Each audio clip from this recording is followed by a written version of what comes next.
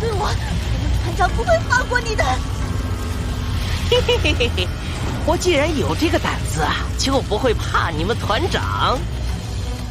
嘿嘿嘿，这小妞身材真不错，老马，使点力气，把她给我捆回去。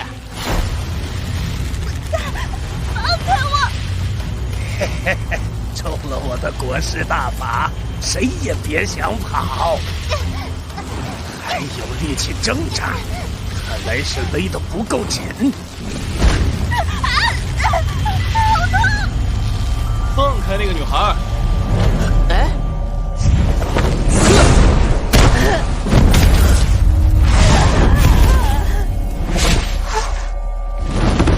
哎呀呀，不小心用力大了点儿，要命啊！算了，反正已经这样了，2个人渣也算是罪有应得。哎，姑娘，现在已经安全了，站得起来吗？要不要我扶你一把？谢谢，谢谢你救了我。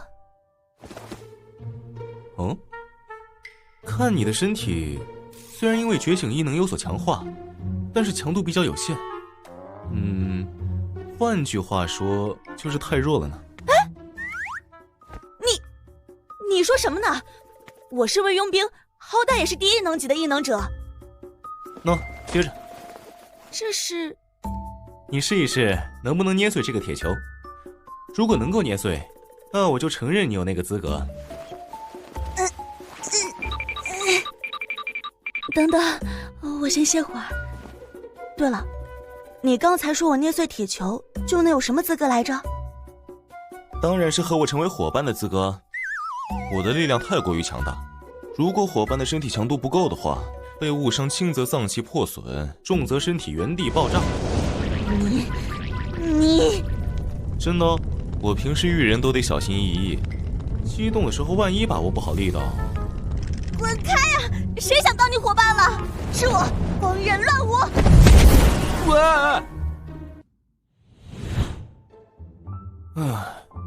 刚才救他的时候明明对我一脸爱慕，怎么做了个铁球测试失败了，立刻恼羞成怒呢？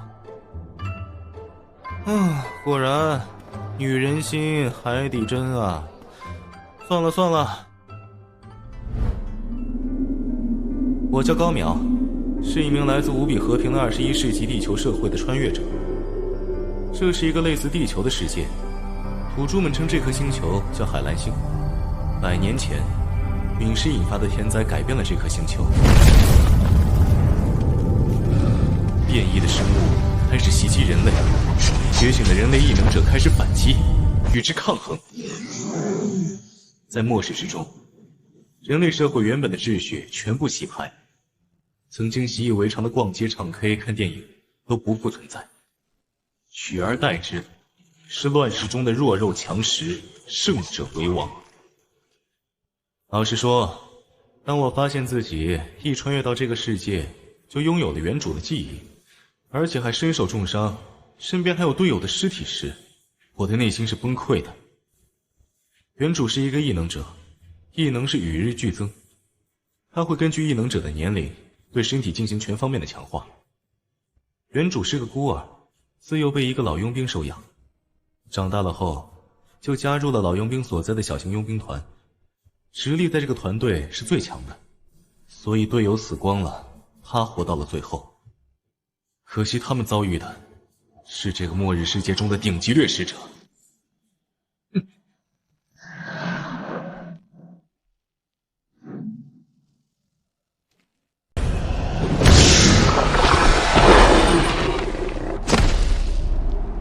这种情况无论对谁来说都是无力回天。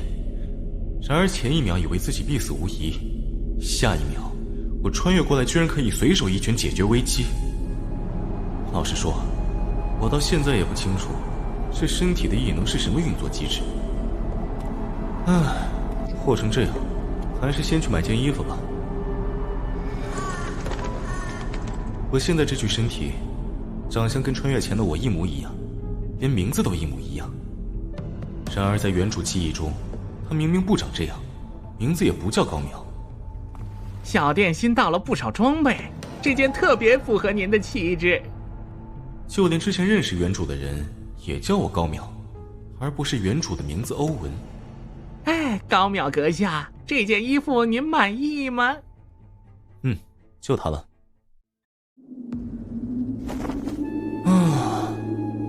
装备看起来不错，价格也挺贵的，就是不知道打起来扛不抗造。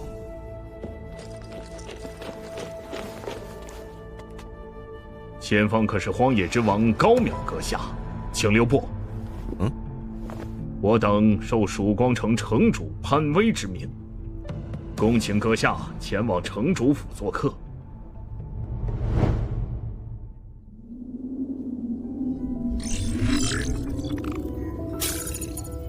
钢铁之旗任务小队成功进入世界。虚拟生物屏蔽场开启。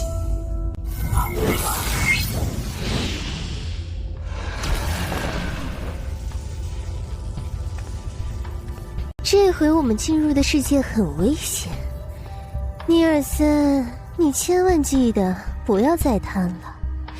成就奖励虽好，但也要有命才拿得到。得了吧，也不知道是谁在光明王朝的世界里为了祭炼法宝，血祭了一个城市的人类，惹出光明皇帝，差点害我们团灭。尼尔森，你小子是想干架吗？你当时不也为了练成贤者之石，屠了好几个军营？我又没说是谁，你激动什么？好了好了，你们两个都少说一句。我们还是先关注一下这个世界的基本情况吧，汤姆。你指我们现在进入的是系列电影《末日之后的世界》。该电影是标准的末世异能动作大片。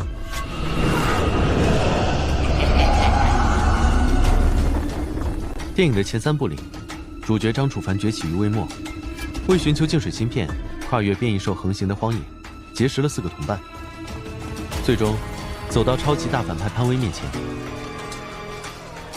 在牺牲了所有同伴以后，终于艰难将其击杀。引导者，我们这次进入的是电影第几部的世界？正在查询。世界信息：末日之后4。第4部，第3部里潘威就已经死了呀。那这一部讲的是什么？虽然拍摄顺序是第4部，但是剧情时间线上，第4部其实是电影3部曲的前传，讲述的是超级反派潘威的崛起。好了，接下来是任务。本世界进入团队，任务：杀死潘威。警告：超级反派潘威拥有吞噬异能，可吸收能量提高实力，请谨慎应对。任务奖励：任务完成后，全队每人奖励1000点积分。最终击杀潘威者，奖励 A 级成就1个。看来我们队在虚天殿的评价有些太高了。这回玩大了。上次遇到 A 级成就奖励，我的队友死光了，只有我掏了出来。哈哈，竟然有 A 级成就奖励，拿到的话，我就能兑换真理炼金术了。任务直接给出了 A 级成就奖励，说明难度相当大。根据以前攻略过这个世界的团队泄出的情报来看，这个世界的顶尖战力是第3等级，最终 BOSS 潘威巅峰期应该在第4等级。如果是剧情前期，潘威刚刚进入第3等级，我们可以轻松强杀对方。如果是剧情中期，已经抵达第3等级巅峰的潘威，我们仔细谋划一番，付出一些代价，也可以冒险拼一拼。电影中，潘威最后成长为了第4等级的异能者。如果是这个时期的潘威，我们的机会很渺茫。但那样就应该是 S 级成就奖励，所以可能性不大。现在就是要搞清楚，我们到底穿越到了电影的哪个时间点。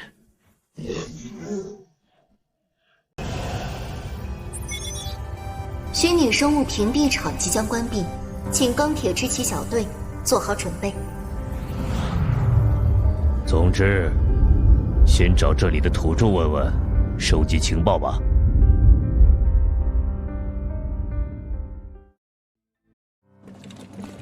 高庙阁下，我早就听闻阁下孤身一人横穿中央禁区的事迹，此等豪情壮举，我是生不能至心向往之了。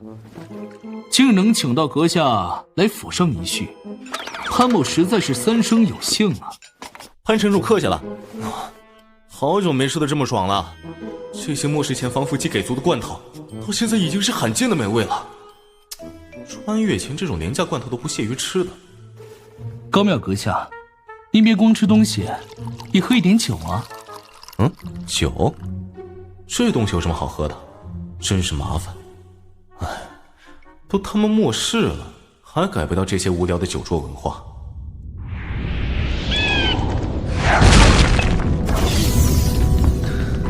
情况不妙，他的标志性炮楼已经塌了，看留下的痕迹，应该是1个月前的事了。啊，这都哪儿跟哪儿啊？炮楼塌了怎么了？曙光城的炮楼坚不可摧，在电影中，炮楼是因为卷入了潘威和徐阳2大第3能级的高手全力战斗才会倒塌的。换言之，潘威已经吞噬了徐阳。根据电影剧情，接下来潘威还会吞噬第3能级巅峰的荒野之王高淼和苏锦，然后成长为本世界的战力天花板第4能级。我偷偷杀掉了一个守城的卫兵，抽取了他的灵魂记忆，发现高淼就在刚才被潘威邀请去城主府赴宴。潘威该不会要对高淼动手了吧？喂，这不是机会吗？高淼也是第3能级巅峰，他和潘威鹬蚌相争，我们正好渔翁得利呀。潘威之所以能成为电影里的大 boss， 就是因为他擅长伪装。在世人眼中，他就是名望极高的伟大城主，轻而易举的让那些高手卸下对他的警惕。电影中，他实力其实还略胜高淼一筹，但为求万无一失，还是特意设下了毒焰，削弱了高淼的能力，然后才出手吞噬。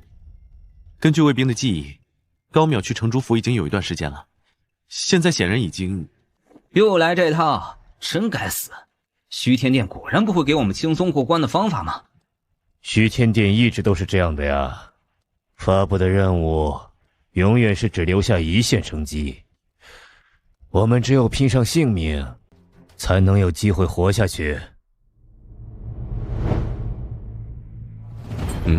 这高档酒给我这种不会品酒之人喝太浪费了，还是潘城主你请吧。不，高淼阁下不要客气，这酒可是特意为你准备的。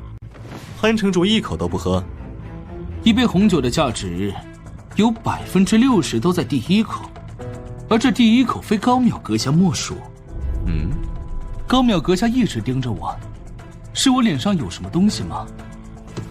对，我确实看见了你脸上有东西，好像是几个字，这几个字分别是阴险、狡诈、贪婪，还有愚蠢。前面的食物你都吃了，没想到这杯酒你竟然没喝。SCP-7321细胞毒素和普通红酒无论颜色还是味道都没有区别，混在真正红酒中更是没有任何破绽。我自问，就算是我自己，恐怕也会中招。你是怎么察觉的？那是因为你太弱了。与日俱增亦能增强的不仅仅是我的肉体力量，还包括心灵力量。当我的心灵力量强到一定程度以后，我便拥有了近乎惊风未动禅先诀的危机预警能力。我已经很久没触发过危机预警了。这么说来，潘威这杯毒酒还是挺厉害的。我太弱，你知道你在说？叫个锤子！粗鲁！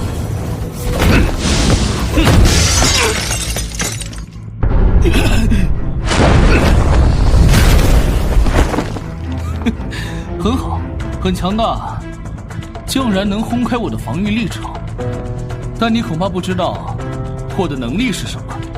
任何攻击打到我身上，都会被我吸收，你伤不了。怎么回事啊？我竟然受伤了！刚才那一拳的力量，超出了我的吸收上限吗？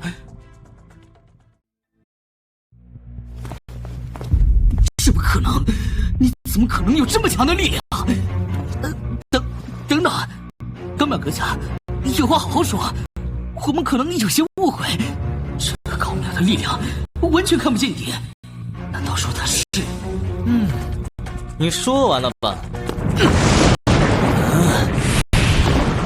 说完了就给我去死！第4能级，弱鸡，区区一只弱鸡还敢找我麻烦？哎，你们这些城主府的卫兵是想给潘威报仇？怎么跪了？高淼阁下，城主潘威不自量力向您挑战，被您击杀。从今天起，您就是曙光城的新城主。刚才的战斗我都看到了，这个高淼根本不是人类能战胜的对手。原来如此，能在这个世道混到你这个位置，自然也懂得审时度势。老实说，能当上城主作威作福，其实挺不错的。行吧，那我就当城主混个2天好了。阁下放心，我们一定会尽力辅佐您，让您事事顺心如意的。哦，真的吗？那你听好了，我当上城主以后的第一个命令是：3天后，因为潘威威望极高，如果暴露他的死讯，只怕会导致城中暴乱。所以下面的人假托潘威的异能即将突破到更高层次，无暇分心，委任我代理城主事务。下面有请118号选手上台，向代理城主大人展示异能。代城主您好，我叫爱丽丝，我的异能是操控液体，请看我的表演。不错不错，清纯动感。可惜，综合实力只有第1能级。太可惜了。我当上城主后，第一个命令就是让那个卫兵队长随便找个理由，把曙光城的美女全部召集起来，举办一个女性异能大赛。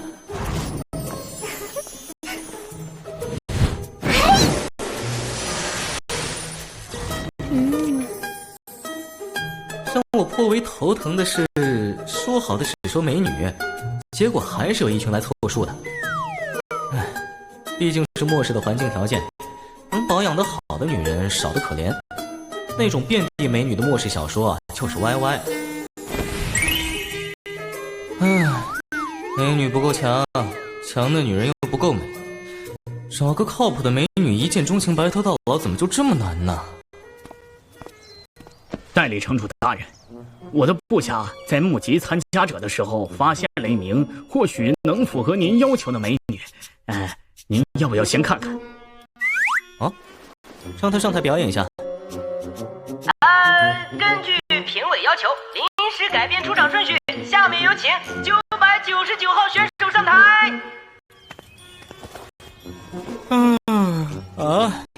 你说的美女怎么连脸都不露？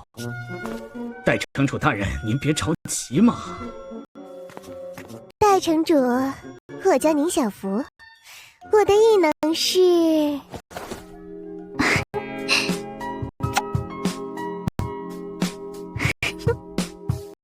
精神幻术。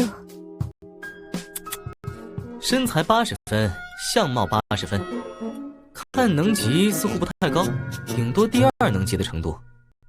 不过精神类的异能比较罕见啊，尤其是这种制造幻术的。我突然有个大胆的想法。喂，你的精神异能能不能给人制造梦境？当然没有问题，这个我也会的。想不到高淼真的还活着，潘威居然没有杀了他。就他了，把他请到我的房间。遵命。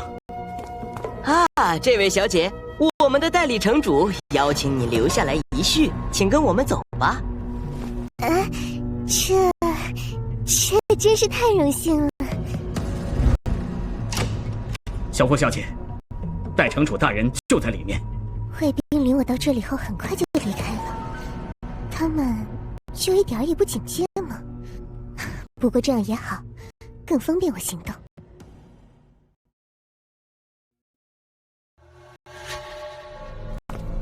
小福姑娘是吧？初次见面，我先自我介绍一下。代城主大人，小福看到您的第一眼，就深深被您吸引了。要不要这么省略步骤啊？难道说是我散发的男性信息素太强了？哎，找你来当然是看中了你，但不是你的身体。你并非强化肉体方面的第2等级，强度还是差了许多，稍有不慎就是草菅人命。但你这种精神类的幻术能力倒是稀罕，能助我修行。修行？不知大人究竟想要小福做什么？这个高淼到底在盘算什么？就是用你的精神异能让我做一场好梦，梦里要有美酒佳肴，要有风花雪月，最要紧的得有会按摩的小姐姐。自从穿越到这个世界，好久没按摩放松一下筋骨了，整天打来打去。这次遇到个会造梦的，好歹让我在梦里享受一下久违的按摩服务。大人的要求我倒是能够做到，可是要想精确定制梦境，恐怕得做不少准备，还得大人主动配合。放着香喷喷的真人不碰，反而想在梦中追求一些镜花水月般的虚幻存在，这人我不是不行。不过正好我可以借助这个机会。可以，你就直说要我怎么配合吧。城主请先放空大脑，忘掉现实中的一切，再进一步幻想一下您想构筑的梦境。您不必紧张，戴上眼罩只是为了让您的梦境更加稳固。对，就这样，放松肌肉，放下戒备。城主大人，您平时一定很辛苦吧？这么玩还真的别有一番情调。不过妹子，关键还是你制造出的梦境质量好不好。就算你现实中爱慕我，也不会有加分的哟。讨厌了，城主大人，这些都是为了构筑梦境必须的准备。到时候在梦里，城主大人就能遇到比小福更加娇柔的妹子呢。很好，能给我好好按摩就好。城主大人，那小福现在要开始准备构筑梦境里的一些特殊场景了。这湿滑的感觉，难不成是仙熏针在按摩的手法？666啊！您可千万别睁开眼哦，如魔傀儡术。阴阴凉凉的，好爽！是我被……哎呀，太爽了，忍不住动了下，似乎破坏了妹子的某种布置。装死，不然太尴尬了。可恶！再来！他没反应了，这下应该成功了吧？哼，成了。这次的冒险还是值得的，收获了一个第3等级战力，对抗最终 BOSS 潘威更增了几分胜算。感觉不大对劲儿，我好像是被什么攻击了，似乎是某种傀儡操控的异能。虽然在电影里你是个龙套，但实力方面倒也没得说。之后打 BOSS， 我会好好发挥你的作用的。哈，总有刁民想害朕。这种连我的危机预警都触发不了的攻击，我稍微认真点就能破开啊。他在说啥？虽然在电影里你是个龙套，是什么意思？电影？我是电影里的龙套，什么鬼？小龙套，跟我走吧。反正随时都可以破开控制。先等等，刚才他的话让我非常在意，得看看这妞到底是何来历。就这样，我故意被这个奇怪的女人控制着，离开了曙光城。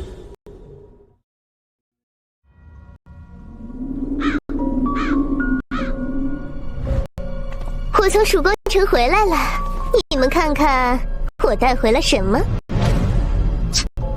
不就是个小白脸吗？这白白嫩嫩的，在这个电影世界里倒是少见。当奴隶应该能卖不少钱吗？小福姐姐是去调查高淼代理潘威城主的事，能让你这么高兴，显然不会是普通角色。莫非他就是那个荒野之王高淼？还是汤姆聪明，没错，就是高淼，被我控制住了。汤姆，这种剧情变化会不会有问题？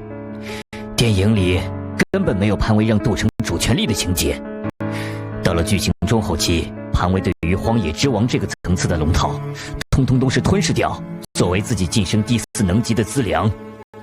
这倒是不足为奇。高淼这个角色在电影里镜头很短，只是个龙套，被潘威杀掉或者放掉，又或者其他什么用途，都不算出奇。电影世界有无数次轮回，每次轮回以后，剧情大方向上一致，细节上有所不同是很正常的。尤其潘威还是主角，主角的随机性本就比一般的配角龙套就要强出很多倍。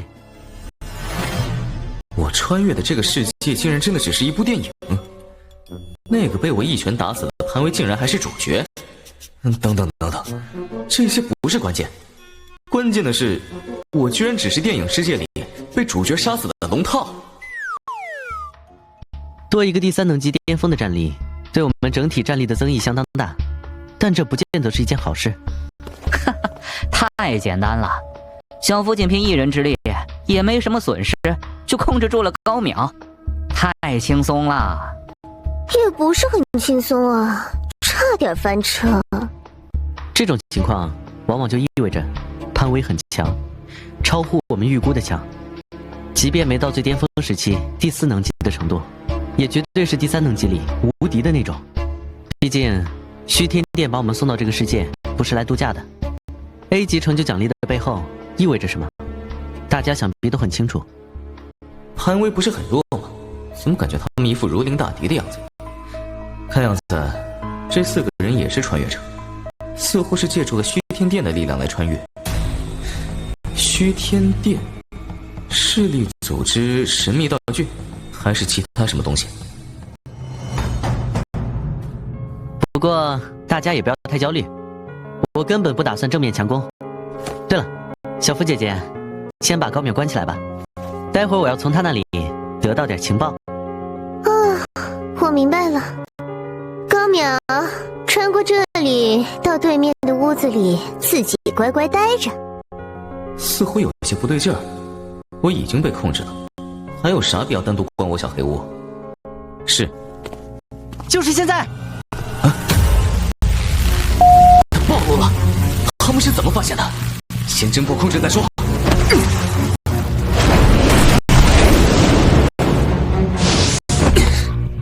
拳头挺重，够劲儿，不过还伤不了我。心血来潮，危机预警，有危险！百鬼索命MK30，金弹发射，连环火球术。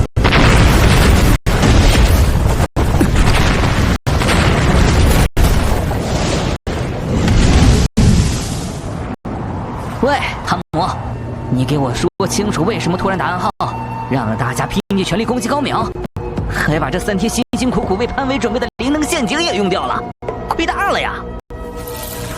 你们知道我能监测生物脑波的活动状态，这个高淼在我们交谈时，脑波活动十分激烈，说明他正在思考我们谈话的内容。而被小福姐姐诸魔傀儡术控制的生物，根本不会具备自主思考的能力。换言之，小福姐姐被骗了，高淼一直在伪装。面对一个危险的潜伏者，我们必须全力以赴，打他个措手不及。就全当是在对付潘威之前，实战演练一遍了。该死！我竟然被一个龙套给骗了。原本最后我只想杀了他炼魂，现在我改主意了，必须要将他凌迟处死，把他的怨气激发到极致才行。头发无伤，这怎么可能？很好，你们竟然逼出了我的完全形态。上一个看到我这个形态的生物，还是这颗星球一切变异兽之祖的兽神，我把他骨灰都扬了。高淼怎么可能这么强？他又不是最终 BOSS， 只不过是被潘维吞噬的 NPC 啊！剧情再怎么变，也要有个极限的。虚天殿其他第3等级团队遇到过的最夸张的高淼，也没这么强啊！一切变异兽之祖，兽神，电影里根本没有这个角色。但如果按电影设定来说的话，他肯定比潘维最强的时候还要强大。这个高淼能杀掉他？汤姆，不要钻牛角尖，我们没有选择了，拼尽全力，必须杀掉高淼。MK30 超复合模式，炼金融合，元素巨人。很好，希望你们能多陪我玩一会儿。在这颗星球上，我已经无敌了呀！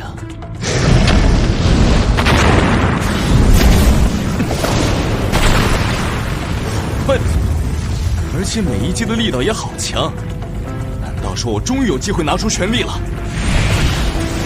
喂，我开始一点点提升力了，试试能不能扛住。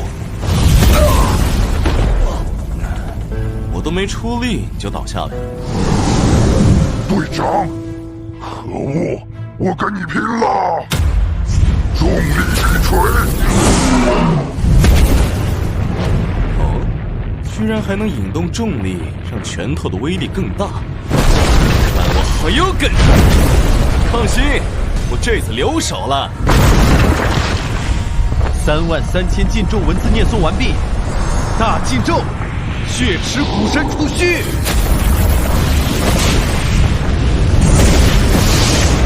呸！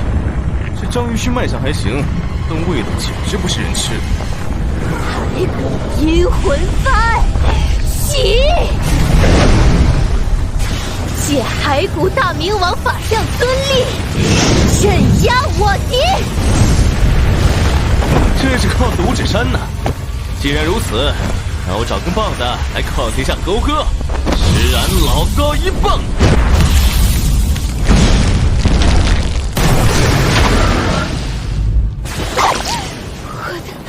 我的骸骨阴魂幡，好强！这家伙好强，绝对是第4等级。用四神合上，不用我们今天都得死。四神合一，万巨巨杀！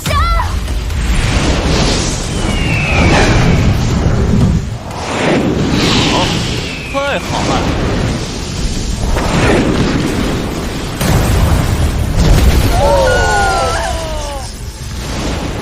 啊，好爽！自从打爆兽神以后，我很久没有战得这么痛快。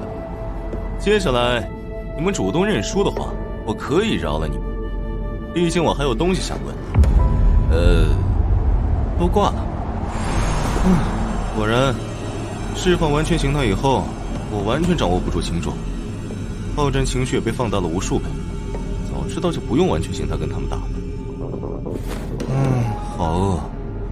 完全形态消耗的体能太大了，我得赶紧回去找吃的。丫的，从他们的交谈来看，那个虚天殿肯定很厉害，而且还能把他们送进不同的世界。可惜没留个活口，我什么都问不到。钢铁之劫任务小队团灭，10086号引导者使命终结，准备回归虚天殿。开始执行脱离程序。10、9、8、7、6、6、6，错误，脱离程序终止。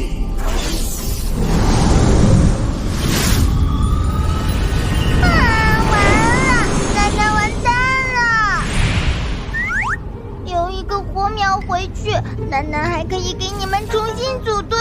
可你们怎么就直接团灭了呢？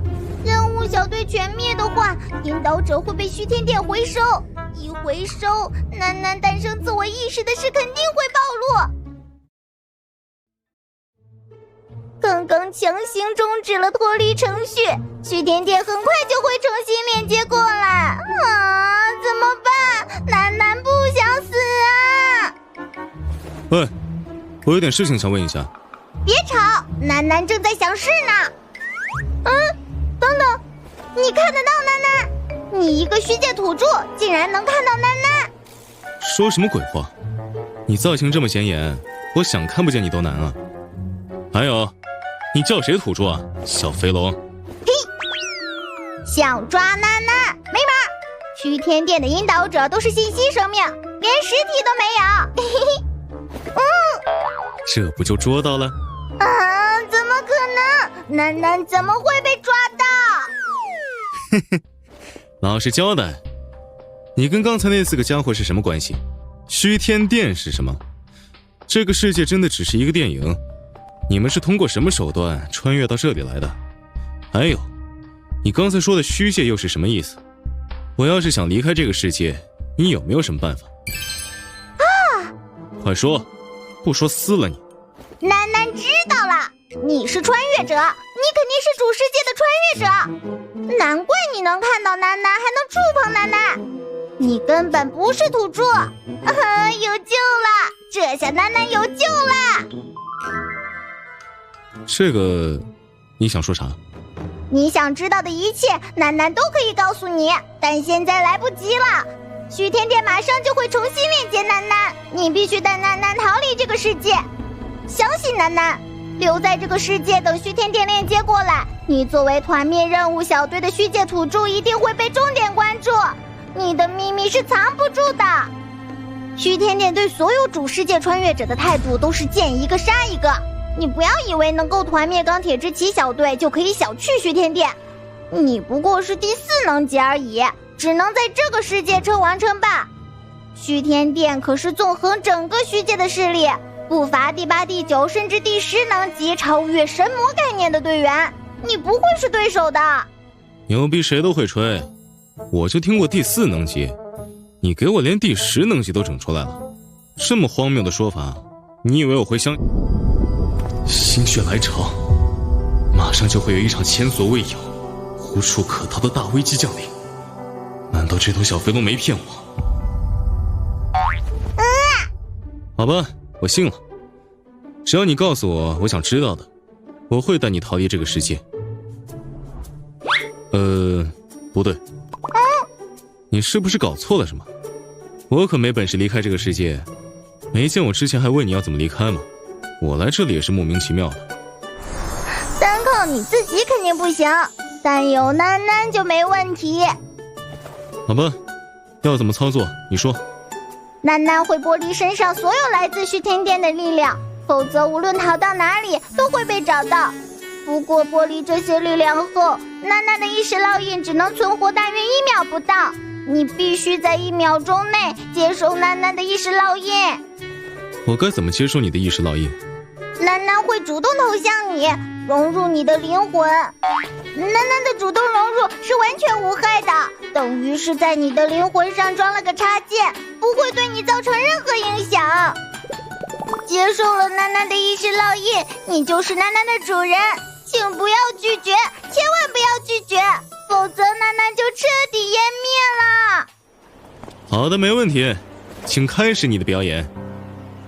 哼哼，但凡要让我感觉到一丝危险，大爷肯定有多远躲多远。那个，算了，怎么感觉这人不太靠谱啊？楠楠的意识烙印只能存活1秒钟时间，他要是拒绝就完蛋了啊！但楠楠没时间挑剔啦。虚界土著无法承载楠楠的意识烙印，只有主世界的灵魂才行。来吧，来吧！楠楠拼了！这么神吗？错误纠正，继续执行脱离程序。不要拒绝楠楠。哎，他身上没有威胁感，看来这头小肥龙确实没说谎。谢谢。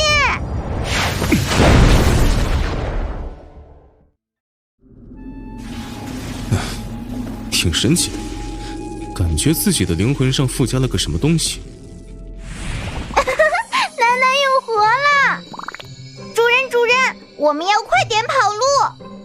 挺会来事儿的嘛，都开始叫主人了。主人，你团灭了任务小队，虚天殿在回收了楠楠的马甲后，会对这个世界进行一次深度扫描，那样就会发现主人的特殊之处。我们必须在这之前离开。怎么离开？难怪那种犹如末日般的危机感还没散去。主人能从主世界穿越到虚界来，本身就具备穿越的能力，不过是无法自主发挥。楠楠可以帮主人重新激活这个能力。那就赶紧激活，我感觉你说的那个虚天殿马上就要来了，危机感越来越重，就像是蝼蚁遇到巨龙一样。妈的，小飞龙没说谎，这个虚天殿很牛逼啊，惹不起。明白。哎，稍等，我捡一下战利品，我们再跑路。刚刚这4个家伙身上好东西可不少，应该还有没坏掉的。主人不要，千万不要！他们身上的东西全部是从虚天殿兑换的，上面有着虚天殿的烙印。主人，你若是带上了，我们的逃跑就没意义了。虚天殿随时可以定位我们。打怪不能爆装备，真是人生一大憾事。我们走吧。好，楠楠这就激活主人的穿越能力。体内什么力量似乎被激活了。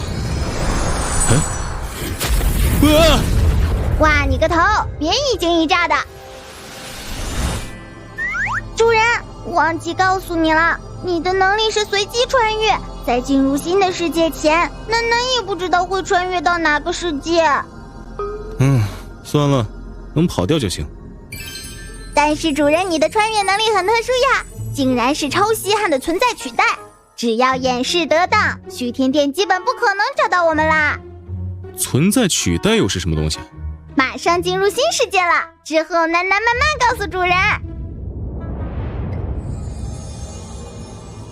这里是什么鬼地方？小飞龙，不是说要穿越到某个新世界吗？这是哪？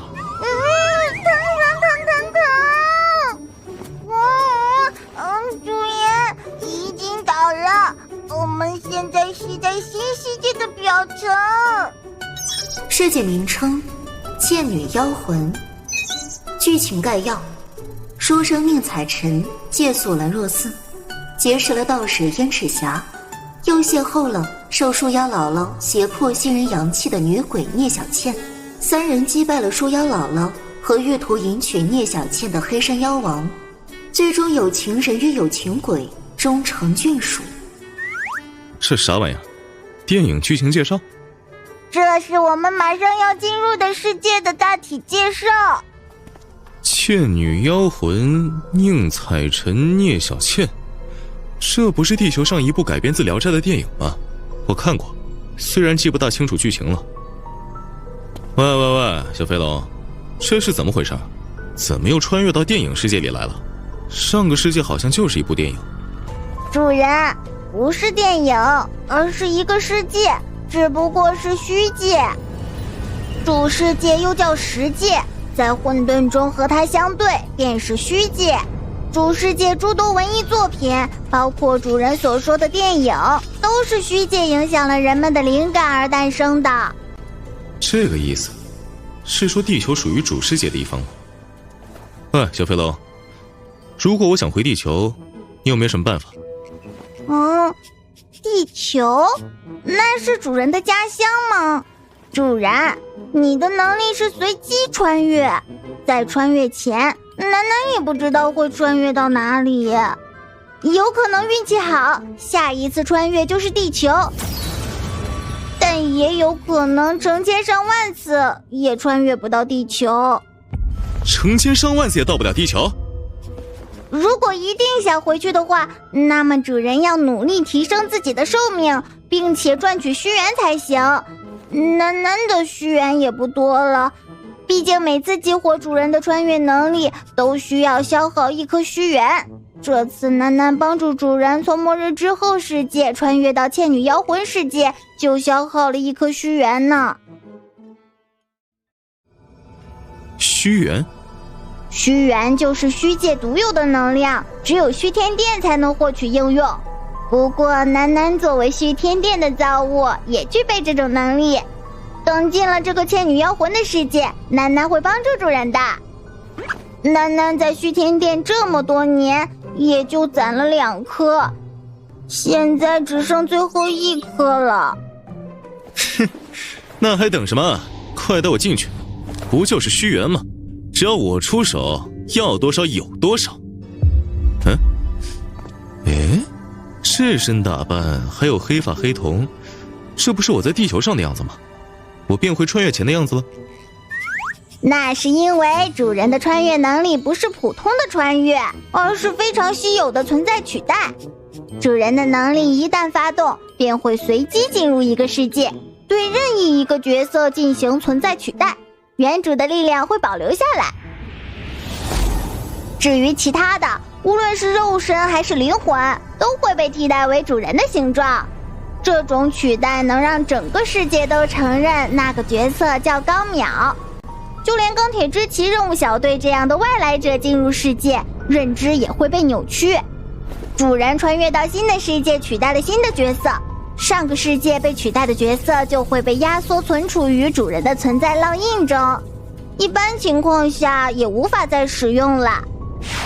但是有了楠楠这个信息生命体，就可以帮助主人将这些角色重新解压，再次启用。这样之前世界的角色便类似于变成了一个虚拟账号，只要主人心念一动，就可以将自己重新替换成这个角色。当然，主人也可以设置一段变身的咒语或者动作，作为切换角色的标志，这样会比较有仪式感一些。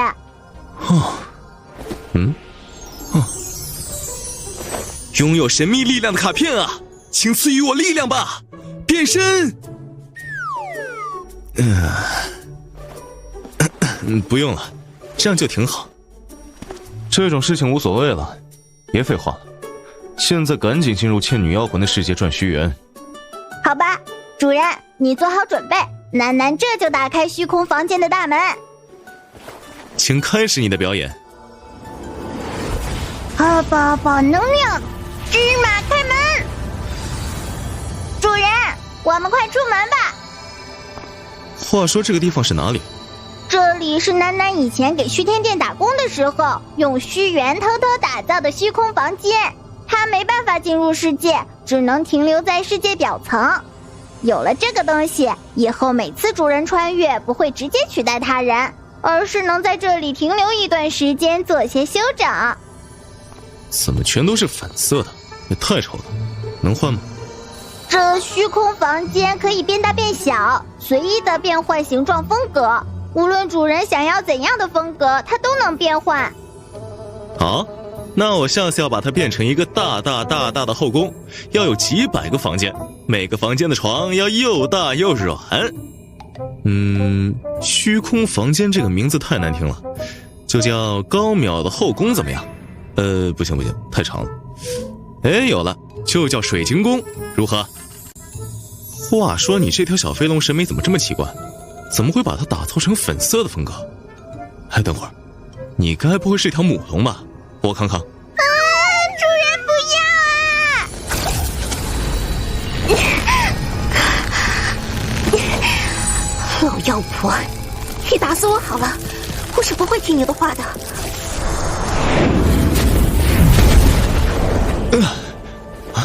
这是存在取代成功了，不过为什么是树妖姥姥啊？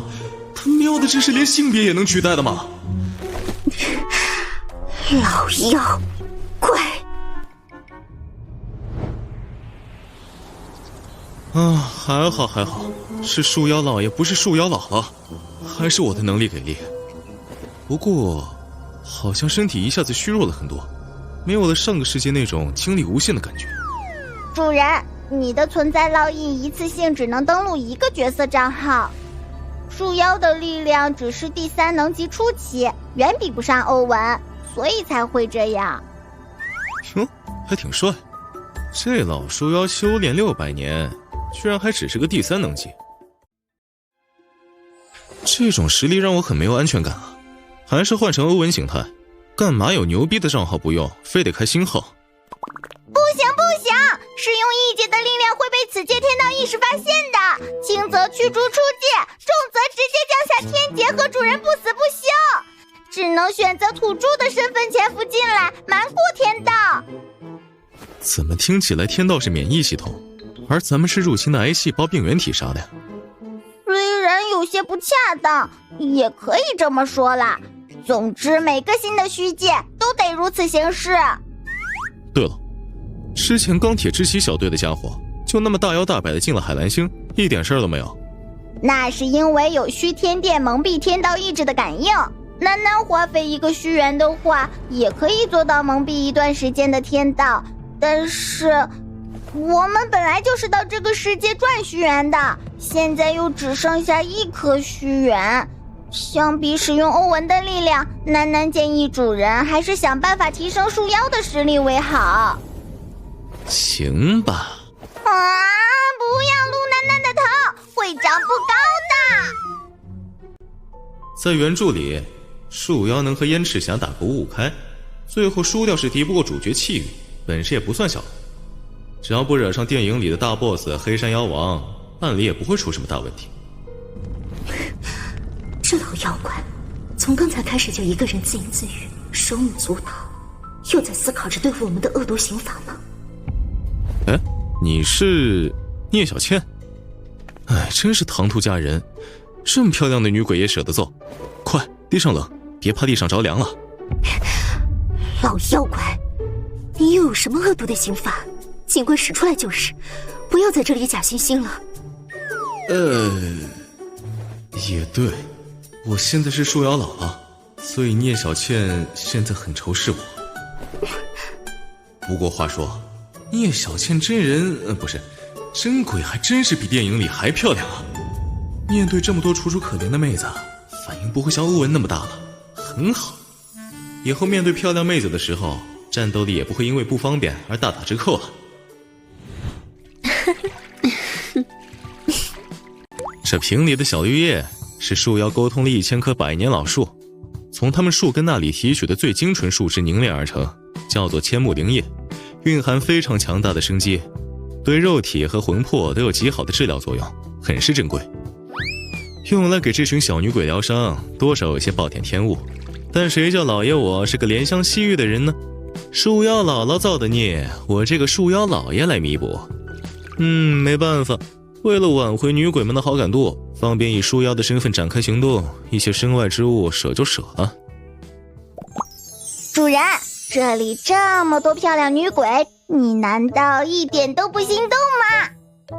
心动是心动，不过小飞龙你记住，君子好色取之有道，如果不是他们主动，我绝对不会强迫他们。主人牛掰！楠楠这主人该不会是太监吧？小飞龙，你不是信息生命体吗？为什么还能游泳？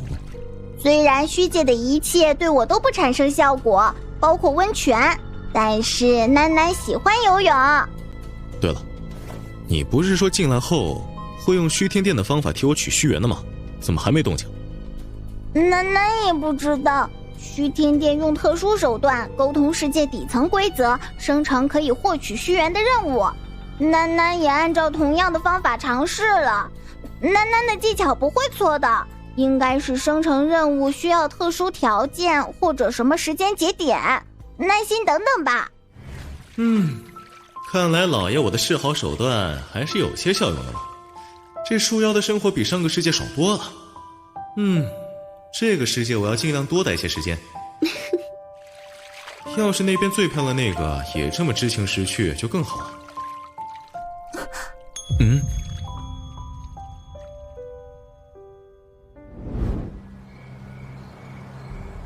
来，小青，既然我们已经有了夫妻之实，快来拜见我的结义义兄燕赤霞。小青见过燕大哥。既然你所做的一切皆是树妖的任务，且所杀都是奸淫好色之徒，我也不是迂腐之人，自不会超度你。燕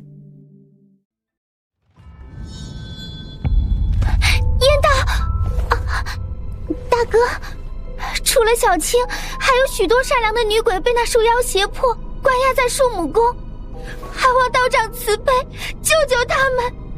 这兰若寺内冤魂无数，其中也有罪不至死之辈，我自要替他们伸冤，斩杀树妖。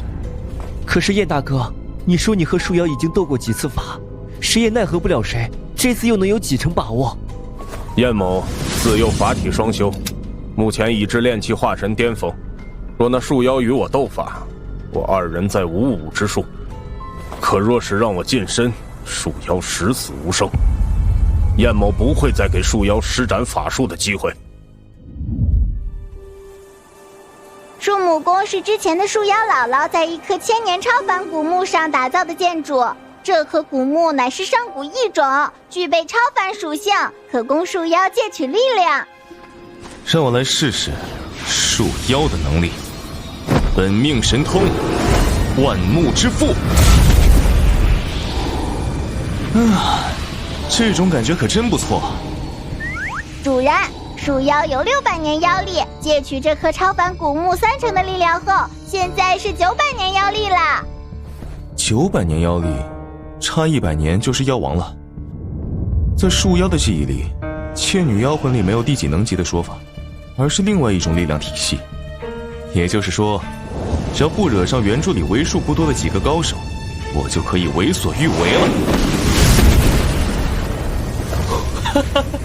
这就是远程法师的感觉吗？妖力像是用不完，爽！得想个办法提升树妖的天赋能力，这样以后近战有欧文，远程就用树妖的能力，完美。万一碰到那种有万年甚至1年级别的传奇古墓的虚界，树妖的力量甚至比欧文还要强。树妖老爷，天下无敌！文成武德，一统妖界。这老妖怪又在炫耀武力了。咱们的骨灰坛还在他的手上，不得不听命于他。这样的日子什么时候才能到头啊？树妖受死！这声音好刺耳，是道语梵音。老爷，有道好高深的道士来了。都不要慌，快躲进树母宫。主人，这个时间点附近能有这个道行的道士，估计是燕赤霞。应该是他。小千姐姐怎么样了？是不是小青成功了？刚才我装的像吧？骗过树妖老狗了没有？我感觉树妖最近一段时间好像变了性了，没那么可恶了。不要被树妖一时的表现迷惑了。你难道忘记了树妖以前是怎么对待我们的吗？前些日子我前往兰若寺的时候，发现那里住进了一位道长，道行高深，有意骗他来树母宫超度老妖怪。没想到这老妖怪似有察觉，先是将我鞭打一通，而后又以给我们疗伤为由，将我们困在树母宫内。还好我提前派小青出去放风，现在看来应该是小青成功的将那位道长引来了。好啊，穿道袍的大叔，加油啊！只要干掉树妖老狗，我们就自由了。现在就让我们看看，究竟是魔高一尺，还是道高一丈。树妖，燕某又来了。你就是燕赤霞，久仰久仰。主人，电影里面这个时间节点，他是炼气化神巅峰的战力，和动用了本命神通的树妖55开。直接动手，这还真是人狠话不多。大家55开，你真当我怕你啊？竟然没有拉开身形使用妖术，而是与我近身搏杀，还真是斩妖拔刀术，愚蠢了。忘了现在是树妖形态，下意识还在用上个世界的战斗方式，大意了。还好身上有千木灵也可以疗伤，这次要吸取教训，拉开距离放法术。燕大哥赢了，果然自古邪不胜正。一瞬间就杀了树妖老狗，好厉害！哼，愚蠢的土著啊，你们根本不知道主人的可怕。耶，赢了，我们自由了！道长好帅！不对，还没有。老妖怪身上有千木灵液，可以恢复伤势，还不足以致命。道长，树妖没那么容易死，千万要记得挫骨扬灰，打得他魂飞魄散才行啊！有理。御剑术，无量剑气，回鞘。耶，这下总该真死了吧？魂飞魄散，我们终于自由了。嘿，这都多亏了小倩姐姐。结束了。树妖的妖力突然消失了，并且一股可怕的阳气浮现。妖怪怎么可能具备这么强的阳气？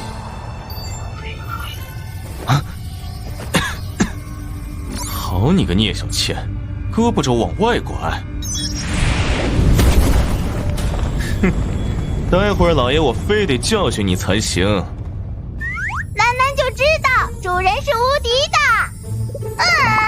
我就知道主人会用欧文的角色卡。楠楠最后一颗虚元啊！救人，没死。这老妖怪什么时候这么强了？就算是1000年的妖王，在那一招下也不该毫发无损吧？而且他的样子怎么……好热，突然好热。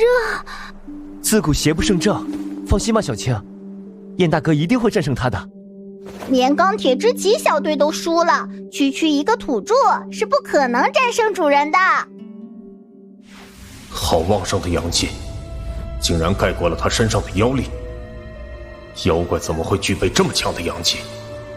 而且他的外形怎么突然大变了？再来！好快！斩妖拔刀术，在这里！现在的我可不怕近战。御剑术，无量剑气。法术攻击吗？没用，我也不是第一次用肉身扛法术了。主人，一颗虚元只能屏蔽天道大约3分钟，你速战速决啊！3分钟，这么快？奥特曼啊！现在你还有什么手段？好快的速度，躲不过去。撒宝乾坤护心镜！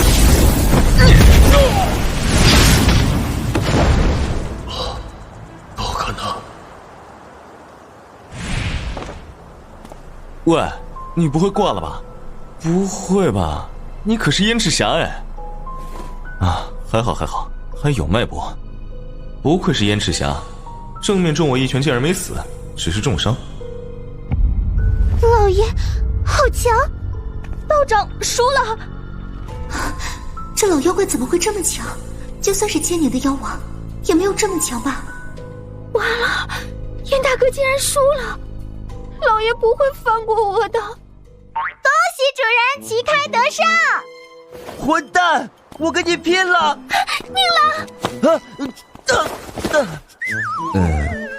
这宁采臣读书读傻了吧？也不看看我们的实力差距，除了长得帅和正直也没啥优点啊！真不知道聂小倩怎么看上他的。明明我也很正直和帅气的说。老爷，这一切都是小青做的，和宁郎无关。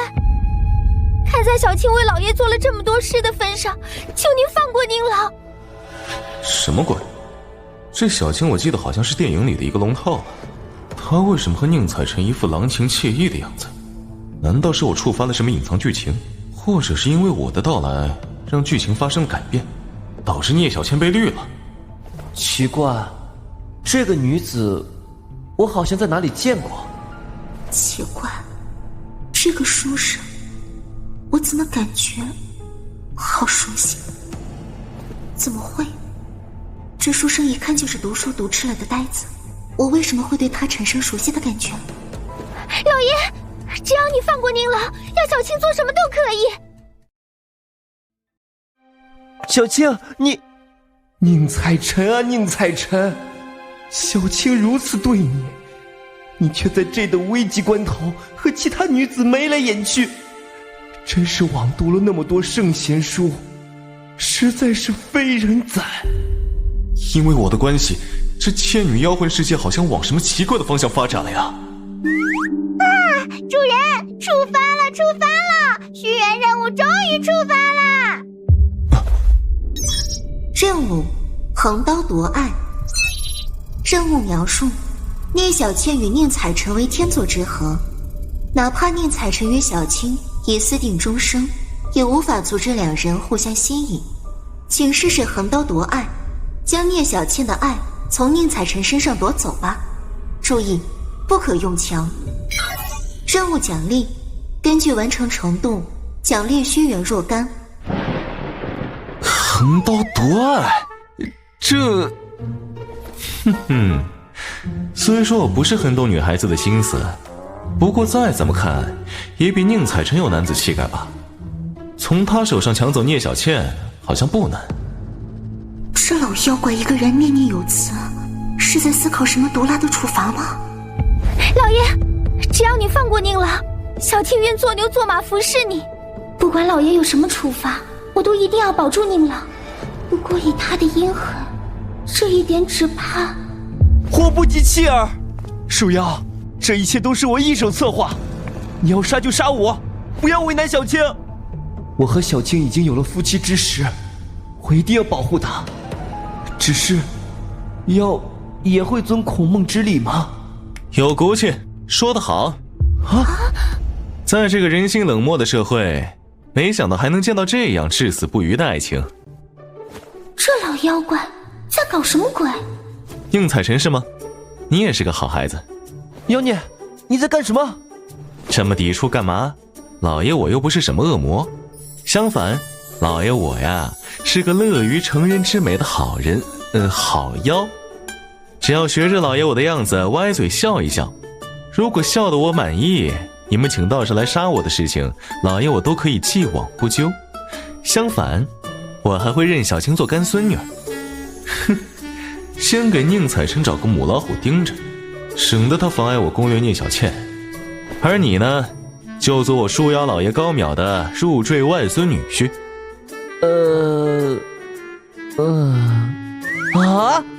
主人，你是想促成他们两个吗？不过这样歪嘴笑一笑有什么意义吗？聂小倩，现在就剩下我们两个了。我记得刚才我和燕赤霞战斗的时候，你说过要把我挫骨扬灰才保险吧？主人你说吧，怎么对付他？果然，这老妖怪还是那么记仇。刚才他那样对小青，我还以为他突然改了性子。是啊，就是我干的，怎么样？以这老妖怪的性子，即使我求饶，他也不会轻易放过我。老妖怪，去死吧！鬼死如灯灭，纵使魂飞魄散，也好过苟且偷生。与其被这老妖怪鞭挞致死，不如放手一搏。你这老妖怪，不得好死！纵使我今天魂飞魄散，终有一天，你也会死在其他妖怪手上。主人，要不要囡囡为你从囡囡的信息库里搜索10大酷刑？不用，以前我看过许多电影，从里面学了一招，正好可以用在聂小倩身上。怎么样？如果你承受不住的话，可以求饶，我就会停下来哦。混蛋，我不会认输。从一开始看到你不穿鞋，我早就想这么干了，终于让我找到机会了。嘿嘿。我忍不住了，混蛋！老妖怪，老爷，高淼老爷，奴婢知道错了，你饶小倩吧。怎么样？现在知道老爷我的厉害了吧？以后还敢不敢再犯了？你不仅是个老妖怪，还是个彻头彻尾的变态！用鬼遁术跑了？主人，这样做就能攻略聂小倩了吗？我不知道，你让我打架还行，但是要去揣摩妹子的心思，我还真不懂。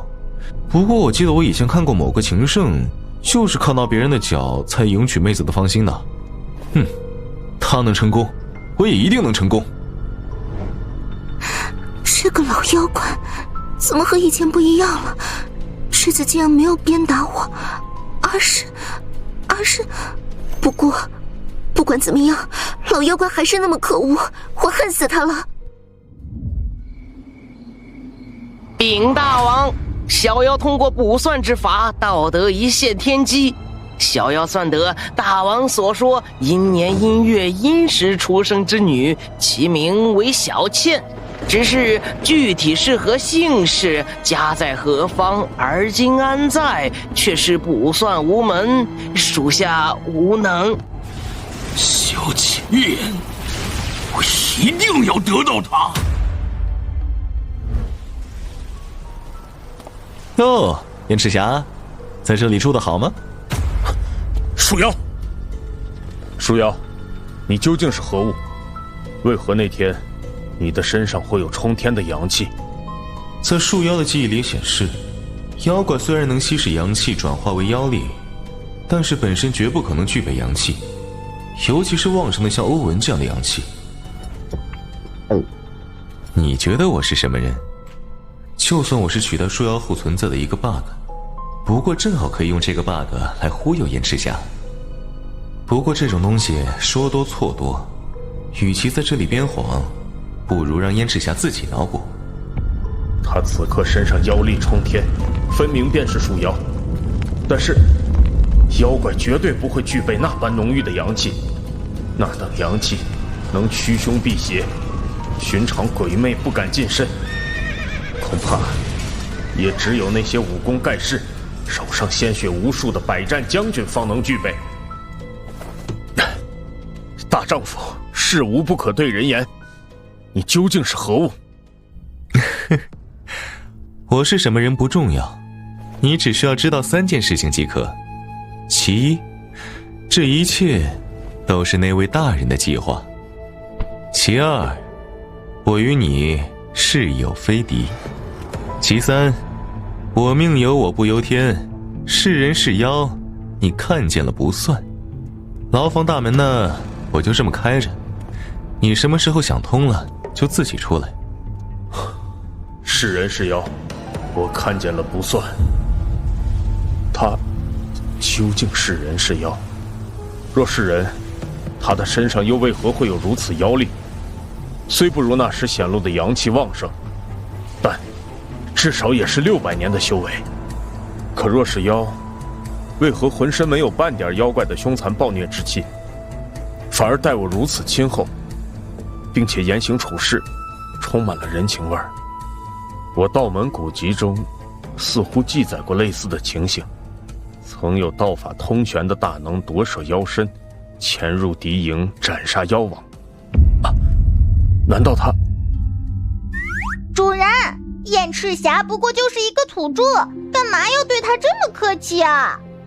小飞龙，现在咱们身上可是一颗虚元都没有，没办法屏蔽天道，一变欧文就遭天谴。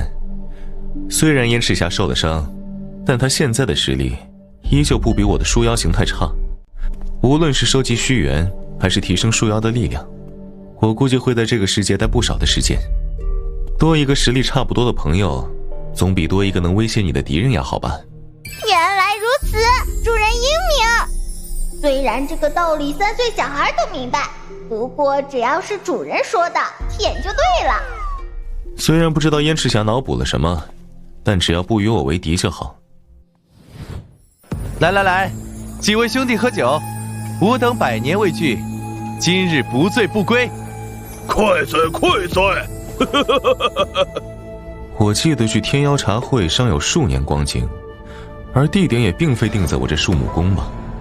天妖茶会，原著中有这段情节，我怎么不记得？难道是因为我的原因引发了蝴蝶效应，剧情变动了？在囡囡的数据库中，虽然有着这3个妖怪的记载，但是里面没有这段剧情。听闻四弟这里有艳丽女鬼无数，有美女的地方就有我。俺向来没什么主见，赤灵大兄去哪儿，俺就去哪儿。死鬼，这100年也不来看看妾身，所以妾身只好叫上大兄弟和二兄弟亲自来找你了。妖怪之中弱肉强食，树妖靠着天赋神通勉强达到900年妖力，和他们相当。而且植物成精，天生较弱上一些，又因本体是树，难以随意挪动，只能困守在树木宫所在的这片黑森林中。原主相比这鸟牛蛇3妖，距离突破千年妖王的级别更远，平日里没少被他们欺负。这只小女鬼我笑纳了，那俺也要一个。哼，此宝与妾身有缘。突然来看我，肯定来者不善，是因为我和燕赤霞一战暴露欧文形态的事，可是当时根本没有外人目睹。小倩他们当时在树木宫内，而树木宫能隔绝阳气，以防女鬼们白天被阳气灼烧灰飞烟灭，所以他们根本不可能察觉到当时我身上的冲天阳气。至于当时在现场的小青，从那天后就一直和宁采臣腻歪在一起，根本没可能告密。四弟啊，你明知道大兄我向来独爱美人，结果你就给大兄安排一个这样的货色，而最漂亮的一个却自己留着独享，是看不起大兄我吗？我的身体动不了。在我的地盘打我的鬼，还想伤害我家最漂亮的小妾？鸟人，你好大的胆子！哼哼，这就动手了，果然来者不善。不过这么快就发作，演都不带演一下的，是有多看不起树妖啊！小女鬼们都躲远点，待会儿别被波及到了。四弟，听你这话，是要和哥哥我为敌了？妾身似乎闻到了树木宫中有令人厌恶的道士的味道。就在隔壁。什么？道士都在隔壁？俺盲角最讨厌牛鼻子了。大殿里怎么突然这么吵啊？不对。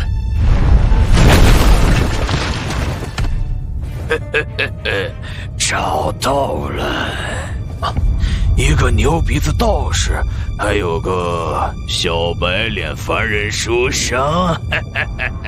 我和义弟弟妹手上都有我画的隐气符，可以隐藏自己的气息。怎么会？糟糕，我现在法力尚未恢复，看着牛妖妖力，绝不是他对手。就让俺来。喂，牛肉干啊！既然来做客，就要有做客的规矩，我不准就别乱动。四弟，你的树木宫中为何藏着道士和凡人？还为了他们对我等出手？四弟，你能给我们解释解释，这究竟是怎么一回事吗？有什么好解释的？闲来无事，抓2个凡人来玩玩，不行吗？一来就四处搞破坏，像是在找什么东西。树木宫有什么他们要找的东西吗？树妖，你敢对你牛爷爷动手，不知死活！话放在这里，俺不知多少兄弟死在这具牛鼻子身上，所以今天这个牛鼻子必须死！哼哼，那个凡人书生长得倒是颇为鲜嫩可口，把他孝敬给姐姐如何？黑山妖王下了妖王令，牛鼻子的道法能驱妖退鬼，书生读圣贤书，身有浩然之气。此两者都是我妖族大敌，欲之立刻杀死，不得放虎归山，更不可轻饶他们的性命。不过呢，四弟，你现在将身后那只女鬼交给我，大兄我还可以为你稍作求情，否则黑山妖王一怒，如雷霆天降，谁也护不住你。黑山妖王，待会儿如有机会，我要帮树妖老爷对付这三妖，你俩自己留神。以我现在的情况，如若动起手来，无法正面对敌，只能稍作牵制。不过如他所言，他的身份并非表面上的树妖这么简单，贸然与这些大妖为敌，恐怕不妥。拿黑山妖王来压我，别担心，老爷我会把你送出去。我的女鬼我自己来宠，谁也别想夺走。谁要你宠了？不管是我家小女鬼还是道士书生，今天老爷我保定黑山妖王来了也没用。我说的900年妖力，黑山妖王来了都没用。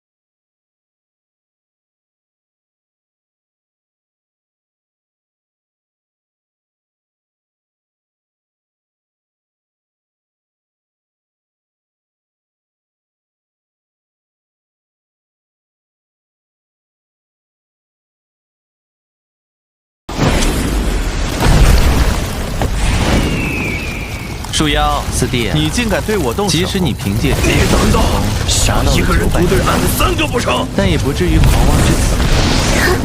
看来作为真正的900年大妖，树妖大兄我有必要教你好好做往常面对这几位大妖，他可是丝毫不敢反抗。四弟，怎么今天这么那一次你不是被大兄揍得哭爹喊娘？与其让大兄白打一顿，你还不如让俺痛快痛快呢。金刺藤拳。四弟，竟然第一个向着我来，这来的妖力终归不是自己的。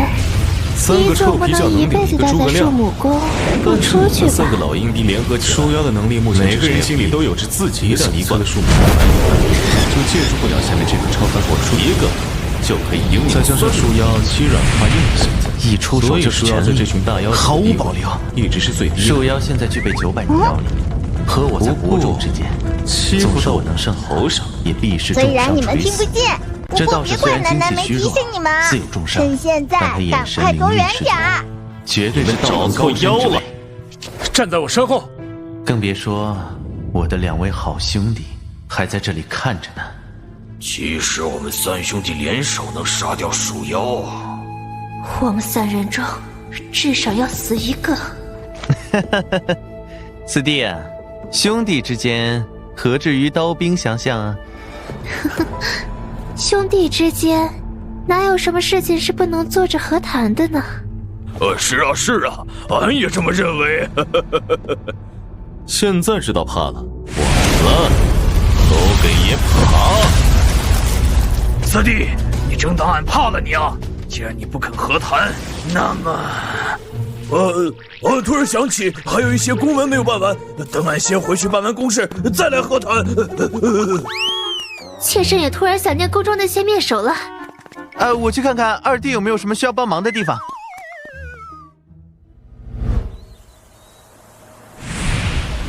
2位兄妹，怎么样？我说的没错吧？树母宫内有宝贝啊！没想到树妖竟然胆敢窝藏书生和道士，真是妖胆包天。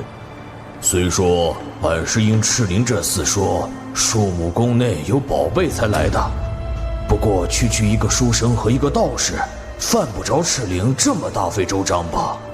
若能将他们擒下，黑山妖王必定重重有赏。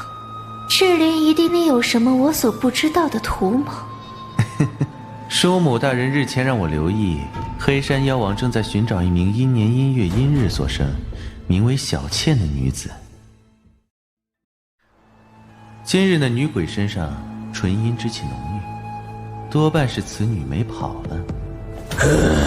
只可惜那树妖不知是吃了龙心还是鲲鹏胆，竟然性情大变，忤逆俺们。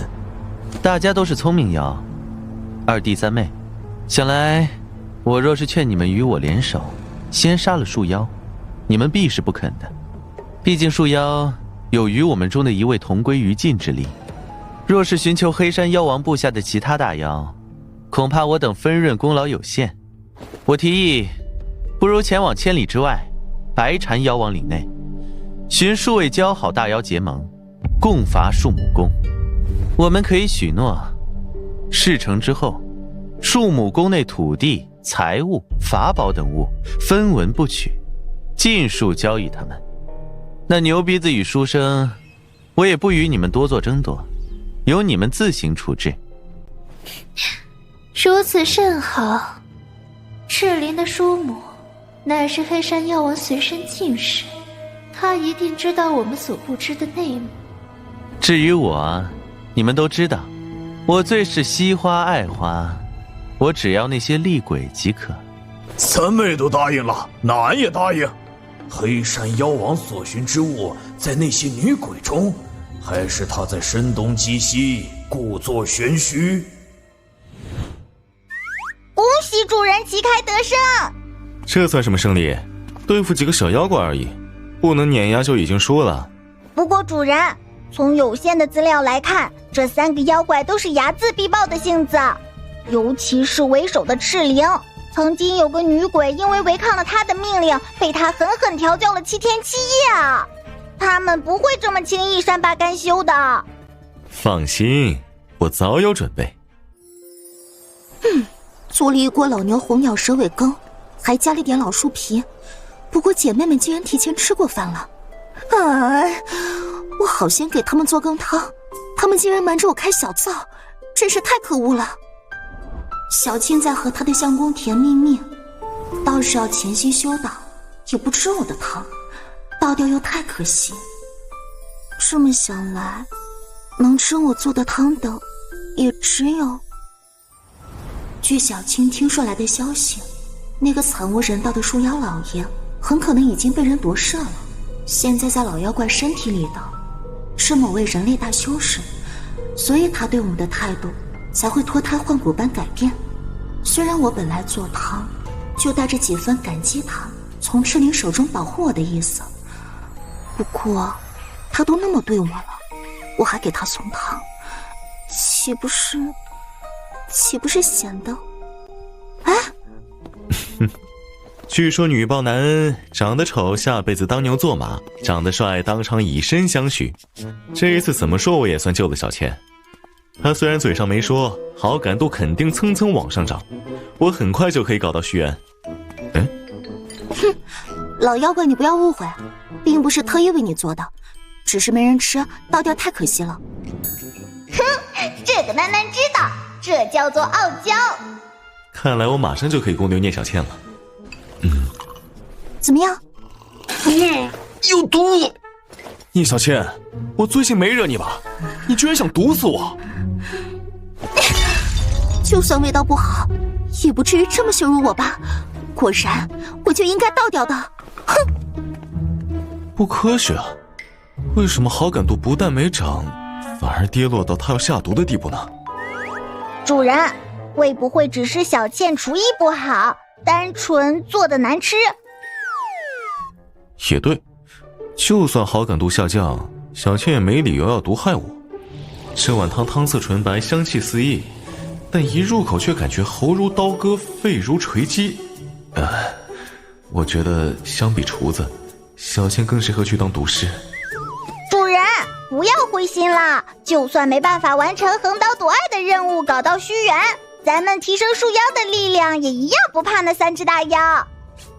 楠楠刚才已经给你查过那3个妖怪的资料，在原著的后传中，燕赤霞和宁采臣击败树妖，带走聂小倩后，黑山妖王大怒，就是命这3位大妖捉拿聂小倩。3位大妖联手，即使是燕赤霞也不敌，重伤逃遁。燕赤霞逃入一处名为幽冥盆地的境地，里面孕育着一汪神泉，名为冥灵泉。在沐浴了冥灵泉的泉水后，燕赤霞道行大进，破入炼神反虚境，实力堪比千年妖王。幽冥盆地里孕育着无数肉身不坏的僵尸，连大妖们也杀之不绝。大妖们不清楚里面是蕴含着更大的危险还是机缘，所以将它列为禁地。但我们有着先知先觉的条件，知道里面蕴含着冥灵泉的机缘，也知道僵尸们的弱点，完全可以提前一步去获取这份机缘。主人，放心吧，这件事还打击不到我，只是让我有点不爽而已。我刚才只是在想，希望那3只妖怪能经受得起我的怒火。希望他们没事。走吧。去哪儿？去找燕赤霞。我一旦离开树木宫，那3只妖怪就会对小倩他们下手。更何况，离开了树木宫，我就只剩600年妖力，未必能闯得了幽冥盆地。这件事，还是让工具人燕赤霞去做更好些。怎么，赤霞今日竟然肯跟我一起对弈？为了我和义弟，你竟然肯跟3位大妖决裂，我已相信，你绝不是传闻中暴力凶残的树妖。只是燕某不明白，能夺舍树妖，如此神通，必不是无名之辈。你究竟是哪位大修士？还不算太笨，就是太多嘴。该你知道的不必问，我自会说；不该你知道的，问也无益。千女妖魂原著并没有对这个世界做过多的展开，我哪知道有哪些出名的牛逼大修士？好吧，只是以你的实力，分明可以轻松镇压那3只大妖，为何放他们离去？这个问题回答你倒也无妨。提示一下，只吃掉车马炮的话，这一期可算不上赢啊。只有杀掉被他们保护在后面的将帅，才算是赢棋。3只千年妖力都没有的妖怪，还不值得我展露真实实力。你的目标，难道是黑山妖王？黑山妖王，妖力高达2500年的妖王，即使是寻常炼神反虚的修士，也不是他的对手。人类中能与他比肩的，莫不是名震天下的大修士，或是闭关多年的老怪物，更或是于深关中苦修的活化石级人物。以众妖为子，谋算黑山妖王，他究竟是什么人？你要斩杀黑山妖王？难得看你这么大反应，怎么，你和他有仇啊？黑山妖王乃方圆5000里内最大之妖，麾下大妖数十，小妖上千，便如其中将帅，杀此一妖，抵得上杀千百只妖怪。果然，像燕赤霞这样的人，听到杀黑山妖王这种事情，不可能还保持倒心如水。哦，是吗？那你愿不愿意与我一同斩杀此妖？而只要他心生波澜，心灵就会露出破绽，便能为我所用。杀黑山妖王，我也可以吗？黑山妖王妖法高深，赤霞虽有心，却也有自知之明。我虽不惧那黑山妖王，但出于某种原因，无法离开树木宫附近，便如将帅被困于灵雨之地。这种时候，就需要一些帮手来帮我铲除一些小卒子。你的实力还是太弱了一些，我要杀黑山妖王，你帮不上忙。所以我为你准备了一处机缘，千木灵叶，可以治疗好你身上的伤势。另一根则是取自我身上的一节树枝，上面有着我的部分意识，即使与我远隔万里，也能受我操控。它会带你去到机缘所在之地，只要你完成了我设置的考验，得到机缘，那么你便有资格助我一臂之力，与我一道斩杀黑山妖王。我太弱了吗？被人一拳打成重伤，到现在还没恢复。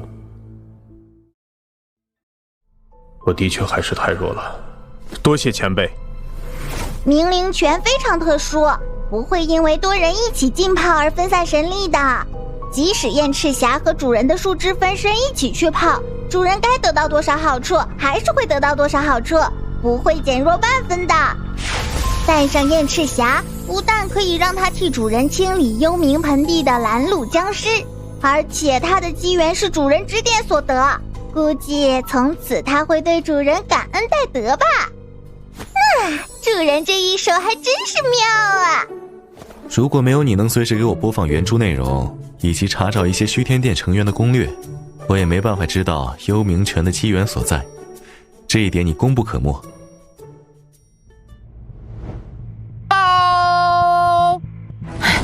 禀大王，小妖们奉命监视树木宫百里之地，就在1个时辰前，那牛鼻子从树木宫而出，御剑朝西而去了。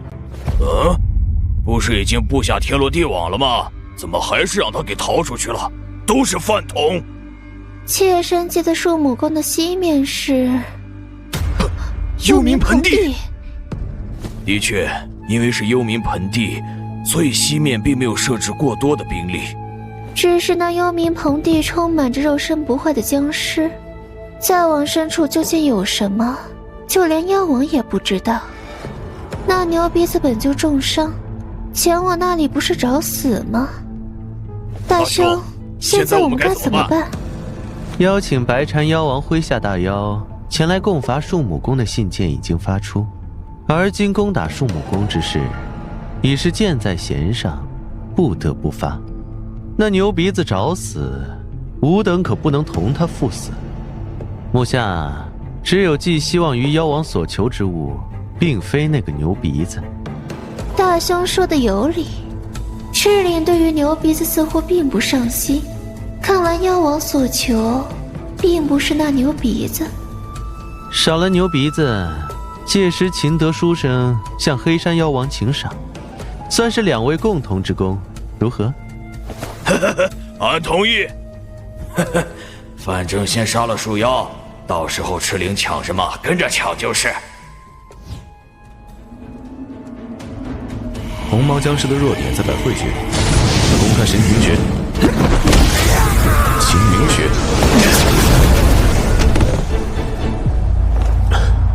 这些僵尸好坚固的肉体，竟然连干将和莫邪都刺不穿，恐怕也只有妖王或者炼神反虚级别的人物才能通过这试炼吧。前辈随手布下的试炼就有如此程度，真不知道他本人的实力究竟是何等的恐怖。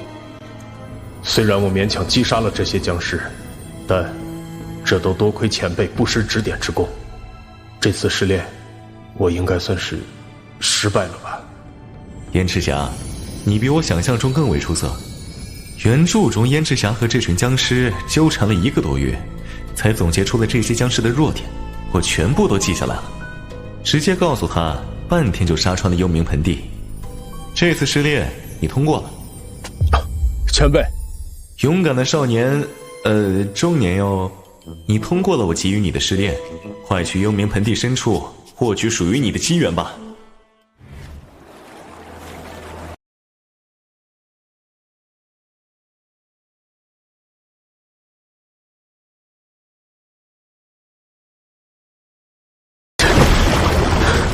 突破了，炼神反虚之境，从此天地之大，可任意驰骋。我已收敛气息，为何这湖水依然跌宕不休，甚至愈演愈烈？这是前辈，竟然一口气将冥灵泉水给吸干了，这命令拳怎么好像对妖怪的提升比对人类修士提升要大得多啊？真不知道等我的树枝分身回归本体，我的实力会提升多少。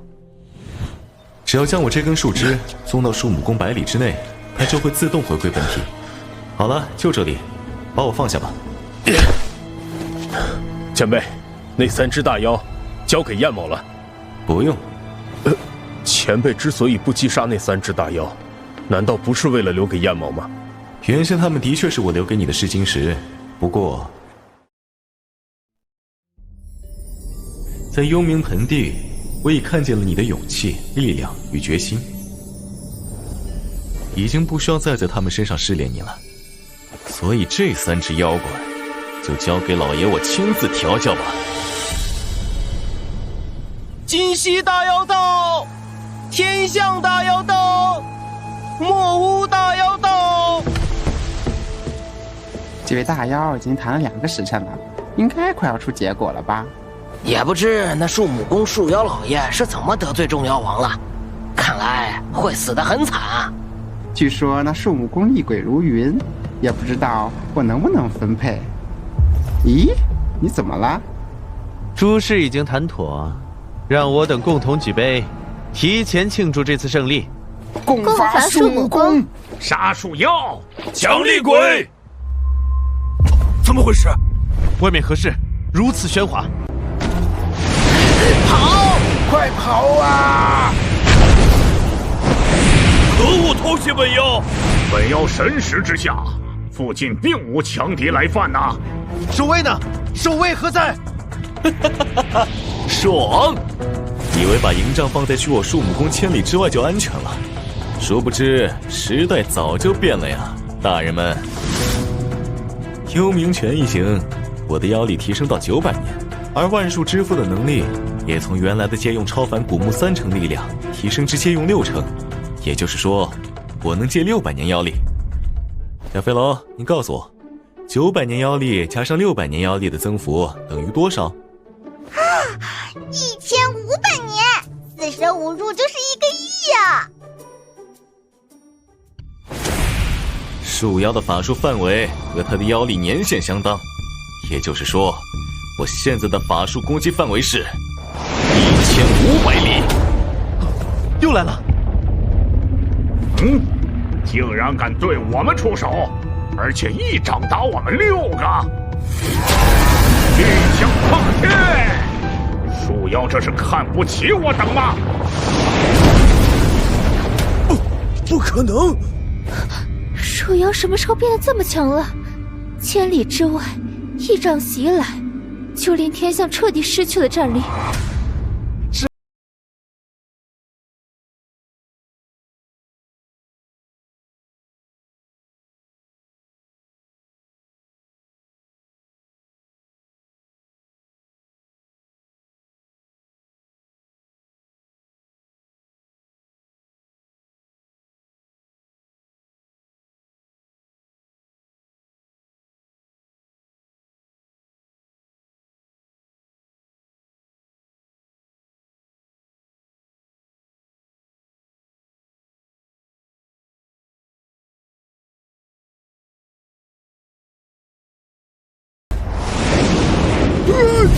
怎么可能？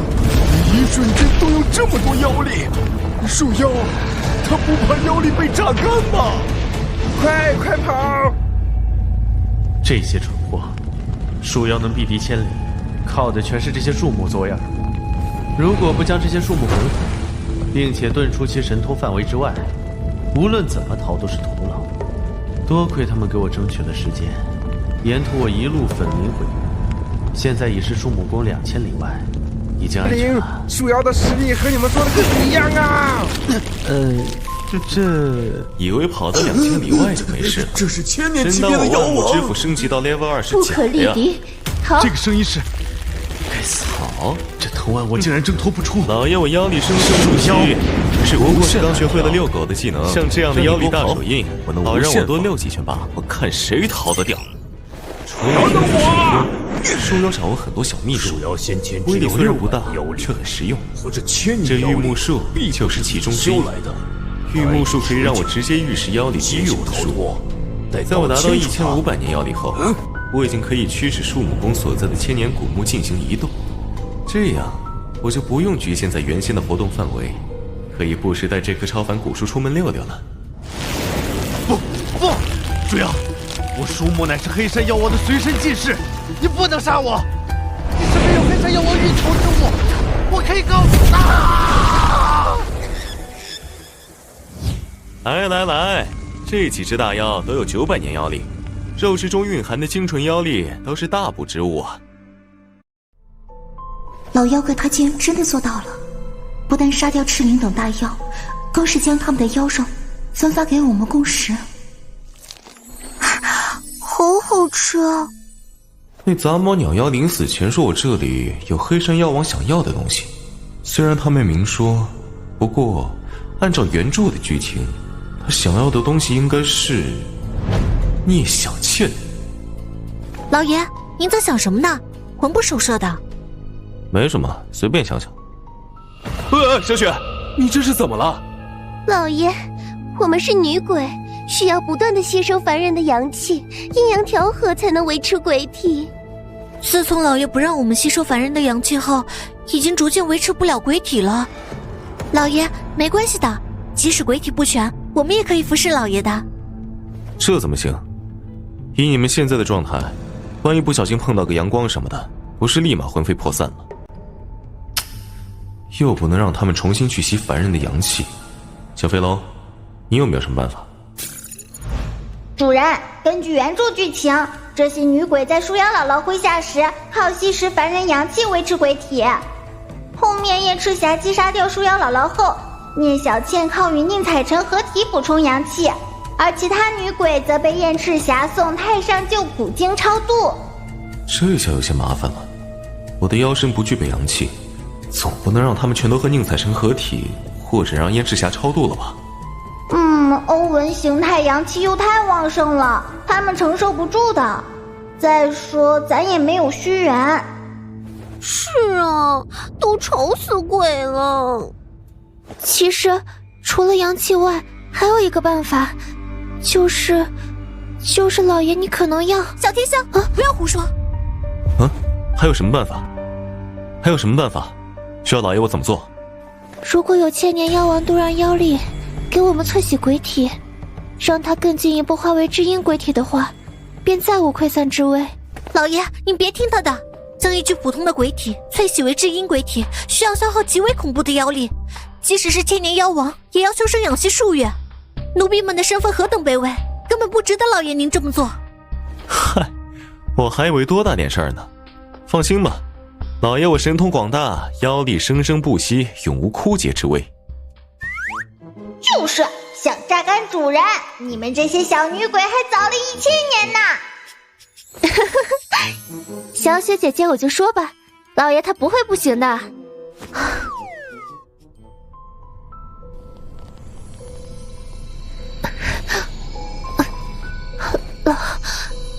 老爷，奴婢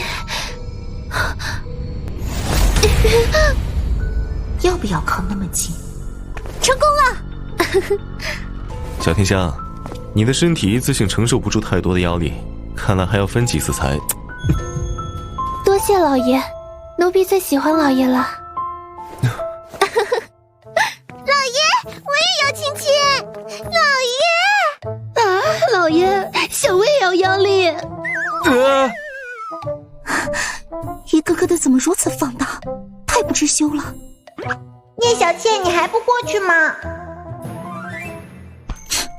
这么多鬼，也不知道老妖怪的身体吃不吃得消。我还是先回去，等老妖怪休息好了再找他吧。这小女鬼什么时候竟然还会关心起主人来了？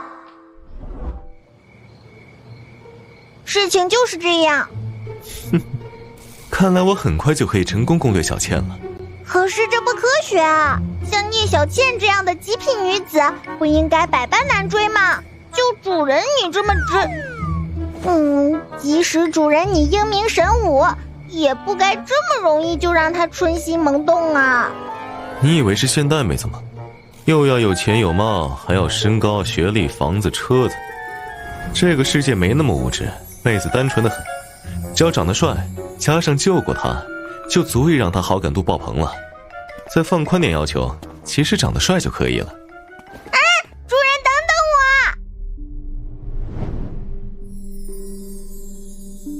我！你的身体对妖力吸收度比小雪和小天香他们强多了，看来最先凝聚知音之体的会是你。孤男寡女共处一室，主人关心的竟然是这个。完了，这次的任务楠楠看是完不成了。聂小倩，今晚月色挺不错的，要不要和老爷我一起出去走走？多吸收月光，对你凝聚知音之体也有好处的。主人很好，现在气氛很不错，趁现在击球，一举击落聂小倩的芳心。你以为我不想啊？你让我打架还行，让我追女人我还真没试过。现在这情况，我都不知道说些啥。主人别急，楠楠这就为你查阅一些击球的名场面。有了！今晚的月色可真美啊。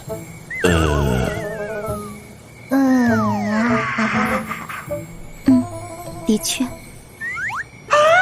刚才分明没月亮啊！聂小倩怎么这么回答？不过那些名场面显示，一般这么回答就算是成功了。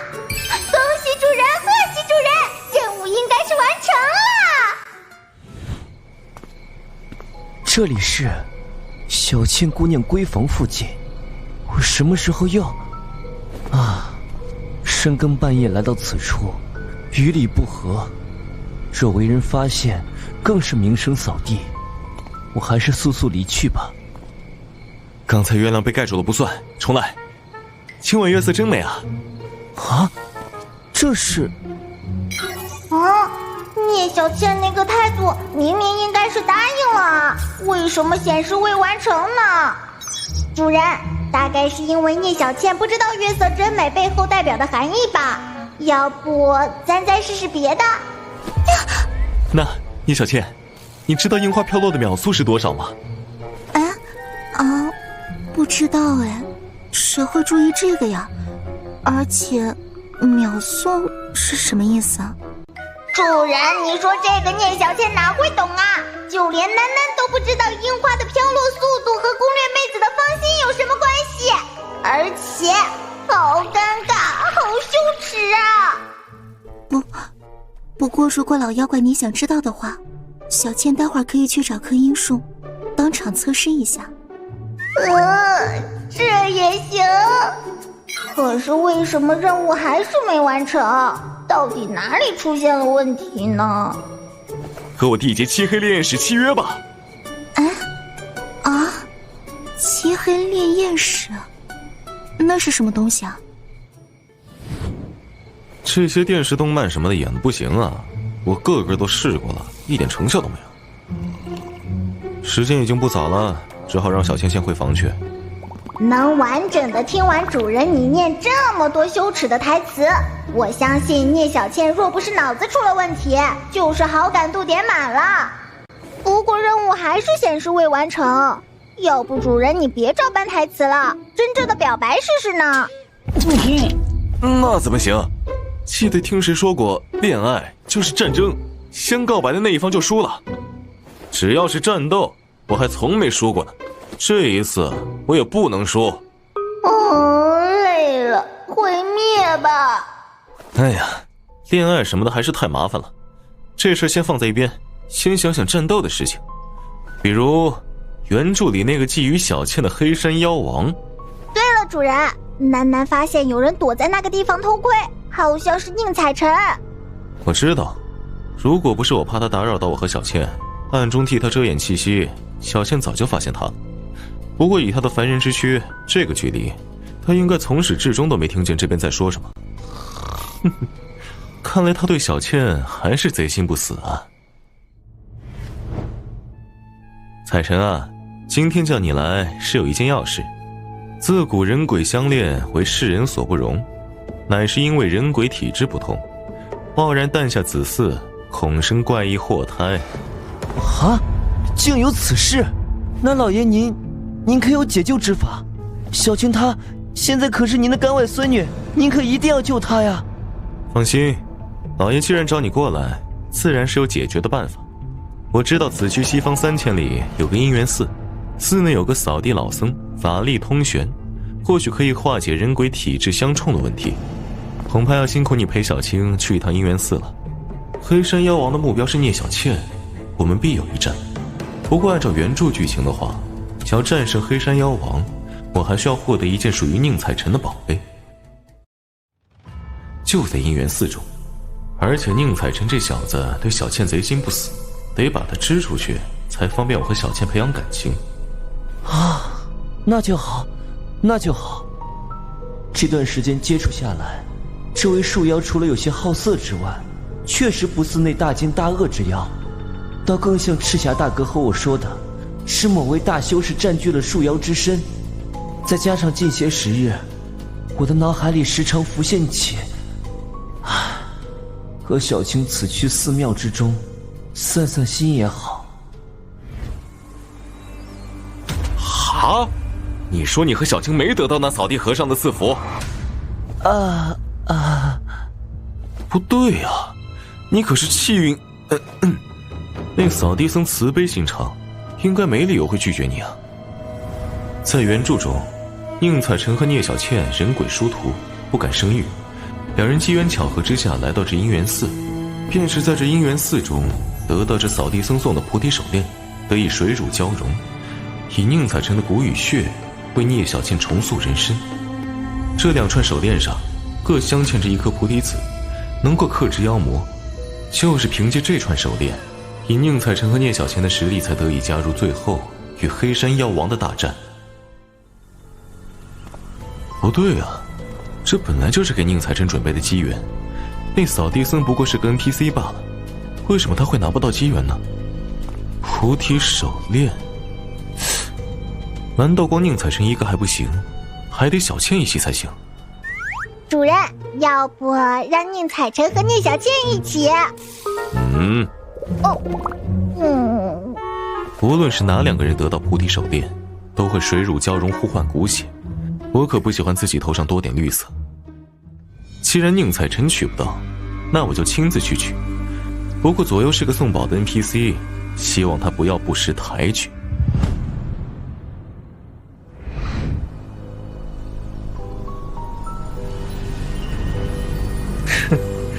这藏经阁上面佛光冲霄，看来我要找的手链就在这里面。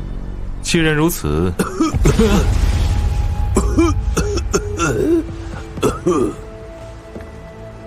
施主，这藏经阁内之物，乃是赠予一对真心相爱之人的宝物，与施主无缘，施主还是请回吧。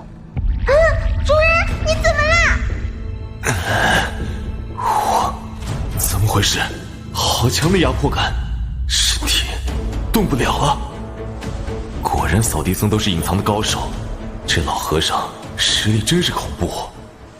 既然是大师所言，在下这就离开。喂，主人，咱不是来抢手链的吗？怎么就离开了？身体又能动了。主人，那老和尚不识好歹，要动手吗？这老和尚不应该是 NPC 吗？怎么这么强？咳嗽一声就让我动弹不得，这算是黑山妖王也不可能吧？主人，等等我！必须要真爱之人，一心一意一双人，难道真的要宁采臣和小倩才行？不行，我先在俗世中找一对真爱，让他们替我再去试试。主人，那个不是宁采臣吗？掌柜，您这说话吗？客官，是什么话？我可否一观？哟，好话好诗啊，好美人。不过毕竟不是出自名家之手，作价5两银子如何？客官，欢迎下次再来啊！主人，刚才那幅画画的是聂小倩。我看见了，这小子虽然碗里吃着小青，但心里还是想着小倩啊，一心一意一双人，莫非是因为这小子三心二意的关系，所以那老和尚没把手链给他？主人，真的要这样忽悠宁采臣吗？废话，这2天我找了对世俗真爱去找那老和尚，结果那老和尚说什么他们是无缘之人，所以没把手链给他们。原著里明确提过这东西是给宁采臣这个位面之子准备的，现在只有忽悠宁采臣这一条路走了。顺便，我本来要打碎他内心对小倩的幻想，对我那干外孙女一心一意才行，希望宁采臣不要不识抬举。刚才我已经安排了不少托，而现在就等宁采臣上钩了。天算子大师真的好神呢！上次他帮我算了姻缘，按照他的指引，4月我就找到了真爱。啊，真的吗？我也要去找天算子大师算算。天算子大师在哪儿？就在那个方向，我带你去。啊，子不语，怪力乱神，这些江湖术士不可轻信。不过，这段时日的经历有如梦幻，燕大哥、小青、老爷，还有，他们可都是有着真正法力的存在。哼，我倒要看看这江湖术士有什么把戏，免得那2位姑娘遭人蒙骗。大师，真乃神人也，还请大师教我如何解脱。这果真是一位有道行的大师，竟然能将我的生平算得一清二楚，甚至连我对小青与小千姑娘的心意都了然于胸。池儿莫急，老爷我不但看过原著，还跟你在树木宫一起生活了那么久，除了你内裤什么颜色我不知道，我还有什么不知道的？小飞龙，你快点，下面该怎么忽悠？我编不下去了。主人别急，楠楠正在为你搜索虚界中有名的爱情故事。啊，找到了！主人，看屏幕，看屏幕。宁采臣，在前世，你是西方灵河岸上3生石畔的绛珠仙草，而那名为聂小倩的女子，则是赤霞宫神瑛侍者。你因得了她路过时随意洒下的一捧露水，才得以褪去草木之胎，修成人形。但你可知，刘小青却是伴随在绛珠仙草旁千百年的那枚石子。宁采臣，今世你化身成人，只因昔日聂小倩那一捧露水的恩情尚未偿还，所以才对她念念不忘。而刘小青今生注定要与你结成连理，了结这段情缘。原来小青这么可怜，与我相依相守千百年，而我竟然一直将她忽视。大师，我该如何去做，才能还了聂小倩的恩情，一心一意对待小青？本镇之中有一姻缘寺，寺内有一扫地僧，法力通玄。啊！你即刻与刘小青前去参拜，大师会赐你2人菩提手链，你2人将此物交给聂小倩，便可还她恩情了，了结这段因果。参拜大师之时，你须心无杂念，心中默念刘小青的身影，想起聂小倩之时，只怀感恩之心而觉爱慕之意，否则前功尽弃，切记切记。天算子大师果真是神人。你夫妻2人真心相爱，心中唯有彼此，善哉善哉。今日赐你2人菩提手链，祝你2人骨血与共。好舒服。感觉我们2人已经融为一体，你中有我，我中有你，再不分离。此乃姻缘寺中菩提手链，还请老爷替我交给小倩。这手链果然是给宁采臣这个位面之子准备的，只有他才能拿到。这是什么东西？礼物吗？不过你为啥自己不交给他？不了，我已与小青获得了那位扫地大师的祝福，而今他终于摆脱鬼身。我们打算离开树木宫，周游天下，再不分离，还望老爷成全。这菩提手链也太邪门了吧！这宁采臣昨天还举棋不定，今天怎么一副只爱刘晓庆一人，永不变心的感觉？既然你们执意要走，那老爷我也不拦着你们。小青，宁郎，小青，宁郎，小飞龙，你确定这手链我融合了没问题？且不说宁采臣和刘晓庆那副模样，我一个妖怪融合一个佛门的宝贝，不会出问题？主人，请不要怀疑囡囡的业务能力。哼，根据囡囡查阅的虚天殿资料，曾有虚天小队在上一个轮回的时候进入过倩女妖魂世界，他就抢夺过宁采臣的手链，然后给自己的一只妖怪手下融合，让那只妖怪变成了半妖半佛的存在，能克制其他的妖魔。好吧，信你一次，是划破手掌把它融入体内吧。贫僧本是天上月老身边一根红线，化成寺内看守藏经阁一扫地僧。自诸神不存，月老陨灭之后，贫僧唯一的任务便是将那对菩提手链送给气运之子宁采臣，护他平安。而今这项因果已了，贫僧可以安心圆寂了。怎么回事？贫僧感应到贫僧所赠姻缘手链沾染了妖力，发生了什么事？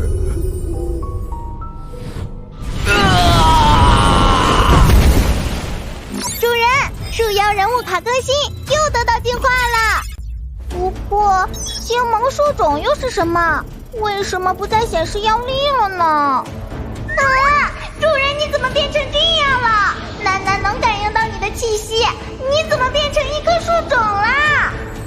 主人，等等我！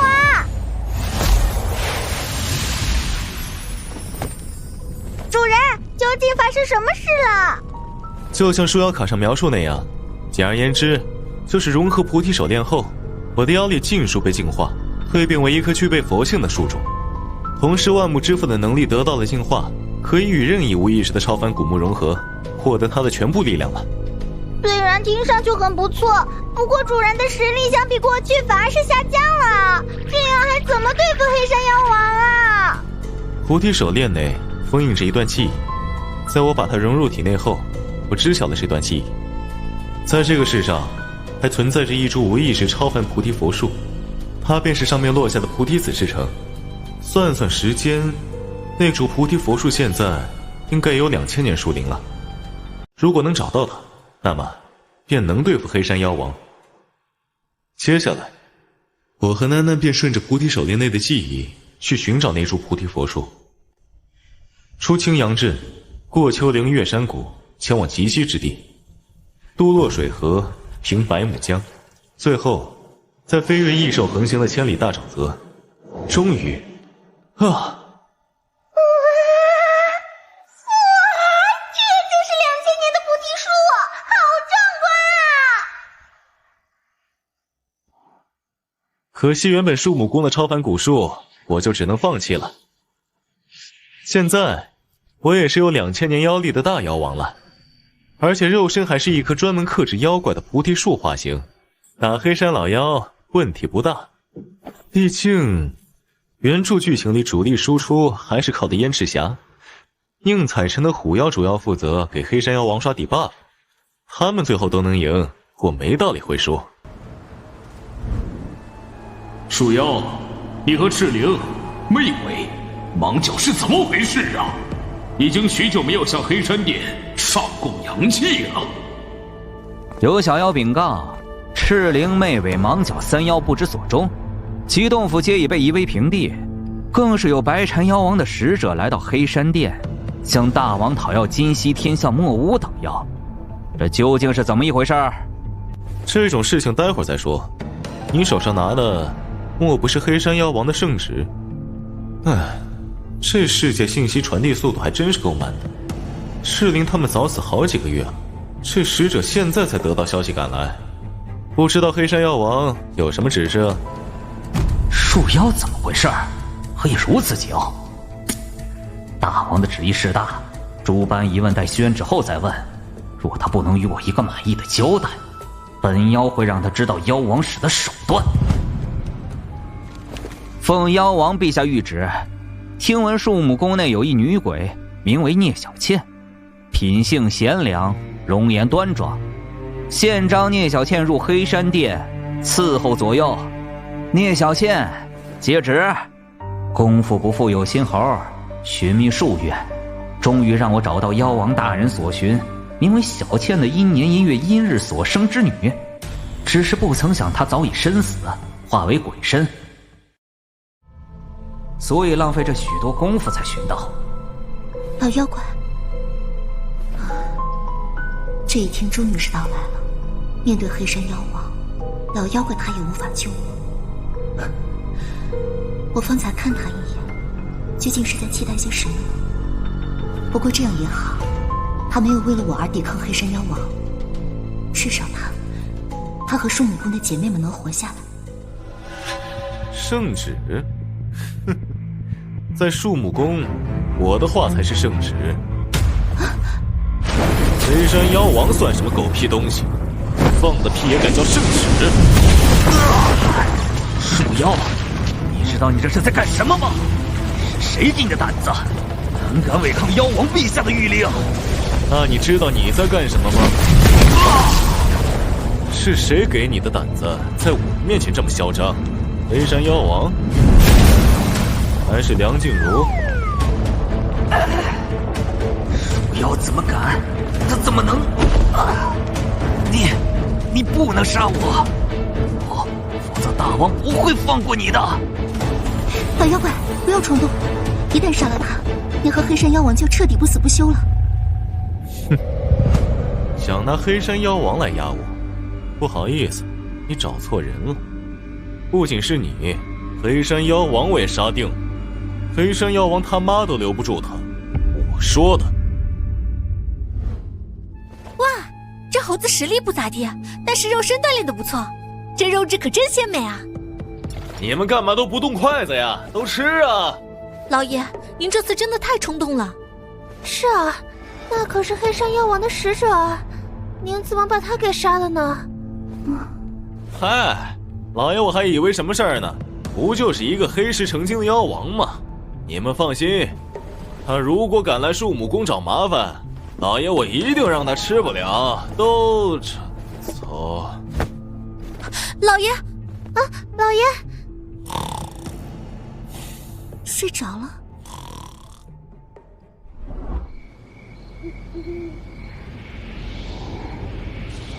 小倩姐姐，叶小倩，你要逃吗？太过分了！老爷是因为你才杀了混世魔元的，现在得罪了黑山妖王，你却要独自离去。老爷得罪了黑山妖王，大家都很害怕，未免妖王迁怒，按理说此刻逃离树木宫才是最佳选择。但这段时间老爷对我们的好，我们都看在眼里，此刻离去，就算是鬼也良心难安。是啊，老爷最近对我们这么好，还帮我们凝聚至阴鬼体，现在离开那还算是鬼吗？姐妹们原本是打算找你商量一下，接下来该如何应对黑山妖王的，毕竟你一直是我们的主心骨。但是没想到你们不懂，黑山妖王是冲着我来的，只有我离去，以此身做威胁，才能为大家求得一条活路。这究竟是怎么回事？黑山妖王为何会遣使者来宣你进宫服侍？小倩姐姐，你如果有苦衷，就说出来啊！对付不了黑山妖王，说也无益。姐妹们，你们还是回去吧，替我照顾好老爷。还有，今天的事情不要告诉他，就让他以为我是害怕黑山妖王而逃走了吧。什么事情不要告诉老爷我呀？老爷，小飞龙，怎么样？我就说这些女鬼们不会背叛我吧？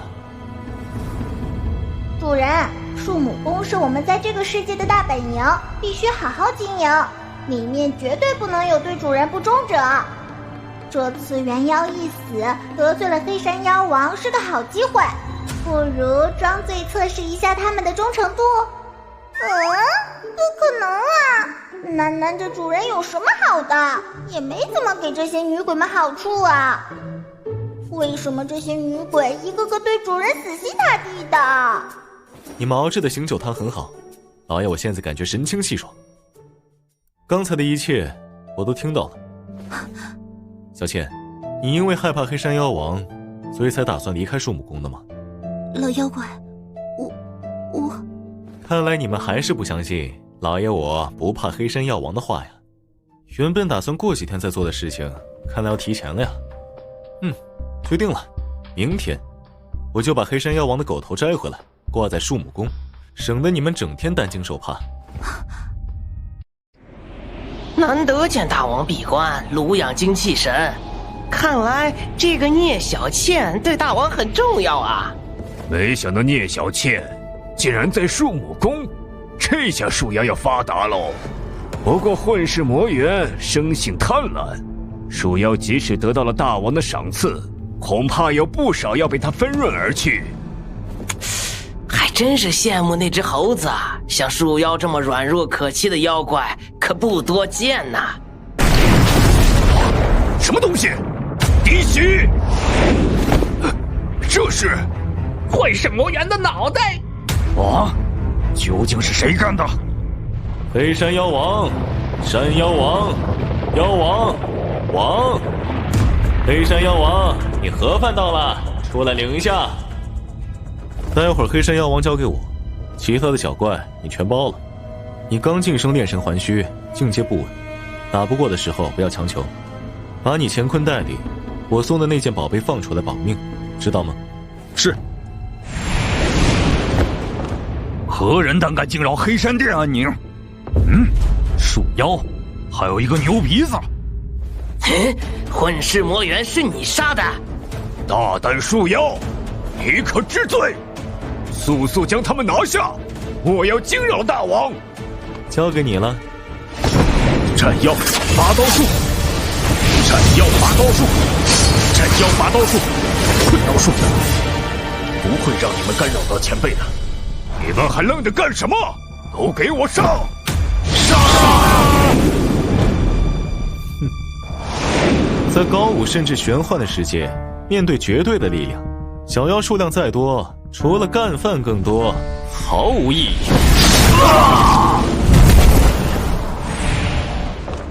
接下来就轮到在宫殿里闭关的……终于舍得出来领盒饭了吗？黑山妖王！啊！这股撼天动地的力量！大王，您出关了！烧剑合璧，驱邪正法。啊！他手上拿的是被吸干了阳气之人的头颅，竟然吸干他人阳气以壮大自身，畜生！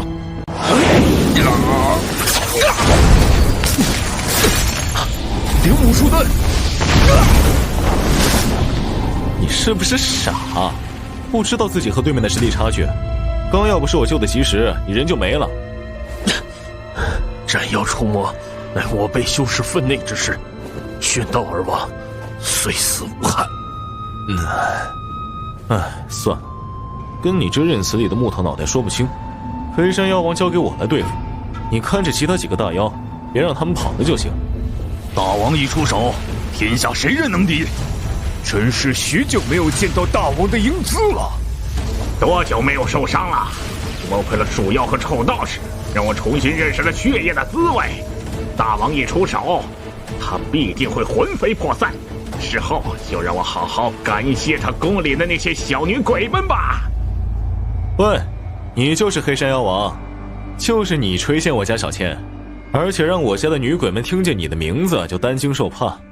聂小倩，本便是属于本王之物，堪比妖王级的速度。树妖，这就是你对抗本王的底气吗？不只是速度，速度好快，还有无与伦比的力量。看本王为言者，斩！想斩我？那你别轰，给我爆！轰死他！大王一个妖怪施展妖术，怎么会获得佛光加持？不对，它不是树妖，而是一株化成人形的菩提树啊！究竟怎么回事？树妖身上发生了什么？谁跟你们一样是妖怪啊？老爷，呸！现在我可是正儿八经、正大光明的佛术。都说洗白弱3分，但是现在和菩提佛术合二为一，克制妖邪，比原来强了不止1倍啊！佛光，感谢我吧，这可是能够净化妖力的菩提佛光。现在你那只手经它净化，已经褪去妖身，乖乖站好别动。老爷我大发慈悲，把你洗白成蕴含佛性的灵石。当然，你那一身妖力估计也就烟消云散了。放心，老爷我一身力量生生不息，不管你有多少年妖力，老爷我都可以给你净化干净。还真是，许久没有感受到这种令人厌恶的力量了呀！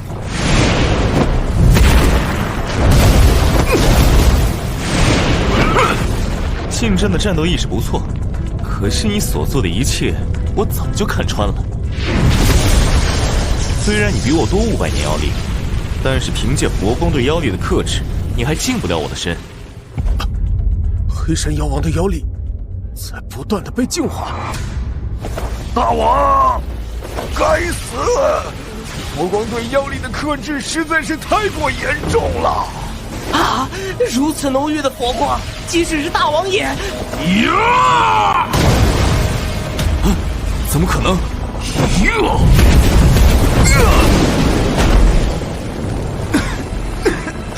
这黑山妖王疯了！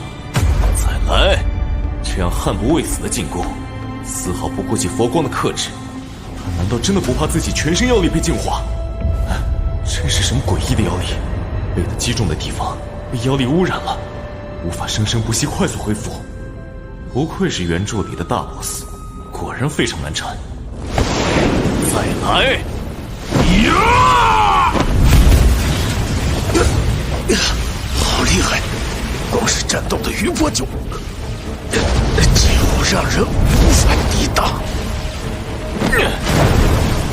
树妖，纵有佛光普照，亦能阻你数生腐朽。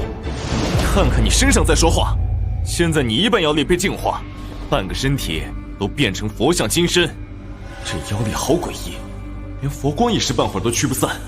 这样的你，日后还能保得住妖王之位吗？现在就比一比，我和黑山究竟是谁先撑不住了。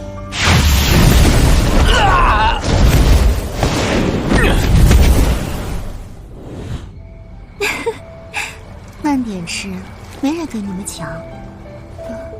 要是人和鬼、妖也能像鱼儿这般容易快乐就好了。也不知道老妖怪现在怎么样，千万要活着回来啊！哦，佛光暗淡，树妖你快要油尽灯枯了吗？我体内只有相当于2000年妖力的佛光，比起你2500年，的确在持久力上要差了一些。不过你现在至少有2000年的妖力被我净化掉了，只剩下500年妖力，值得吗？这个无需你来操心，本王所失去的，自会加倍从聂小倩身上取回来。至于你，便给本王葬在这柄长矛上吧。前辈，想救树妖，休想！哈哈，牛鼻子，先过我们这关。黑山，你以为你赢定了吗？徒劳的挣扎！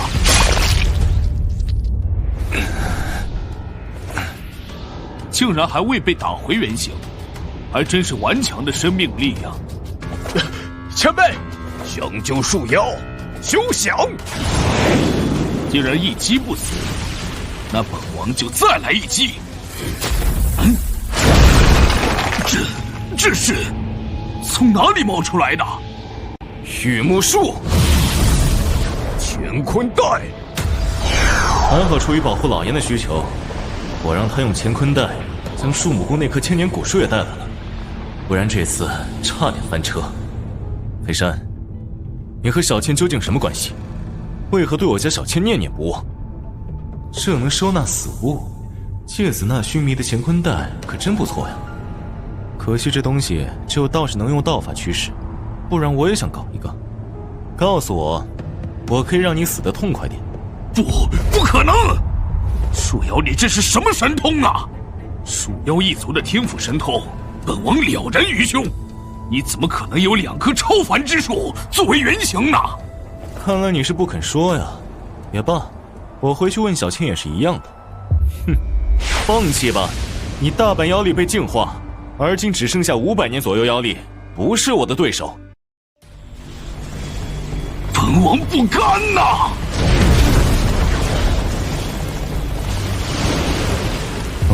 什么东西掉了出来？黑山妖王躯体里的人是小倩。大王，大王竟然输了！不，大王一死，我们体内的黑山咒彻底失控了。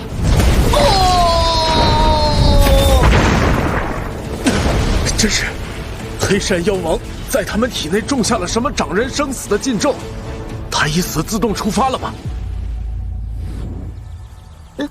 老妖怪，你竟然真的杀了他！这种事情都是小事了，不过为什么他会长得和你一模一样啊？你和他到底什么关系？我干掉了他，你不要紧吧？我那一记攻击差点把他打得魂飞魄散，不过看见他的样貌后，我又强行将他的魂魄拘留在了身体里，不会对你有什么影响吧？原本我以为老妖怪你绝对不可能是他的对手，所以一直不愿意把事情告诉你，以免徒增烦恼。不过我倒是没有想到，老妖怪你竟然会这么强。所以，你和他究竟是什么关系？什么？你说你们2个其实是同一个人？不对，同一个妖，竟然还有这样的事！小飞龙，别睡了，快出来！主人怎么啦？具体如何我也不清楚，只是在我身死化为阴鬼之时，便莫名的觉醒了一段记忆。记忆之中显示，我只是黑山妖王的一缕分魂，投身于凡人魔体之中，10月怀胎，重就人身。没想到竟然还有这样的事情！有不少须田小队都攻略过这个世界，但是没有一个人从聂小倩嘴里问到过这种消息。是触发这种消息需要什么特殊条件吗？好感度、剧情改编程度什么的？我知道，黑山妖王为了自身神魂的完整，总有一天会找上我，所以我才一直不敢直面对老妖怪你的心意。主人，横刀夺爱的任务完成了！任务：横刀夺爱，任务进度已完成。任务奖励：恭喜你完成横刀夺爱任务，攻略聂小倩成功。根据你的表现，奖励2颗虚元。难怪聂小倩好像一直对主人你有意思，但是横刀夺爱的任务却一直没办法完成。第一次被女孩子告白，竟然是在黑山妖王的灵堂上，总感觉怪怪的。一定是因为黑山妖王的存在，让他无法放开心扉。现在黑山妖王一死，聂小倩彻底向主人你敞开心扉了。黑山妖王，你我本是一体，只是各自因缘际遇不同，方才造就不同的人生。我为你的一缕残魂所化，于阴年阴月阴日阴时降生于一富庶人家，死后化为阴鬼。而你汲取天地灵气、日月精华，修炼1000年化形成精。你本想吞噬我，令得魂魄圆满，却被老妖怪击杀。现在，你的意识已被打散，只剩下无意识的残魂败魄。只要将你吞噬，我便能实力大增。真是造化弄人。不好，黑山妖王的意识并未完全被抹杀，还剩下一丝，这怎么可能？老妖怪，救我！小倩不是说融合黑山妖王的无意识残魂只需要半炷香的时间就可以了吗？这都过去1炷香了呀！出来了！铃木书盾！小倩，你一拳就打碎了经过佛光加持过的灵武术盾，真是几千年的妖力修为，3000年、4000年，不对，你是黑山妖王。哼，树妖，没想到吧？本王又回来了，并且变得更加强大。本王谋划多年，炼制出这定魂珠，能保留一丝魂魄不灭。原本是为了对付，哼，没想到这次竟然在这里派上用场。小倩怎么样了？发生了什么事？怎么树木宫内突然出现冲天的妖气？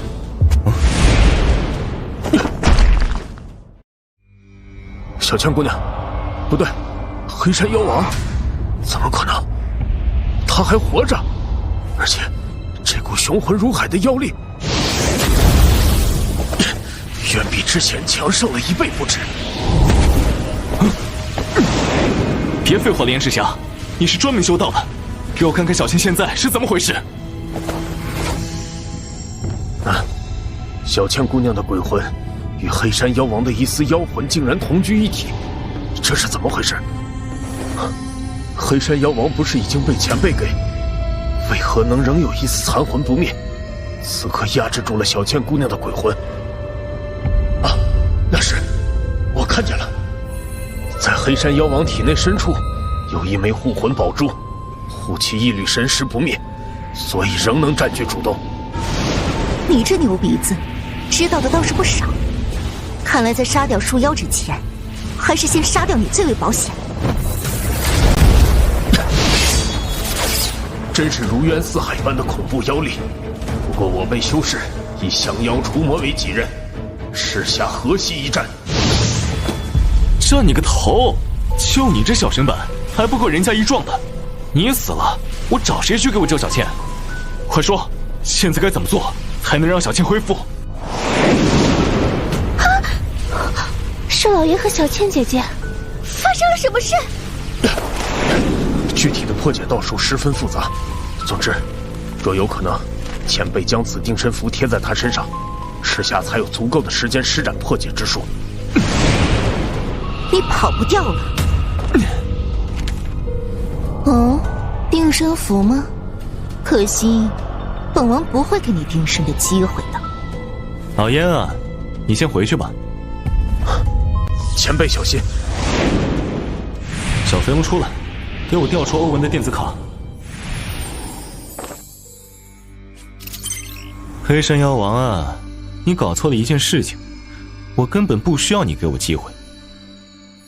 楠楠啊，刚赚回来的2颗虚元，你家主人还没捂热乎，就要花出去1颗了。主人，楠楠支持你，咱绝不能让一个土著欺负到头上。哇，虚元好珍贵的，主人你要不要试试用打嘴炮的方法，看看能不能感动聂小倩，让她保重战胜黑山妖王啊！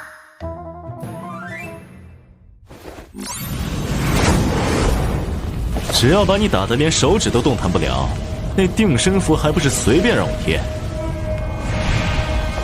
将我打得连手指亦不能动弹。树妖啊，虽然不明白在你身上发生了什么，不过你知道你在说小锤子。怎么可能？我的时间和次数很宝贵，所以小倩，抱歉了。不可能，现在的我怎么可能？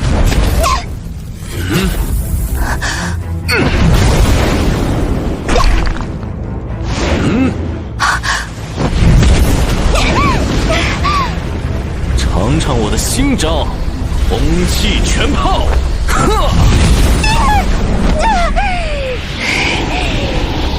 树妖，你真以为赢定了吗？黑山升空，这样万物。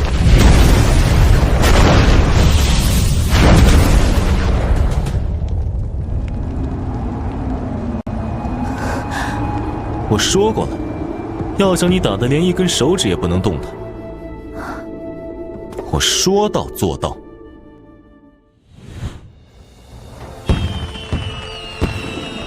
朕自继任以来，夙兴夜寐，奉正一道教燕赤霞为国师，斩妖除魔，又任人为贤，励精图治。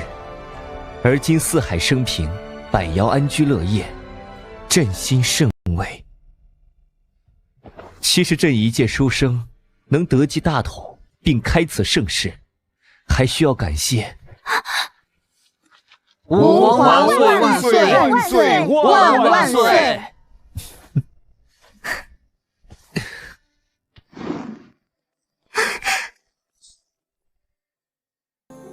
主人，宁采臣登基20年纪念日，终于完成最后一个续愿任务啦！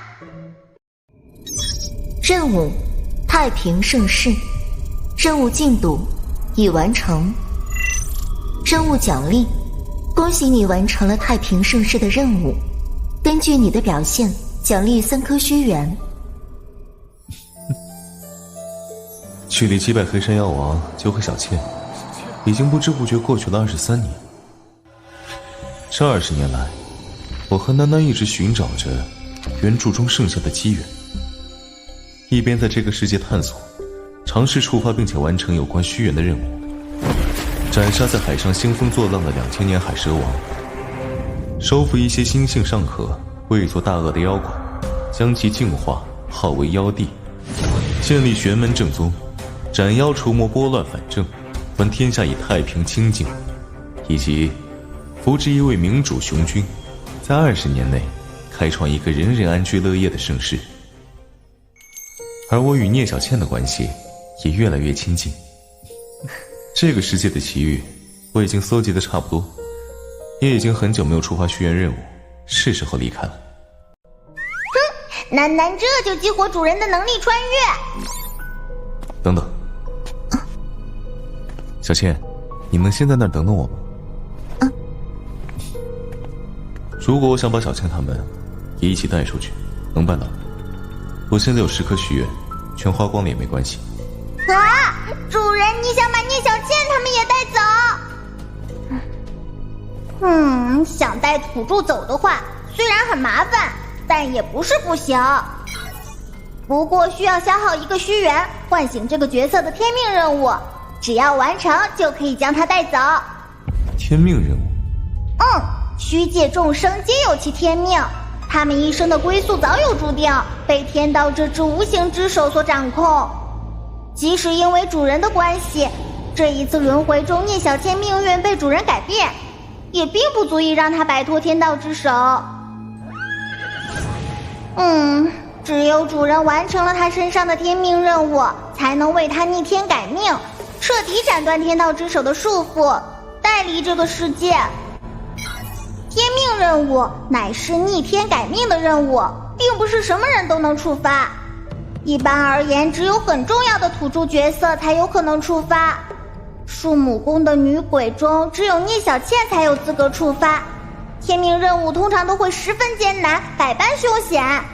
主人，你确定还要带走聂小倩吗？是否触发聂小倩的天命任务？可惜，不能把女鬼们全部带走，这也是没办法的事。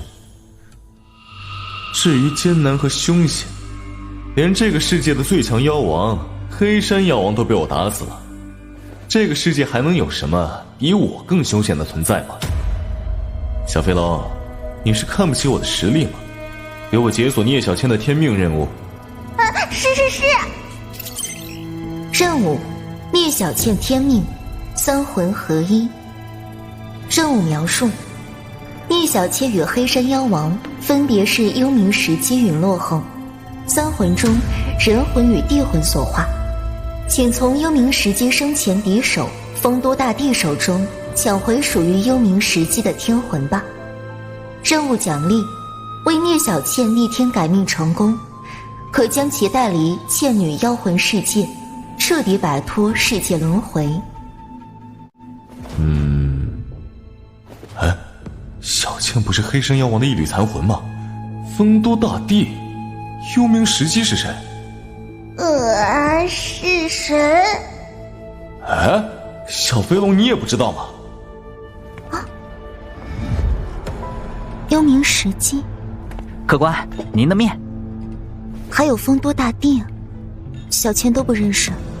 你也不认识？23年前，你融合了黑山妖王的魂魄，他应该知道这种秘辛的吧？黑山妖王的魂魄早被老妖怪你打散，失去了黑山妖王的意识，只是他体内有一件宝物，才保持了一丝意志不灭。后来连着最后一丝意志都被燕赤霞给超度，这样我才能成功融合他的无意识残魂。不过与之对应，我只能得到他的力量，而他的记忆却没法一并得到。这样啊。妖怪，这个对你很重要吗？我要带你走，就必须从这个丰都大帝手中取回你最后一魂，你说重不重要？既然我已经决定了要带小倩走，除了地球和囡囡的存在外，其他的事情倒没有隐瞒的必要了。小倩，我有一件很重要的事情要告诉你。啊？其实我是……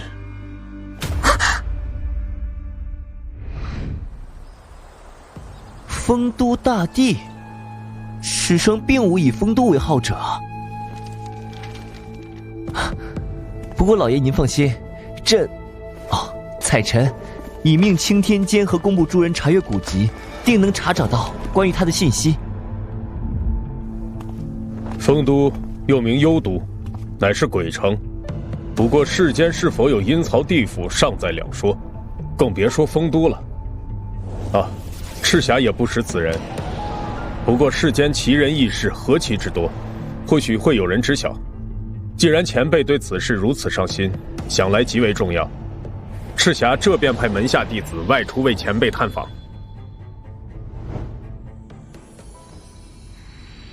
老朽只是一介凡夫，但先祖所留古籍曾言，丰都大帝乃是阴曹地府之主，神通滔天，法力无边。丰都大帝贵为地下君主，此事不能得见阳光，所以无法来到地上世界。唯有每日半夜亥时，阴气最盛之时，鬼门于极西之地的通灵城大开，才能入得幽冥，得见帝君。虽不知宗主你因何事遇见鬼帝，但老朽有一言相劝：凡间君主至多不过100年一役，妖王1000年一换，而地下之帝君万年以来便只有丰都大帝一人，所以无论如何，最好不要与他沾染因果。极西之地，通灵城。主人，这估计又是个装神弄鬼的，这是第几个了？39、40。至少这个人还提供了具体的地点，谈吐也颇为不俗，倒是可以试试。主人你开心就好。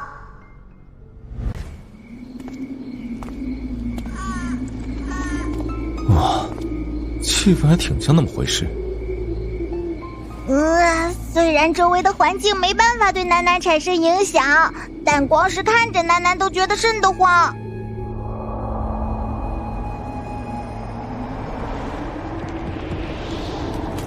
呵，竟然真的有鬼怪出巡，看来那老瞎子不是糊弄人的神棍，是从那个方向来的。这么说，鬼门就在那里喽？主人你要干什么？这还用说？打丰都大帝这种一听就很牛逼的隐藏 BOSS， 还是要用欧文账号更为保险点。好不容易赚到的虚元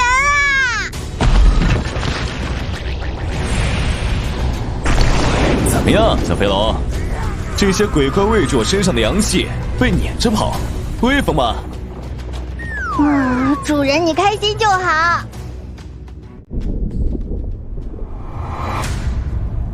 这里就是传说中的鬼门关。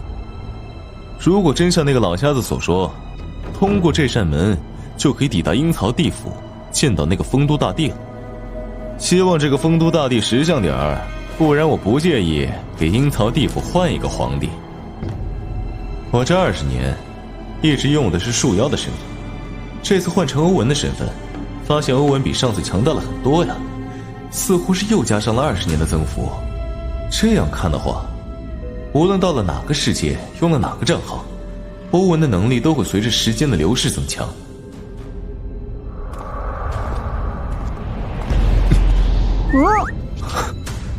主人，怎么了？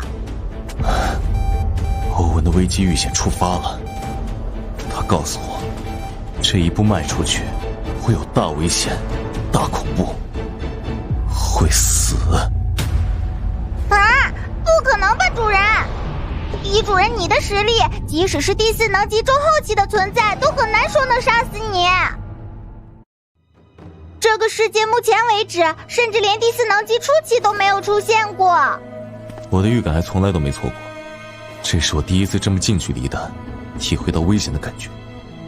这个丰都大帝绝对很强，非常强，强到不可思议的那种地步。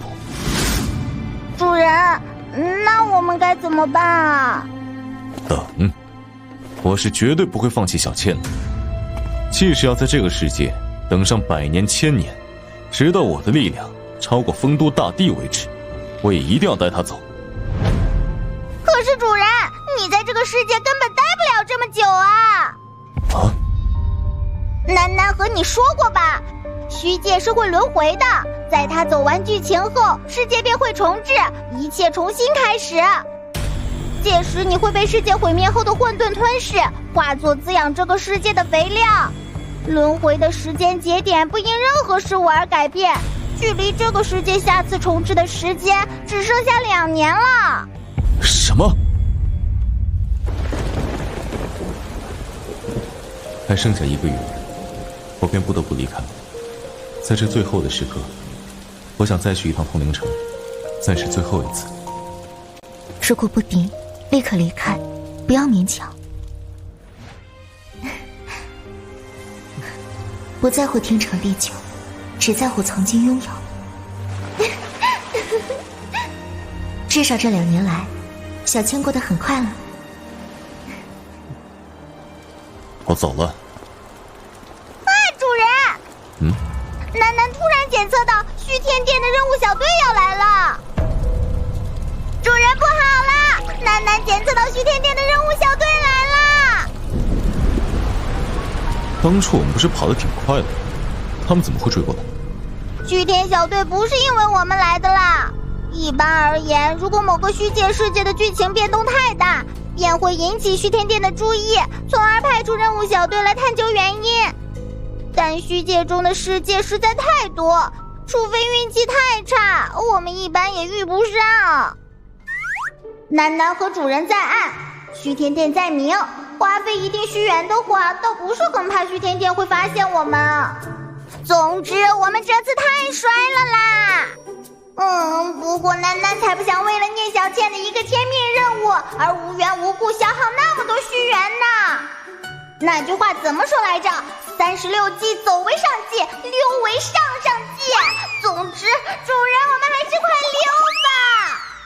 一旦被虚天殿发现我们的存在，派出第5能级甚至第6能级的小队进来，麻烦就大了。第5能级、第6能级，虚天殿还真是有不少高手存在啊。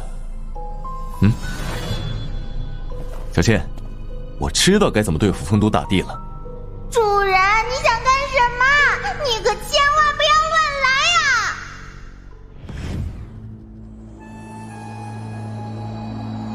小飞龙，你确定虚天小队会在这个地方降临？楠楠确信。楠楠可是花费了1颗虚元，才确定了他们降临的时间和地点，就是在这里。他们大概还有3个时辰就会进来了。楠楠不想花虚元，但主人一定要知道他们的具体降临时间和地点，好浪费啊！好，不枉我用玉木树御使成千上万棵树木到这里来。我以菩提佛树之名号令，树人们于此扎根，将此荒漠变成生机盎然之绿洲。有了这些树木作为我的耳目，我就可以第一时间和他们接触，以决定下一步的计划了。等他们降临，楠楠会再用1颗虚元检测他们此行的具体任务以及任务小队的虚实。知己知彼才能百战不殆，楠楠不心痛，真的不心痛。对了，小飞龙，土著看不到你，虚天殿的任务小队能看见你吗？看不见，哪怕是引导者，除非排名在我之上，否则也看不到楠楠。虚天殿亿万引导者，楠楠排行10086，比楠楠排名高的只有10085个，马上要降临的这个不在其中。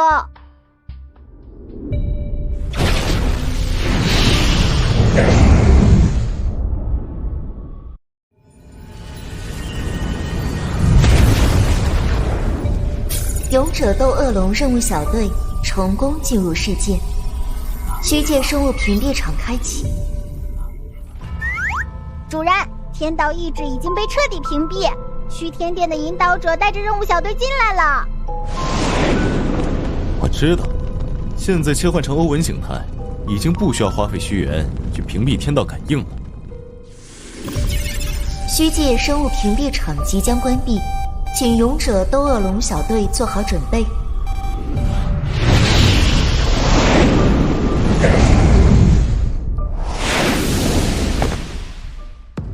这里就是倩女妖魂的世界。据说这个世界发生了极大的变动，所以虚天殿不惜将搜索此界的任务的最高奖励定为 S 级成就。老大，我方才已经用园林勘察术探查过，方圆3000码没有生物的迹象。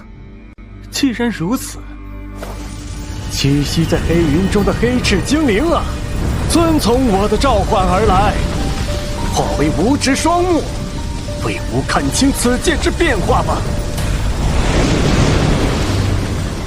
不枉我花费1万积分从虚天殿兑换这魔王果实，虽然它的力量还不及我本身的实力，但这一手召唤术确实非常实用。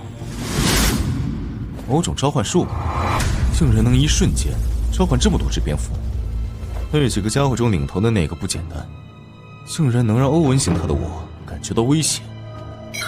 检测到虚天殿任务小队进入世界，正在解析中，10%、30%、50%、70%。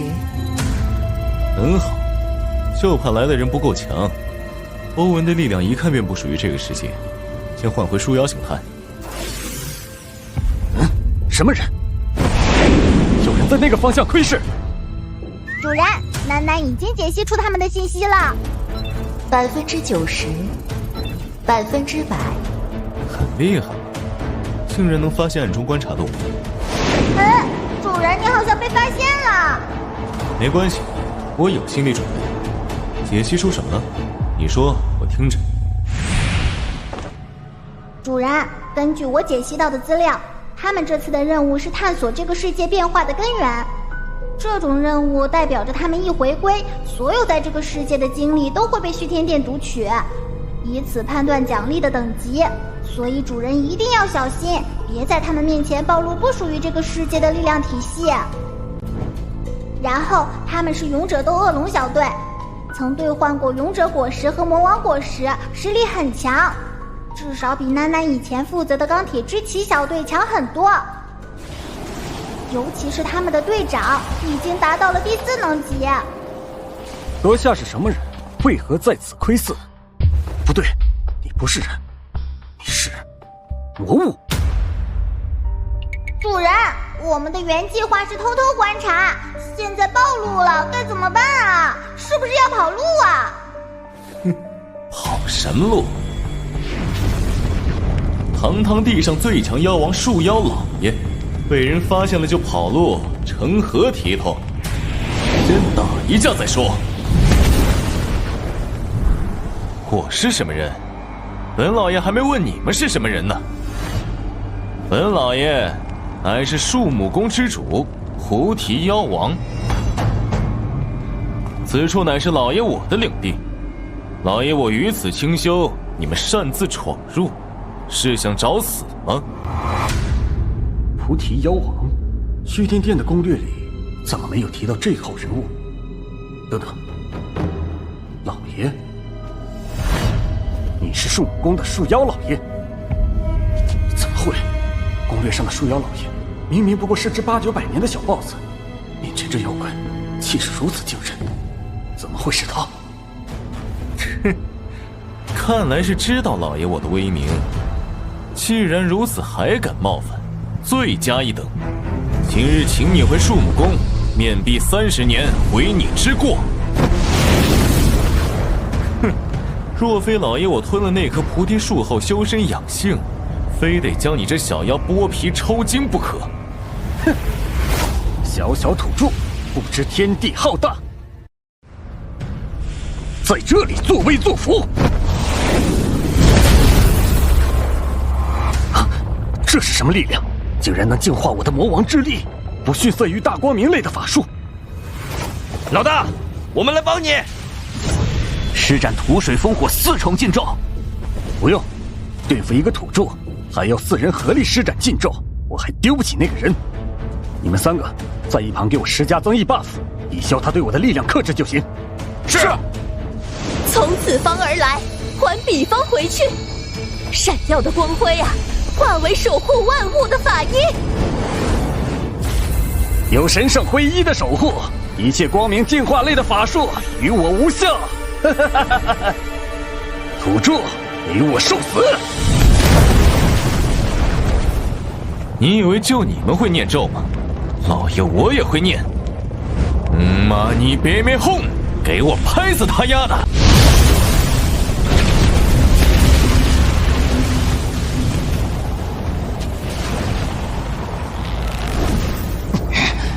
没想到一个小小的树妖，竟然都能变得这么强，不花点力气，恐怕还拿不下他。这家伙很厉害，而且看起来似乎还隐藏了实力，很好，有资格做我的工具人了。主人，还打吗？你现在这个身份，貌似打不过他哎。不打了，我的目的已经达到了。没想到这个世上竟然还有你这样的高手，而且你施展的力量一看就不是什么好东西。老爷我倒是有点喜欢你了。老爷对你们打扰我清修的事情既往不咎，现在邀请你前往我树木宫做客，你可愿意？这树妖打的什么主意？刚才还打生打死，现在突然又邀请我去他的老巢。老大，不可！这树妖不可信任，天知道他有什么阴谋。不过此界之水很深，距离下个轮回节点又只剩下1个月时间。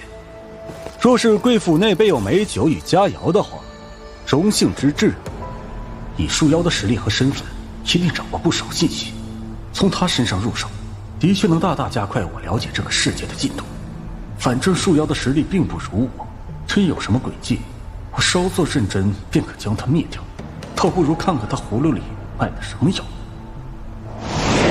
如果你要的是美女的话，那没有；但只是美酒和好菜的话，管够。老大，放心，我自有打算。对了，兄弟，你是哪里来的妖怪？怎么长得如此奇特？老爷我从未见过。好叫树妖阁下知晓，这世界其实是一个球体，除却阁下所在的东方大陆之外，还有一个西方大陆。在下便来自西方大陆的莱茵施曼家族。恭迎老爷回宫。老爷，白蝉妖王日前派使者送来贡品。青雀妖王不日将来朝拜。人皇宁采臣来函，欲为老爷您举办936岁大寿。道主燕赤霞。原著中树妖不过是个连妖王都不算的妖怪，现在却有这等威势，人皇与道祖竟都屈居其下，简直有几分妖帝之姿了。老爷，您回来了。好漂亮的女人，没想到土著里还有这样的女人。小倩，我不在的这段时间没发生什么事吧？小倩，她难道是聂小倩？聂小倩什么时候和树妖这般暧昧？宁采臣呢？这4位是？这4位是，名字太长，我又忘了。在下克罗费南德·硕斯·爱德华·费尔凯恩斯基巴波罗·迭格和瑟·山迪亚哥。嗨，你这名字太长了，说多少遍也记不住。看你头上长2个牛角，以后就叫你阿牛吧。哎，小倩，我跟你引荐一下，这个是阿牛，我新结拜的兄弟。来，阿牛，这是你嫂子。喂，我什么时候和你结拜了？我怎么不记得？哎呀，四海之内皆兄弟，咱们不打不相识。你现在拜我做大哥也是一样的，以后我罩着你。老爷很少和人这么亲近，看来你一定有什么特殊之处。虽然阿牛最终也没有接受我的提议，不过还是暂时在树木宫居住了下来。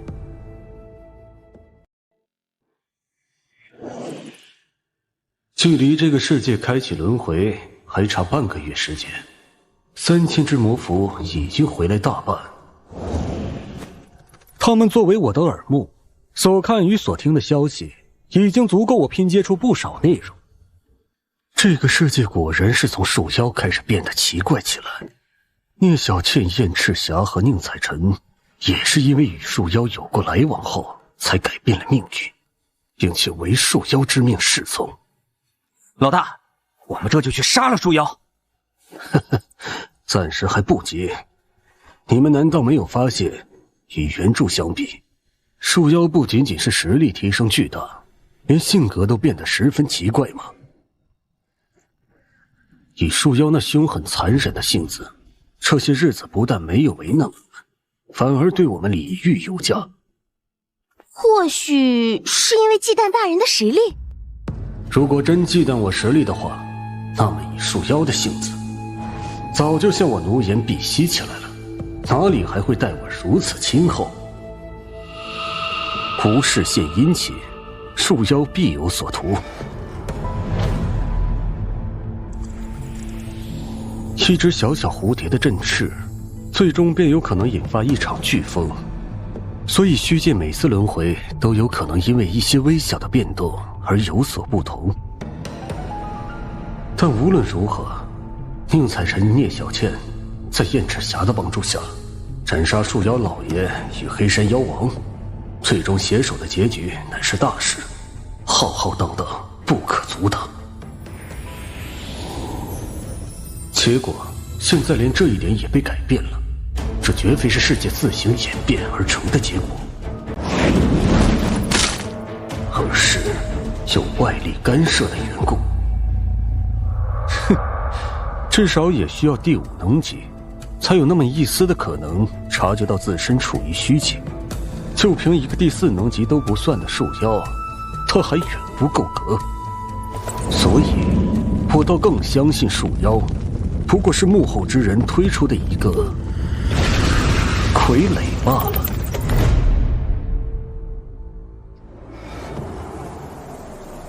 阿牛啊，这些天来，你可曾想清楚了？要不要加入哥哥我的树木宫，随我一起打天下？树妖阁下，克罗终归是属于西方世界之人，只是无意触发了先祖留下的终极传送卷轴，才流落至此。终有一天要离去，树妖倒也颇沉得住气，分明对我有所图谋，但是直到如今仍不露分毫。事实上，今日克罗是来向阁下请辞的。克罗打算明日便离开树木宫，上求天堂，下济地狱，也一定要找到回家的路。看来要激他一激了。这么快？呵呵。还搁着西方大陆呢，编，继续给我编。先不要着急回家，你可知道那个地方是什么地方？那里是东方大陆的极西之地，鬼界所在。极西之地，鬼界，终于来了，攻略中从未提到过的信息。当今之世，诸神不存。原先的神、人、鬼、妖4阶生灵，变为道、人、鬼、妖。而今我为妖族无冕之地，又暗中控制了人皇与道主，只差击杀那鬼界的丰都大帝，我便能统一大界。丰都大帝此鬼实力不在我之下，普天之下，恐怕只有你与我们是一个级别的存在。阿牛，留下来帮我，待杀死丰都大帝，我将鬼戒赏给你，我们两人共执大戒。在你之前，我甚至不知极西之地往更西去还有西方大陆的存在，可见两地相隔亿万里，不如留在东方大陆做那鬼界之主，岂不快哉？纵使你执意要离去，成为鬼界之主，有我帮助，举天下之力寻找前往西方大陆的方法，不是更加容易吗？丰都大帝也是攻略中没有提到的人物，不知道那个改变世界大事的蝴蝶是不是他？还请树妖阁下给克罗一些考虑的时间。克罗先行告退。主人，你说话怎么能这么……哎呦，你这样说太直球了，哪有直接告诉对方要去干丰都大帝的？对方的任务是探寻这个世界变故的起源，你至少应该先这样把自己的嫌疑摘清，然后再如此把锅扣到丰都大帝头上，让他们两个狗咬狗才对啊！小飞龙，不要想太多，整天思考着阴谋诡计，心思会越来越狭隘，最后会误入歧途的。好好提升自己的实力才是堂皇正道。等会儿，小飞龙，你刚才是在教我做事？怎么会呢？楠楠只是觉得主人这段时间一直按兵不动，一定早已妙计在胸，所以擅自猜了一下主人会怎么做。没想到主人大智若愚，选择了以不变应万变。楠楠这小小的脑壳果然猜不透主人的想法呢。嘿嘿。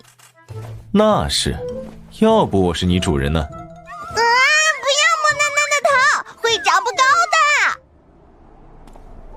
话说主人，你真的打算啥也不做啊？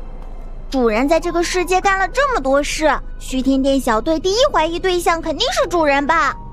相比于丰都大帝，楠楠感觉阿牛和他的小队更可能会干主人啊。不会的，那家伙是聪明人。聪明人就喜欢想太多，更何况按你所说，他们的任务是探究此界变化的根源，想拿到更好的奖励，肯定要挖得越深越好。若是不知道丰都大帝的存在，他们还会把目光放在我身上，知道了丰都大帝，我就不算什么了。主人说的有道理耶。而对阿牛来说，要探究丰都大帝的虚实，还有比我这个知根知底的树妖老爷更好用的工具人吗？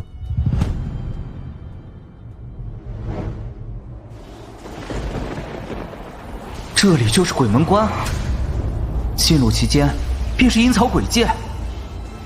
树妖阁下，对付丰都大帝这种绝顶强者，为何不见燕赤霞与宁采臣？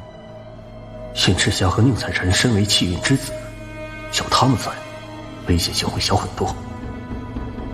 既然他们已经是人皇与道祖，那么便不适合参和鬼界之事。更何况，废话，他们如果也掺和进来，到时候小倩拿回天魂，我们可以直接闪人，他们可是跑不掉啊。如果有他们掺和分工，将来阿牛你做鬼界之主，恐怕难以服众啊。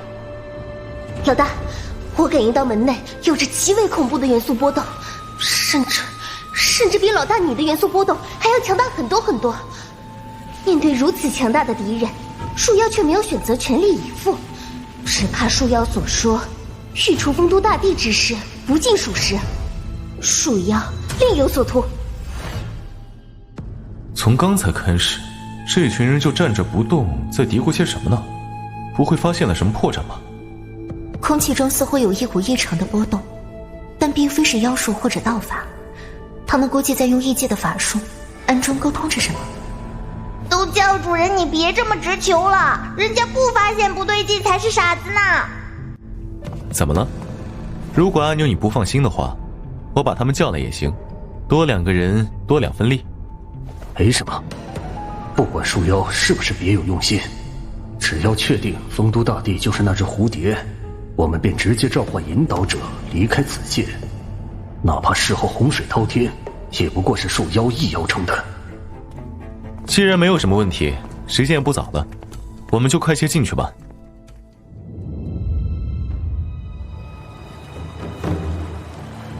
堂堂树妖大帝亲临，竟然不俯首相迎，丰都这厮真是越发放肆了。亲自前往他的大殿，未免太给他面子了。待我先碾过这黄泉路，踏平这忘川和尚的奈何桥，然后掀了那10阎罗殿，我就不信他不乖乖滚出来。直呼大帝之名，此乃亵渎鬼神之罪，此后生死簿上消名户，轮回门前绝迹踪。有鬼！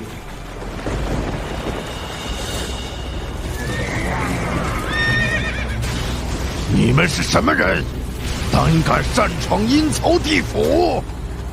连我堂堂树妖老爷都不认识，看来阴曹地府还真是固步自封啊。不过不要紧，老爷我大人有大量，不和你一般见识。但是这位的大名你可一定要听好了，这是我义弟阿牛，今天他是来砍丰都，做你们鬼界之主的男人，还不快快上前拜见？哼，树妖这是想让我做这出头之鸟啊！大胆！阿牛，今天就是你立威的时刻，哥哥我就不帮你了，好好加油！此时不宜与树妖撕破脸皮，不要全力出手，保存实力，顺便伺机给树妖制造点麻烦。知道，大人。地灵守护，流星火雨，大蓝破灭剑。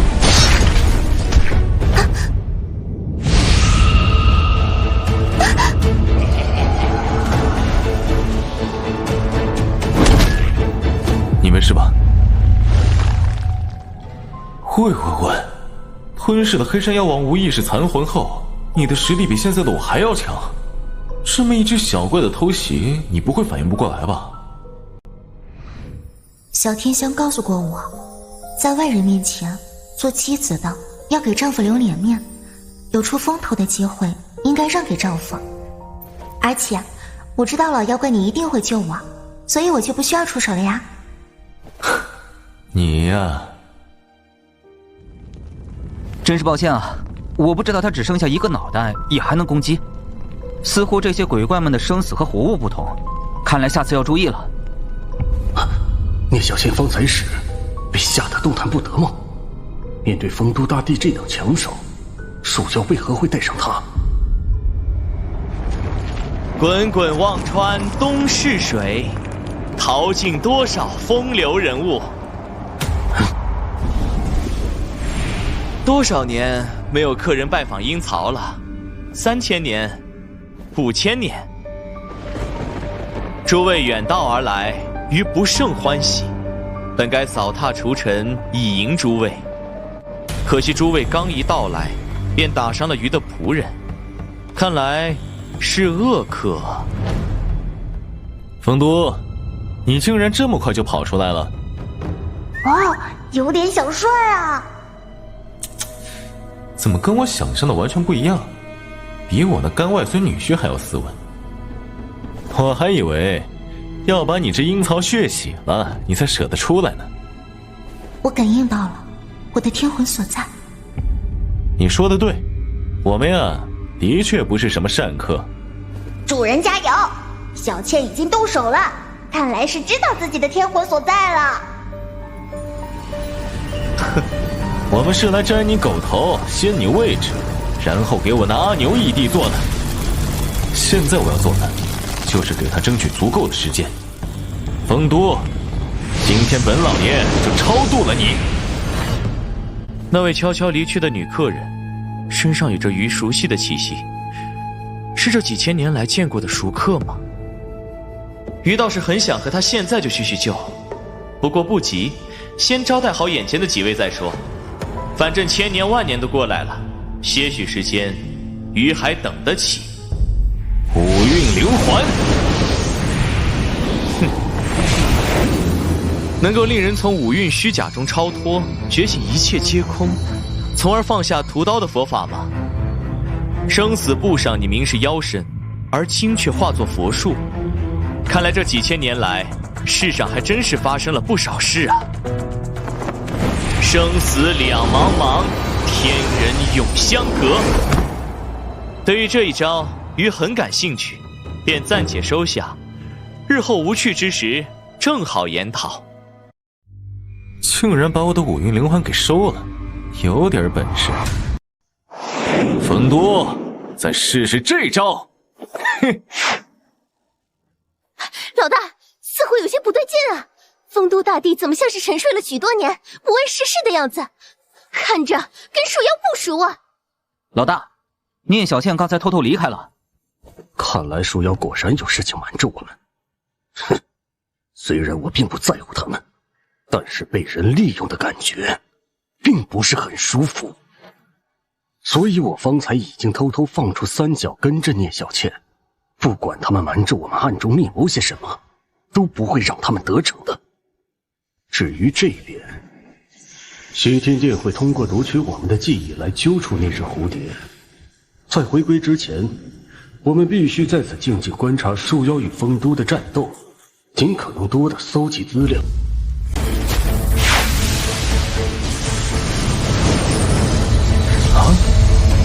阴阳颠倒，生死轮回。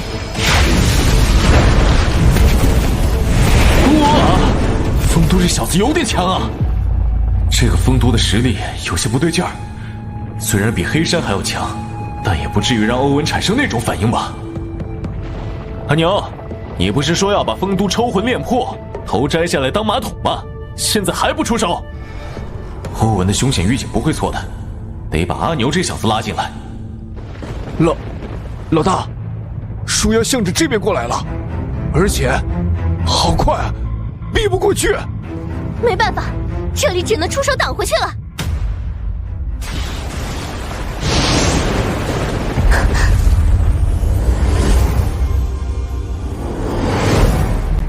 我乃是科罗大人座下契约兽，科罗大人一般称呼我为三角。奉科罗大人之命，让我来拦住你。汪！聂小倩，你不是我的对手，还是乖乖摇起尾巴投降吧。就凭你这个小家伙？小家伙，你可知你在和什么存在说话吗？吾乃冥河岸边摆渡人，地狱门前守护神，三手焰炎拳师也。竟然一下变得这么大了，而且散发出一股不逊于妖王级别的压迫力。不过小家伙现在不在老妖怪身边，我可不用担心会抢他风头哦。地火风，三重烈火。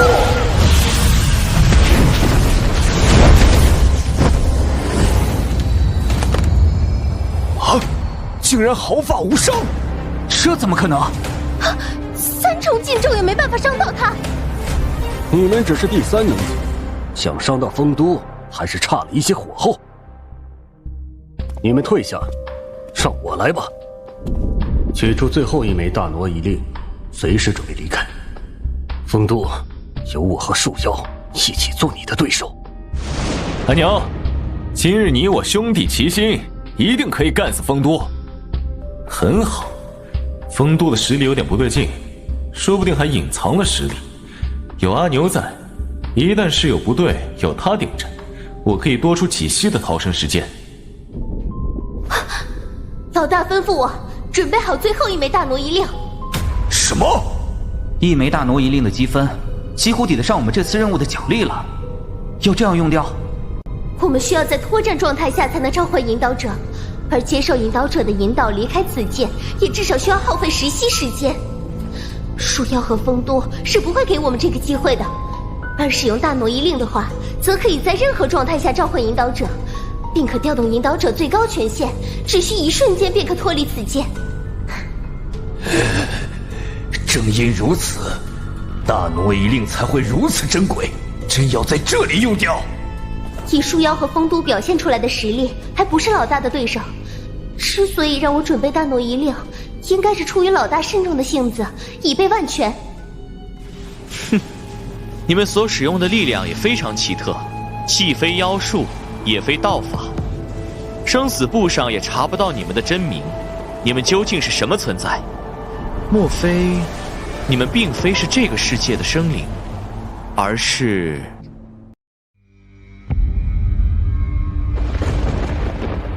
异界来客？什么异界来客？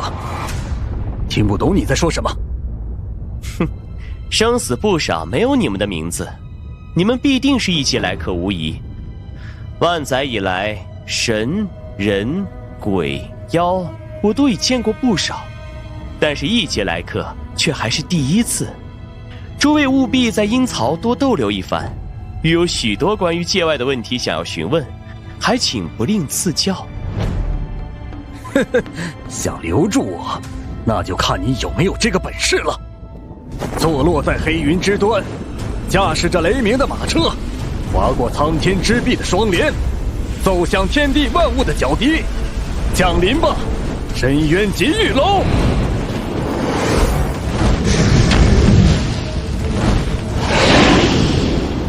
哼，这就是异界的法术吗？很有趣。虽然我本来就抱着把阿牛他们几个拖下水的想法，不过效果似乎好的有些过头了。感觉丰都大帝对阿牛他们的兴趣比我还要大呀。既然如此，树妖，你本是妖身，却身具佛性，实力也超出绝大多数妖王。鱼对你也很有兴趣。可惜你不是美女，我对你可没有兴趣。想把我们都留下来，那就看看你有没有这个本事了。菩提化龙，阿牛，今天就让我们兄弟两个一起踏平了这地府。大威大德天龙，金刚火焰，施展怒焰，焚城。奈何桥上到奈何，是非不渡忘川河。什么？竟然这么轻松就挡住了？哼，这般妖力凝灵的手段颇为不俗，余亦有些心痒，还望赐教。丰都大帝本事不弱呀，不过总感觉没想象中那么强。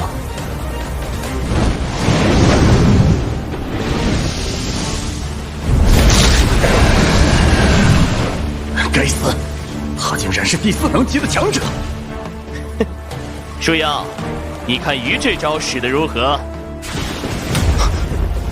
这是很好，你们的进步很大，竟然知道趁我们方才战斗正酣、狐侠他顾之时，暗中布下4重禁咒大阵。哼，他们3个分别能施展地、风、火3种属性的禁咒。地、水、风、火4重禁咒，而今只差水之禁咒。不过，只要凑齐了这块封印了水系禁咒的珍贵魔晶石，便够了。地、水、风、火4重禁咒。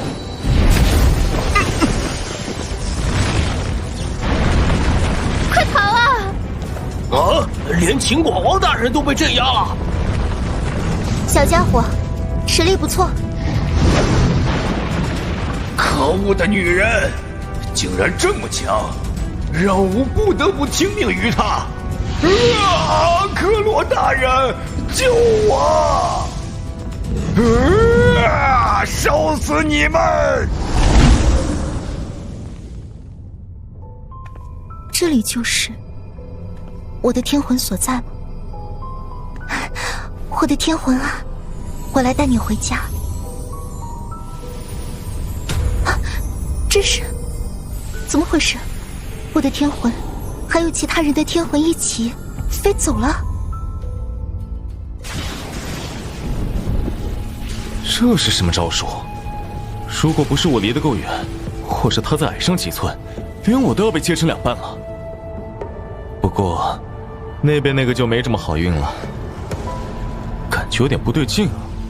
丰都大帝的实力就这种实力不至于让欧文感觉到致命危险吧？早知道他这么弱，我就自己一个人来了，还带什么阿牛啊？死在4重禁咒下，这土著也不算枉活一场。可惜让那边那个逃了呀。啊，这些珠子是什么？小心！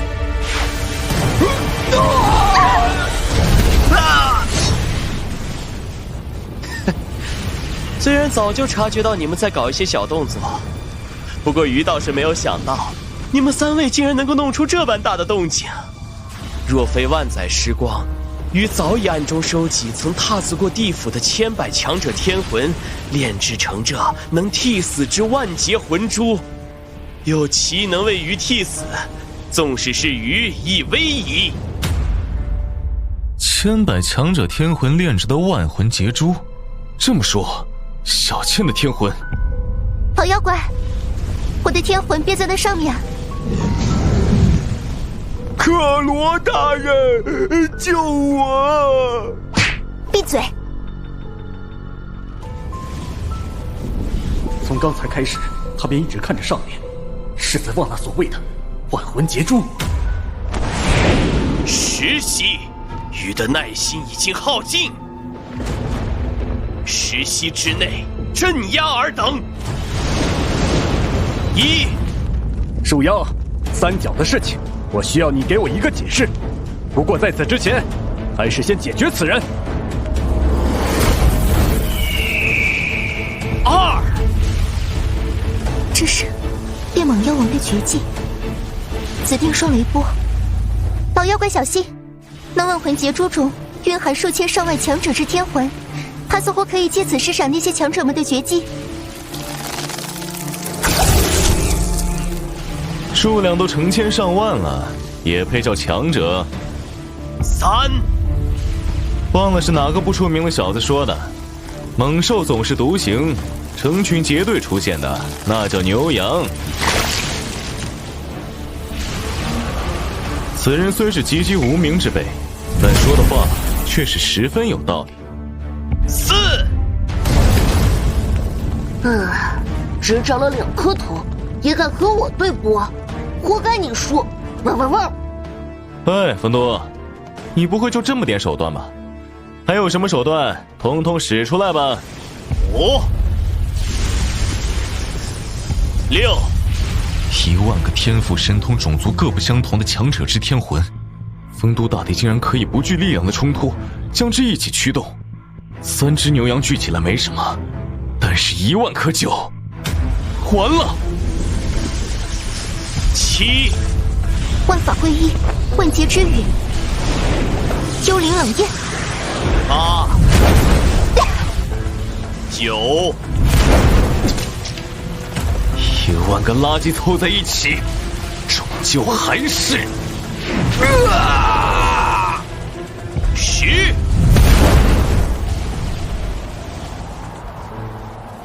在鱼的雷劫下，都已化作焦炭了。那么，鱼再助你们一把，彻底成为天地间的鱼镜吧。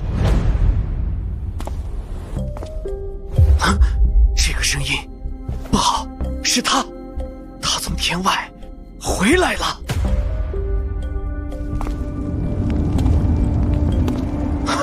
这个脚步声，是他察觉到了这里的异常，又从天外回来了。不，玉好不容易在万劫魂珠的滋养之下诞生灵智，从而摆脱书籍，化身为人。在他不在之时，鱼便是这阴曹之主。若他归来，鱼又算什么？还鱼真身，生死不出，其余补天，绝地天通。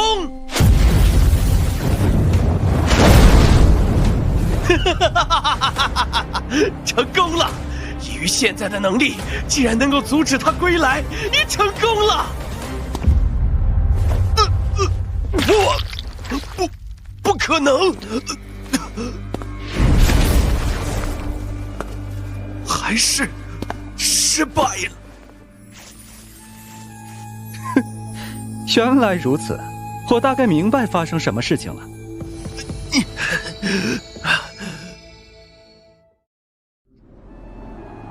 原来如此，你并不是丰都大帝，不过是在他离开此界前往界外之时，一个狐假虎威者罢了。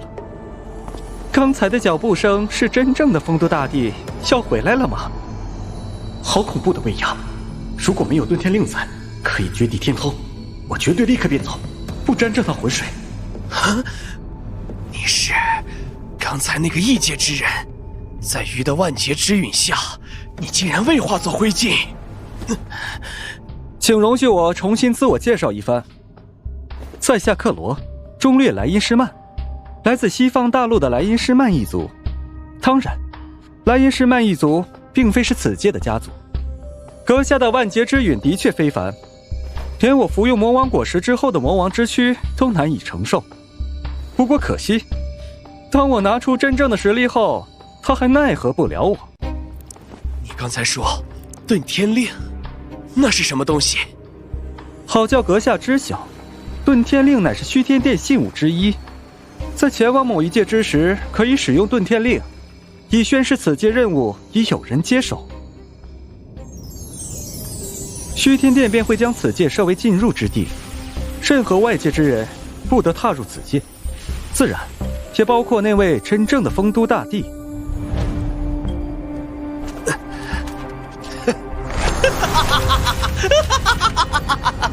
原本鱼对你颇感兴趣，便是为了将你抽魂炼魄，看看是否有方法能绝地天通。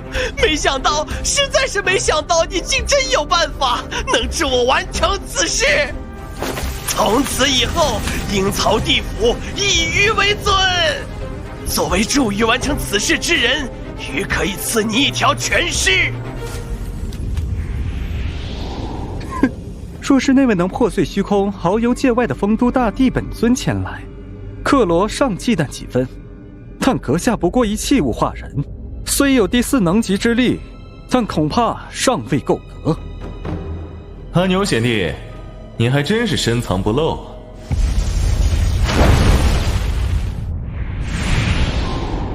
阁下的雷劫真是恐怖，若非我这具身体得罪黑山妖王，乃是一块奇异灵石所化，这次还真是要生死魂灭，而不是只损失几百年的妖力了。啊，不过虽然活了下来，但是现在这个样子，实在是太过丑陋一些，也不知道老妖怪会不会嫌弃。你竟然未死！不过，你现在这副元气大伤的样子，能做得了什么？我此刻3位下属身亡，正需要几个人为我梳妆打扮、端茶递水。以你现在的实力，倒是足以胜任了。聂小倩，你可愿加入我莱茵施曼家族，为我效力？我可以带你离开此地，从此逍遥万界。仔细一看，阿牛你虽然长相有些古怪，但还算帅气，而且好像在界外很有势力的样子，的确有着令女子倾心的资本。不过啊，我们那口子可小心眼得紧，你既然说出这种话，那么估计还待会儿要大义灭亲了。他发起火来，我可拦不住，所以只能先祈祷神佛保佑阿牛你没事了。什么？小飞龙，嘿，主人，楠楠早就准备好了。嘿，变身！阿牛啊，我把你当兄弟，我这刚死不久呢，你就想在我坟头上染指你嫂子？你这不是逼我大义灭亲吗？你也活着？你们竟然都能从鱼的雷劫之中逃生？你是树妖？你怎么变成这副样子了？不对，你身上的力量，这并非是这个世界的力量。在我之前，也并无虚天殿成员接下探索此界的任务。你也并非虚天殿麾下的任务小队。我明白了，那个搅动此界风云的蝴蝶，是你，是你在暗中用某种秘法，我设了树妖之身，主导了这一切。这么快就反应过来了，看来你还不算笨嘛。我所忌惮的唯有丰都大帝一人，所以才要把阿牛你牵扯进来。阿牛你果然不负我所托，成功替我阻止了丰都大帝。我没看错你，一切都在我的掌控之中。一切都在你的掌控中，个鬼哦！你原本想的就是阿牛，说不定可以从虚天殿请帮手来帮忙。至于什么丰都大帝，真身在域外啊！阿牛这小子还藏了底牌，能隔绝天地啊！都不过是诈符罢了。还真是一个比一个藏得深啊！连我也没有想到，这个世界的水会如此之深。与这次的任务奖励相比，难度还真是超纲了呀！鼠妖、聂小倩，还有那边那个第4能级的，若是只对付其中1、2人，我自然无惧；但若是3人联手，即使是我，也很难取胜啊。不过他们之间也并非铁板一块，倒给了我可乘之机。计划变更，由强攻压制改为浑水摸鱼。哎呀，还好有切木灵叶在，不然这次要毁容了。老妖怪，待会我们联手。虽然切木灵叶无法恢复我的元气，不用。主人要露出真实实力了，希望阿牛他们人没事啊！喂，你们2个一起上吧！你竟然想以1敌2！蝴蝶呀，虽然我承认的确有些小瞧你了，但你可知我先天满魂力，12种属性魔法中的6项已经圆满，被人称作莱茵施曼家族1000年来第1天才。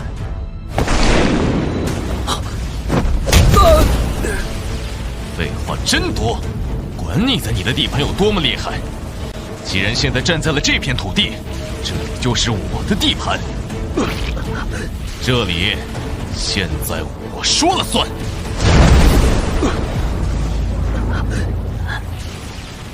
真是惊人的力量与速度。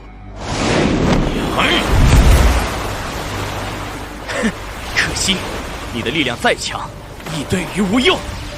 奈何桥上探奈何，是非不渡忘川河。你怕是没有听过1力破万法，这世上还没有老子的拳头破不了的术法。就你刚才压着我们3个打，很嚣张啊！不过刚才是记得能让欧文心惊肉跳的力量还没有出现，所以没变身欧文形态揍你。现在，你再给我嚣张一个看看啊！危险的感觉。地、水、风、火、光、暗，6重禁咒。是那张，似乎还是升级版。休想跑！谁要跑了？怎么可能？就算他并非此界之人，以于生死不知力，竟然困之不住。而且，他疯了，竟然……给我破！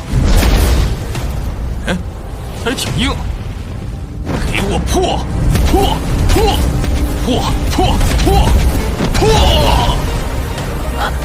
这他竟然以肉身破6重禁咒，他是人形巨龙吗？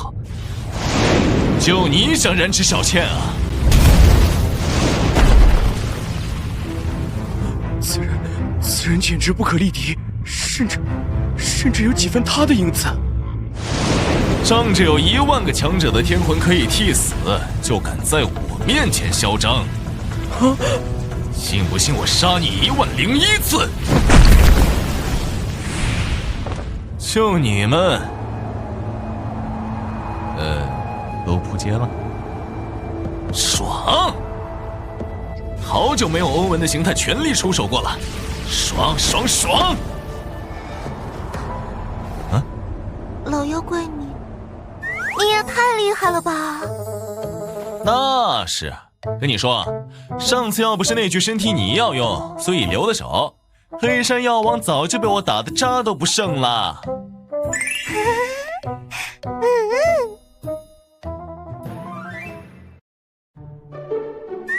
恭喜主人旗开得胜，主人文成武德，天下无敌。小倩，你找到你的天魂了吗？啊，找到了，在哪里？就是这颗。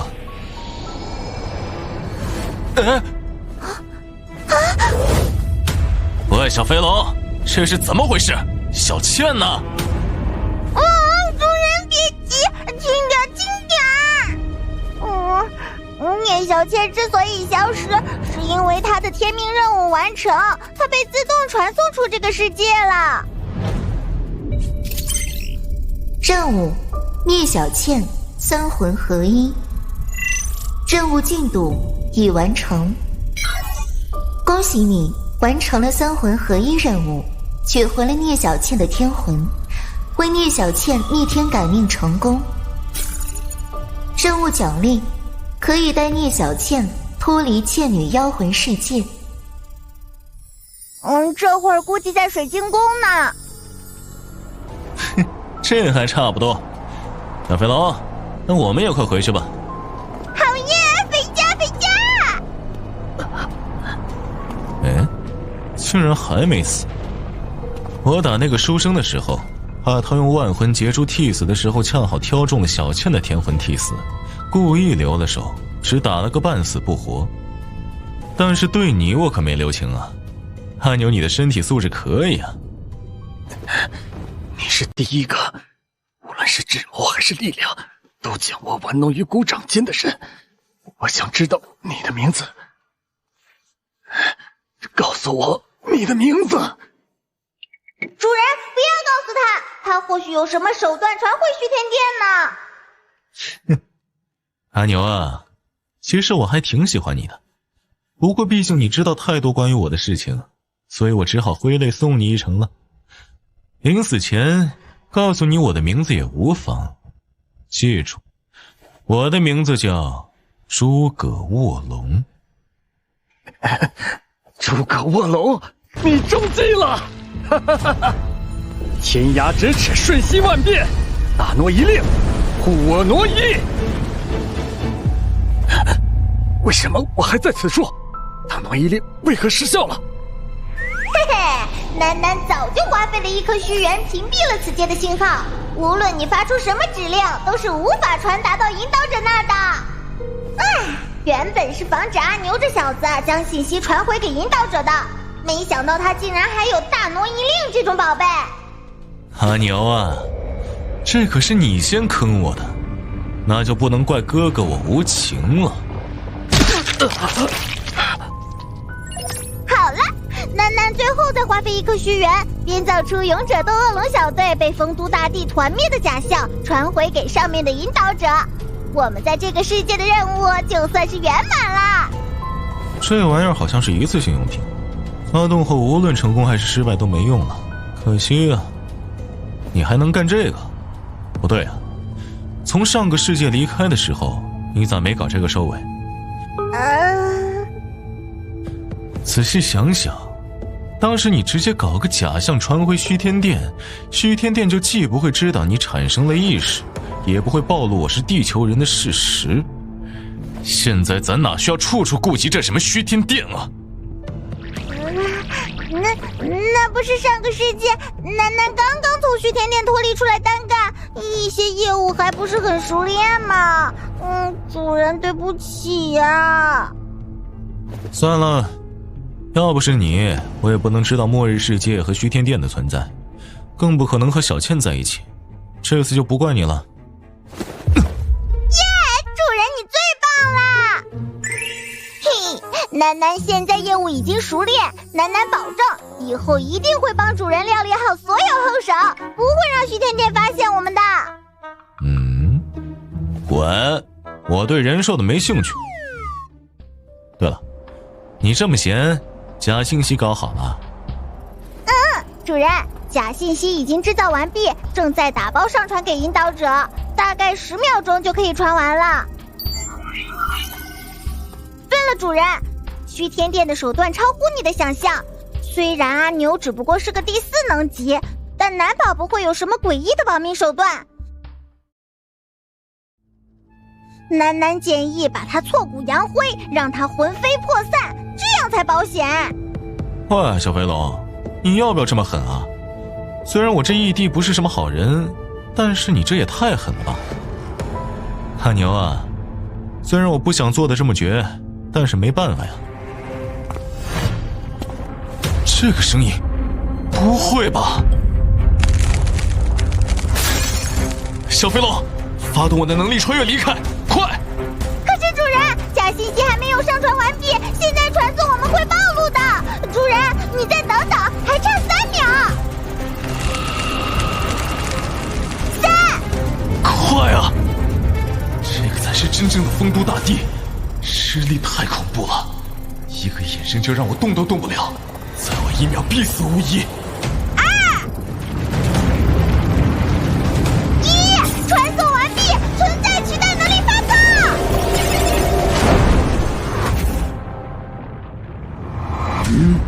汝之身体，一瞬间不属于此界。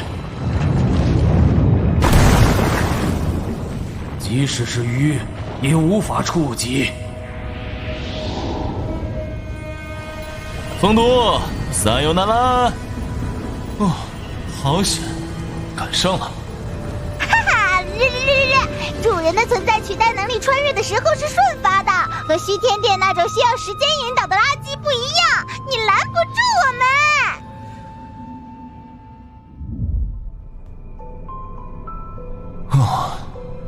已经都感受到了热气，真的差一点点就被打中了。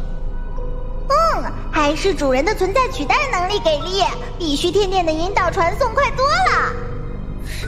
这回的收获还不错，树妖的绝对战力虽然不如欧文，但功能性明显要强很多。可惜就是被打残了，只剩1颗树种，什么力量都没了。我要的就是青蒙树种的特性，超凡古墓什么的，去新世界总能找到的。也对哦。主人，我们马上就要到新世界了，楠楠先把虚空房间展开。什么虚空房间？叫水晶宫。不知道小倩怎么样了，在这里住的还习惯吗？哎，这里是水晶宫内部怎么变成这样了？水晶宫并不是真实的房间，而是虚拟的房间，所以可以根据居住者的意愿变换大小、形态。没想到聂小倩一个土著，竟能摸索出来水晶宫的奥妙。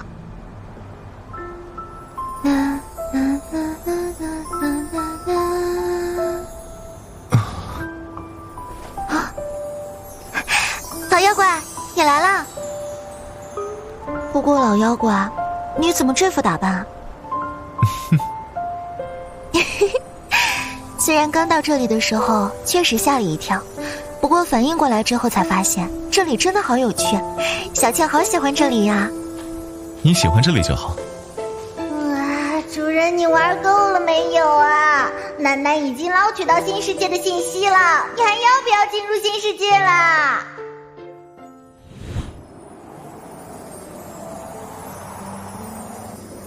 小飞龙，如果我们前往新世界了，小倩一个人留在这里怎么办？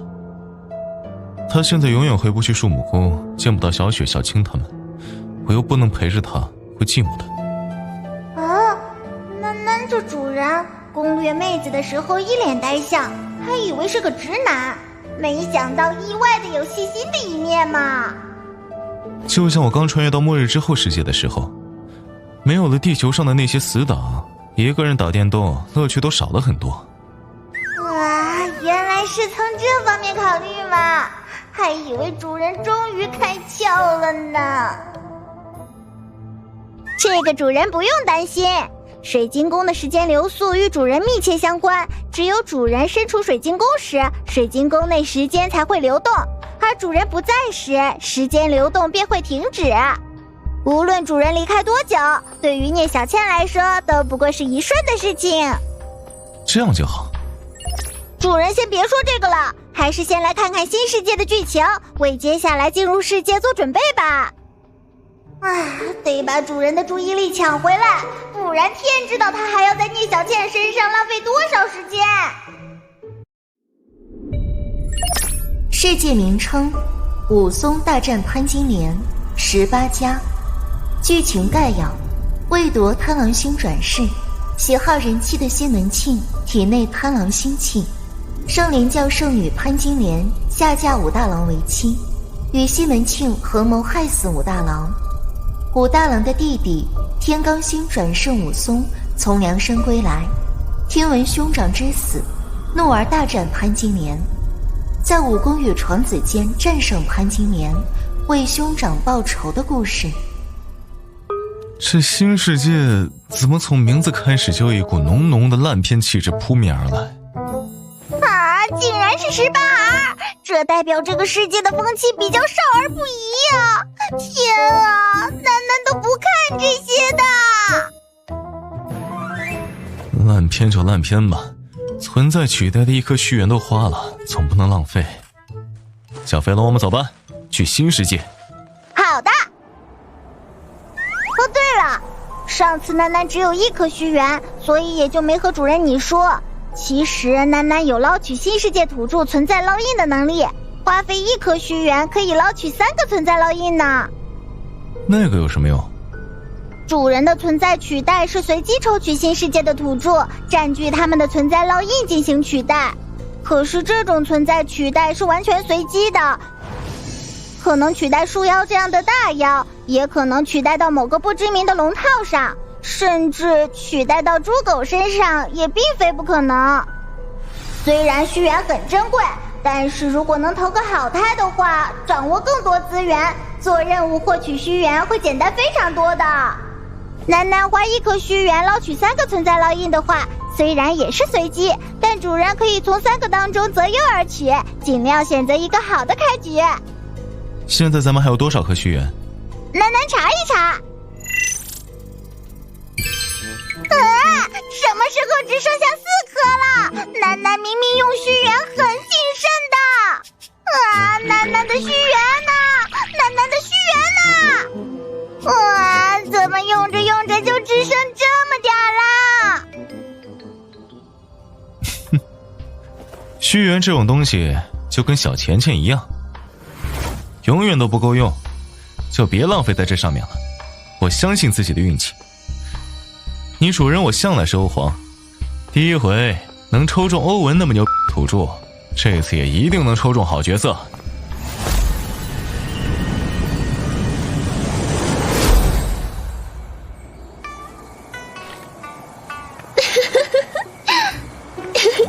大大来追人家呀！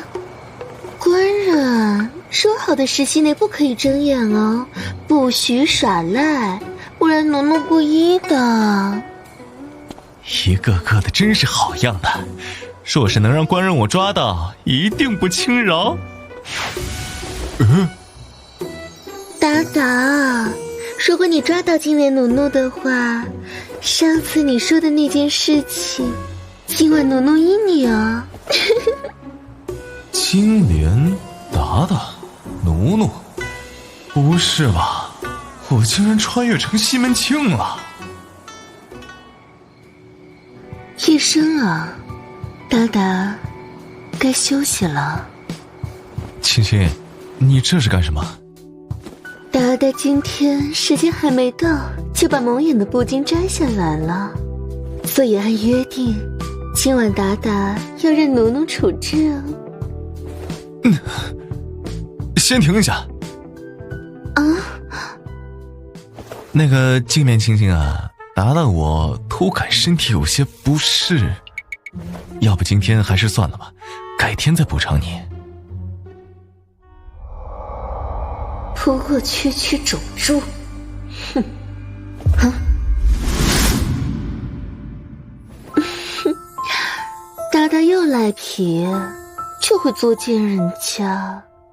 那今晚达达便好好休息吧。平儿和春梅便在隔壁房间，达达如果有什么要求，换他们便是。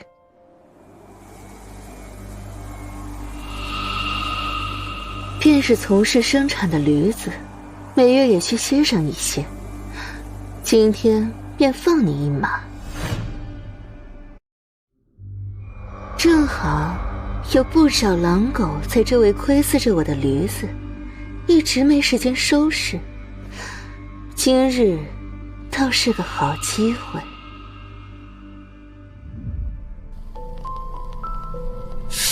小肥龙，给我出来！把武松大战潘金莲对应的电影给我放一遍。主人！哎呦，我的个肾呐！尤其是现在已经确定是取代西门庆这小子了，关于他的一切要重点关注。看看我这肾是怎么回事。第一次和别人看这种东西，竟然是和你这头小肥龙，总感觉有点怪怪的。我就说肾的位置咋这么疼呢？好色哦！西门庆这小子一点节制都没有，恨不得一天9次，难怪最后死在床上。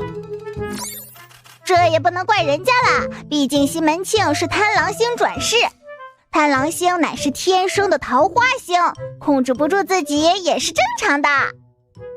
贪狼星嘛，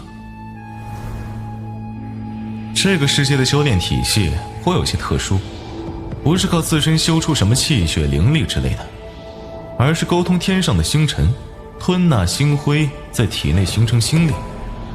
而且存在那么一群人，乃是天上的星辰转世，体内天生就蕴含浓郁的星力。这种人不修炼则已，一旦开始修炼，速度比常人快出千百倍，并且成就更高。西门庆就是贪狼星转世，所以那方面的需求非常强烈。而潘金莲则是某个神秘教派圣莲教的教中圣女，精通采卜之术。发觉西门庆是未修炼的贪狼星转世后，便伺机接近。因为西门庆这小子独好人妻的缘故，潘金莲甚至费尽心机，先是嫁给武大郎，然后再借人妻的身份勾搭上了西门庆，想将他体内的贪狼星力采补干净。可怜的武大郎啥也没干，就被戴了一顶绿帽子不说，事后还被潘金莲一碗汤药给毒死。这是被采补的多凶啊！好歹也是贪狼星转世，竟然会肾疼。哎呀，肾又疼了，岂有此理！再多让他采补几次，我这个号估计就废了。按时间线，大概半年后武松才会知道他大哥武大郎挂掉的消息，杀上西门府。我这身子可等不了那么久。看来当务之急是要先用欧文的力量把潘金莲给解决了才行啊！主人不要啊！你难道忘记了，除了潘金莲，高府外还有着不少被贪狼星气吸引过来的妖女，正虎视眈眈吗？潘金莲，贪狼星转世乃是我阴鬼派、花间派、红粉宗3宗最早发现，你仗着天罡境的修为强占一边罢了，何以敢对我们下杀手？你们可知道为什么你们3派经营多年，仍只是不入流的门派吗？就是你们都太天真，贪狼星转世，有能者居之，哪有什么先来后到啊？也对，除了潘金莲，好像还有3个擅长采捕的宗派妖女觊觎我的身子。原著里西门庆被潘金莲喂药弄死了，这些妖女过来没安好心，准备趁热打铁。一颗虚元只能维持3分钟的欧文形态，这3个魔门相差甚远，妖女又人多势众，短时间内还真杀不干净。潘金莲现在是我的保护伞，还得留着。主人你看，那是什么？这是……哇哦，这不是传说中的春妖精打架图吗？不，这是这个世界最强的修炼功法之一，准确地说，应该是世界最强的泡妞功法。在原著中，有一本特殊的修炼功法，名为《桃花心经》，是只有贪狼、廉贞、红鸾、天瑶等桃花星转世才能修炼的功法。修炼过后，并不会拥有多么强大的战斗力，却可以大大提升对异性的魅力。一个眼神便能让异性身心臣服，甘愿奉上所有。在原著中，西门庆这本得罪一位神秘道人的妖精打架图，就是《桃花心经》的上半册。少年，我看你骨髓精奇，眼泛桃花，一看就是万年不遇的인才。贫道这儿有几本春宫图，将来拯救天下美女的任务便交给你了。不过可惜，西门庆只以为这是一本普通的妖精打架图，直到被潘金莲采捕致死，都没有发现它的奥妙。最后这本功法，在我们的主角武松为兄报仇，把西门庆从棺材里拉出来鞭尸的时候，落入了他的手中。武松不是桃花星转世，却打动了身为红鸾星转世的李师师，两人双修。武松得到李师师体内的红鸾星力后，成功将桃花心经修炼至圆满。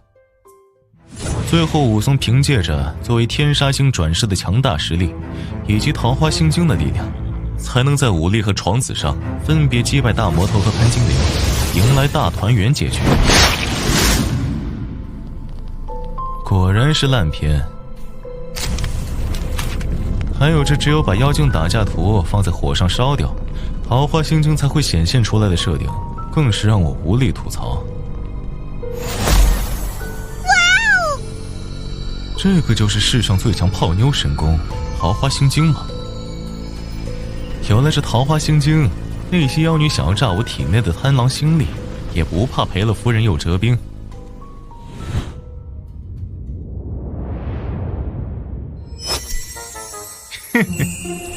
桃花眼成，这是修成桃花心经的标志啊！恭喜主人，贺喜主人！哒哒哒哒，呜呼，哇哦！只有一半桃花印，不过是炼成桃花心经的第1层罢了。上半册总共有3层，现在恭喜还早了点。西门庆不愧是贪狼星转世，体内天生就会蕴含浓郁的贪狼星气，修炼起来比普通人慢吞吞现影星辉快太多了。不过这具身体被潘金莲炸了太多次，体内贪狼星力亏空的厉害，这一次修炼又消耗了不少，等全部耗完就没办法像今晚进步这么快喽。这样啊。力量减弱了。严格来说，桃花心经属于神魂修炼之法，修炼后不但不会增长心力，反而会把一身心力转化为可以魅惑异性的神魂之力。这个世界的星修分为人雄、地煞、天罡、星神4个层次，虽然叫法不同，但实力大抵与第1能级至第4能级相当。而桃花心经上半册的3层则分别对应人雄、地煞、天罡3个层级，只不过不是具备心力，而是能让相应层级的异性不由自主地被吸引，身心接近臣服。我的桃花心经只修炼到第1层，只能令人雄境的妹子身心臣服，不过也算是有一定的自保之力了。达达起床了没？奴婢们来服侍您了。你确定？刚才感觉到神魂之力涌动。刚才的神魂之力涌动一闪即逝，我也不是很能确信。不过这种事情宁可信其有，不可信其无。圣女吩咐过，绝不能让高淼掌握修炼心力之法和神魂修炼之法，否则坏了圣女的大事，您我承受不起。达达，奴婢们要进来了。主人，是潘金莲的侍女李萍儿和庞春梅。刚才桃花媚眼出城，对星魂之力的把控还不是很熟悉，万一了一丝，这两人就在隔壁歇息，所以感应到了。主人，现在怎么办？他们两个倒是不足为惧，变成欧文随手就能干掉，但怎么想都太浪费了。变身欧文不需要，我正好要试一试桃花心经的威力。这是神魂之力！好你个高淼，竟然真的在偷偷修炼神魂之力功法！高淼，你什么时候发现不对的？在我们的眼皮子底下，你又是怎么搞到神魂之力功法的？达达呀，当一头什么都不知道的种猪，可以日日与圣女欢好，尽享人世极乐，不好吗？为何要偷偷修炼反抗呢？庞春梅、李萍儿，你们好大的胆子，竟然敢这么对我说话！你还以为你是那个可以对我们发号施令的达达呢？高淼啊，你还不明白现在的形势吗？欢快着死去的猪，其肉质较之心怀恐惧死去的猪更为鲜美。圣女对你百依百顺，我两人甘为侍婢，也不过是为了让你这头种猪醉生梦死，体内的贪狼心力更为精纯罢了。可是现在这头种猪起了想要逃跑的异心，我们也不得不用鞭子把这头种猪赶回来了。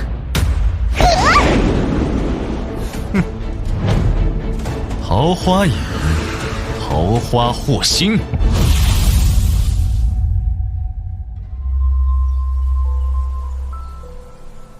主人，这桃花祸心有没有用啊？我也是第一次，我怎么知道？他们醒过来了。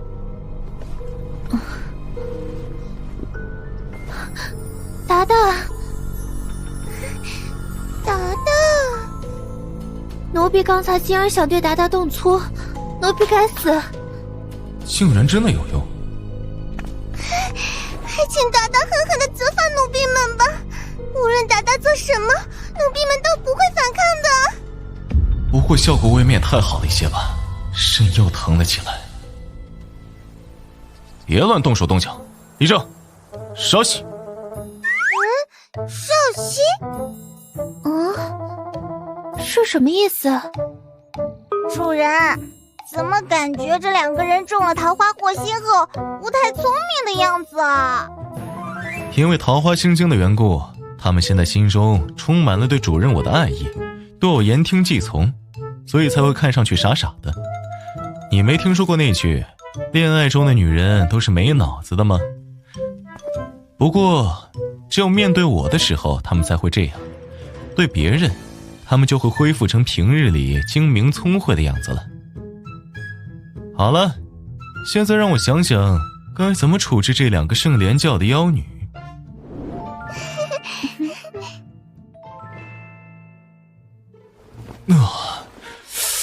好爽，这感觉啊！你们两个技术不错呀。只要达达开心，平儿做什么都可以。达达的小脚丫，不愧是人雄性的妖女，手上贼有劲儿。给他们这么一按，肾舒服了好多。嘿嘿嘿，叫你们两个刚才那么嚣张，现在还不是只能给主人捧脚呀？楠楠就不一样了，楠楠是可以抱主人大腿的程度，以后就是你们的大姐头，知道吗？可恶啊！他们又听不见。嘿，主人，楠楠突然有了一个非常好玩的想法。如此如此，这般这般。不就是人家听不见你说话吗？用得着这样吗？主要是因为方才他们称呼主人为种猪，楠楠气不过。好吧，依你。桃花祸心，解除。我这是发生了什么？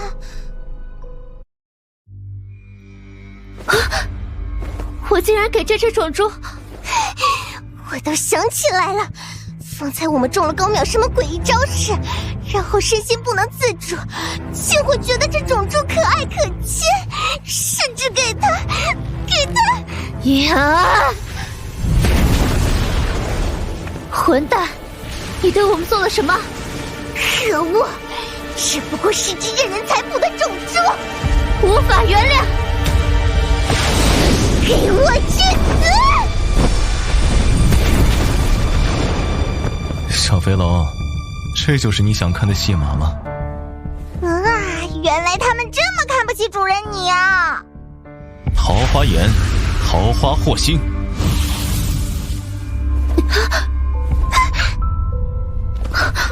大大恕罪。大大，刚才是春梅失心疯了，你们不要和春梅一般计较。刚才他们那个样子，现在却又生怕主人你对他们产生恶感，这桃花心经也太恐怖了吧！行了，别玩了，再闹大点动静就该惊动潘金莲了。你们两个都起来吧，我知道你们刚才的状态都是受到圣莲教和潘金莲的蛊惑，我不怪你们。对了，潘金莲呢？平时这个时候她应该已经来服侍西门，服侍我了。今天怎么这么晚？回禀达达，达达身为贪狼星转世，体内蕴含着浓郁的贪狼心力，除却潘金莲之外，还有阴鬼派、花间派、红粉宗三宗的妖女于高府周边窥伺。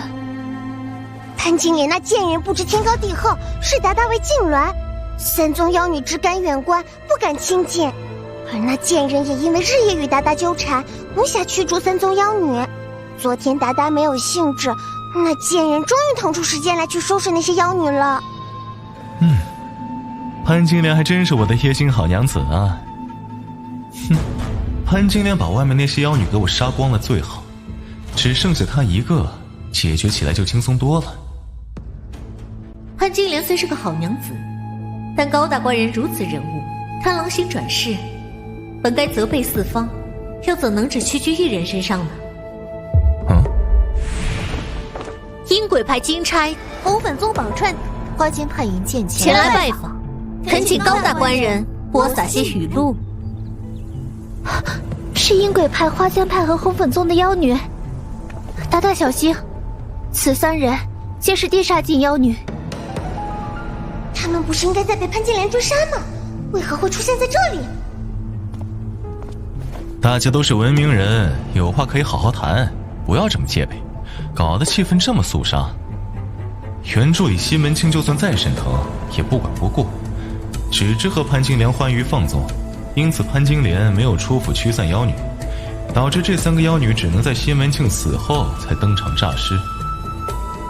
昨晚我因为肾疼赶潘金莲出房的时候，可没考虑到竟然会引来三位地煞境的妖女啊，失算了。对于我们三个的存在，你似乎并不惊讶。我原以为高淼不过是潘金莲豢养的一头种猪，每日只知享乐，根本不明白自己已经身处险境。现在看来，或许并非如此。那当然，平儿和春梅已经把一切都告诉我了。李平儿和彭春梅的这副样子，竟像是已经对高淼芳心暗许。高淼竟有如此手段。我劝你们最好还是不要对我动粗，不然我可不能保证有什么后果。高大官人，你说话如此有趣，是想我们发笑，从而对你下手慢些，好等待你的娘子回来救你吗？恐怕要让你失望了。潘金莲已经被我的师姐妹们以天地人三才星神阵困住，你等不到的。和他废话那么多做甚？动手！天地人三才星神阵，乃是自古有名的以弱胜强大阵之一。布阵者分别占据天、地、人三才方位，阵势一动，扑朔迷离。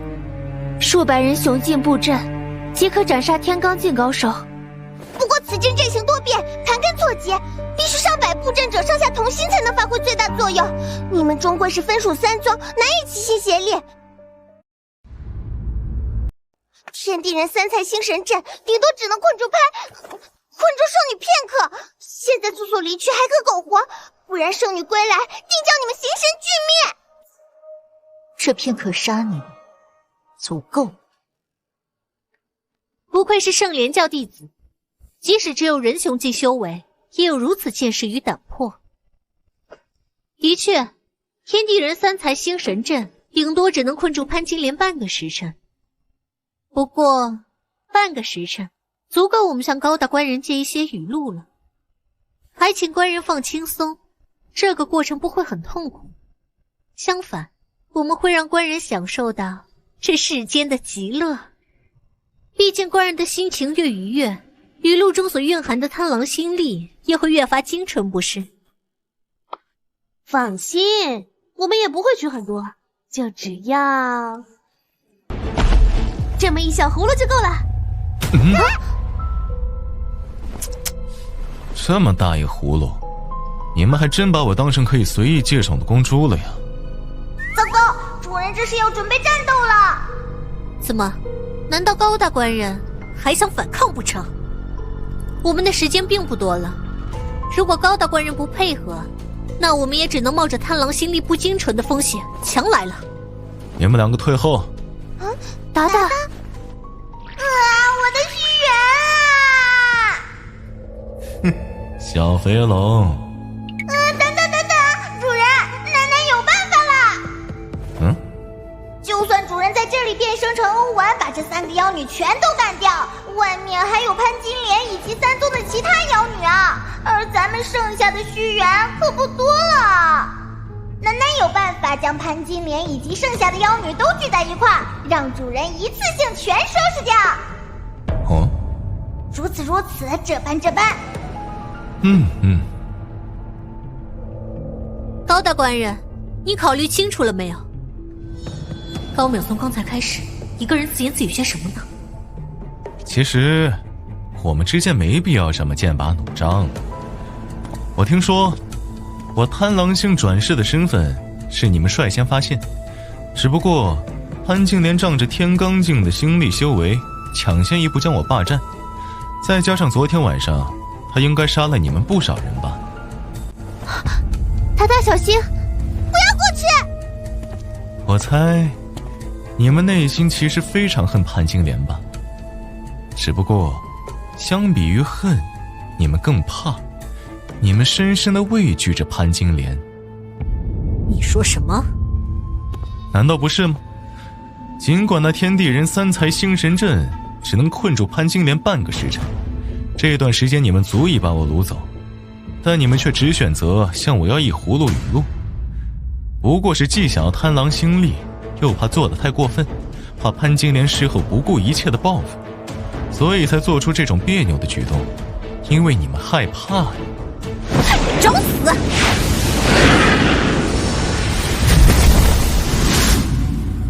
别这么激动，你这样就好像被我揭穿弱点而恼羞成怒了一般。别误会，我说这些没有其他的意思，我只是想说，既然你们这么恨潘金莲，而我也想逃离潘金莲的魔掌，我们有着共同的利益，完全可以合作。哼，就凭你，一头任人裁剥的种猪。既然是合作，我自然也有我的作用。你们那个什么什么三才阵的，不是号称数百人雄即可斩杀天罡吗？只是因为你们三宗不能同心协力，才无法击杀潘金莲，最多只能困他一时。如果我说我有办法让那几百人雄境的妹子上下同心，最大的发挥那什么什么三才阵的作用呢？达达，李瓶儿和彭春梅身为圣殿教女子，竟对高淼关切如斯，此人莫非有什么迷魂手段，可以操纵人心？即使潘金莲死去，高大官人也不过再落入他人之手。高大官人为何一定要和我们合作，置潘金莲于死地呢？如果真是如此，未尝不能一试。主人，西门庆作为一个没有心力修为的普通人，你前面表现太冷静了啦，让他心生怀疑了。好像是有点，不过还好，还有机会补救。你们知道的，贪狼星转世那方面的需求总是比较强烈的，反正终有一天要死在牡丹花下，与其吊死在潘金莲这一朵带刺的玫瑰身下，倒不如死在各位姐姐的花丛中，不是吗？牡丹花下死，做鬼也风流。不愧是贪狼星转世，果然风流。就算不是为了贪狼星力，姐姐我都有些想和你共享一夜欢愉了。只要解决了潘金莲，随时欢迎姐姐。既如此，阴鬼派那些人雄境的姐妹，便拜托高大官人了。既然金钗姐姐如此选择，那我红粉宗跟了。如果你并没有你说的那般有用，事后我会把你榨成一具干尸。这个不劳操心，只要你们将那些参与布阵的人雄境姐妹送进高府，我自有手段让他们同心协力。至于如何悄无声息地将他们送进来，平儿和春梅会帮忙。哼，虽然并不是很喜欢你们三宗，但如果是达达的命令的话，那就没办法了。高大官人，做戏要做全套，咱们姐妹都来高府这么久了，如果不带点什么走，恐怕潘金莲也会生疑。所以这葫芦就麻烦你装满了。这就不用了吧？好强大的心理波动！是潘金莲，没想到潘金莲来得比我想象的更快。再见啦，高大官人。想跑？潘金莲，今日3瓣莲花之仇暂且记下，来日必定奉还。破除天地人三才星神阵后，又匆忙赶来，心力损耗过大，没能把他们留下。不过经此一役，此3派人雄境妖女折损大半，再想凑齐数百配合默契的人雄境妖女布天地人三才星神阵，却是再无可能。这笔账，咱们慢慢算。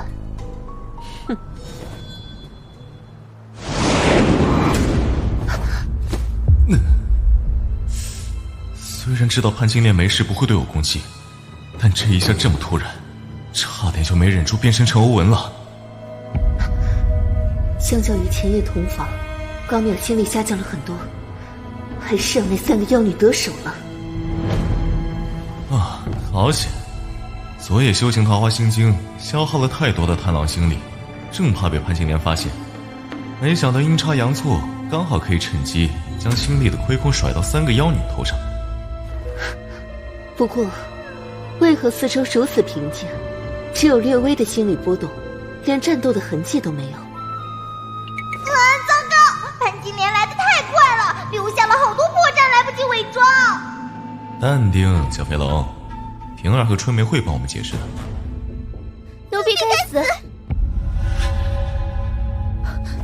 奴婢未能保护这头种猪，还请圣女责罚。对方地煞境的心力一窄，奴婢便心生胆怯，不敢反抗。奴婢该死。哼，原来如此。面对3位随手都能将你们捏死的地煞境，留得有用之身才是明智之举。都起来吧。不过，这3个妖女为何不将高淼掳走，而只是狠狠裁捕一顿呢？或许是因为圣女的缘故，一旦他们将高淼掳去，便等于与圣女结下不死不休之仇。定是如此。圣女名满天下，除却那些天罡境的大高手，谁人不惧？倒也有几分道理。李瓶儿和庞春梅在别人面前果然恢复成了平日的精明模样，有他们2个在潘金莲身边行事，不管办什么事都容易多了。主人，该我们上了，不能就这么呆呆的看着，潘金莲会怀疑的。金莲亲亲，这究竟是怎么一回事啊？刚才那3个妖女是什么人？你刚才怎么……哼，区区种猪，要知道那么多做什么？春梅，平儿，给他点一支迷失香，让他遗忘这段时间的记忆。迷失香会影响贪狼心力的品质，高淼此次又让那3个妖女采捕的不轻，短时间内恐怕难以再采掘贪狼心力了。是。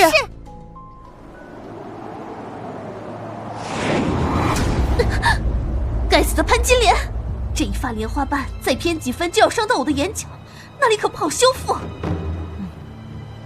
金钗姐姐，你真相信高淼所说，他之所以想要反抗潘金莲而选择我们，只是因为生性风流吗？放心吧，无论如何，区区一个高淼，还翻不了天。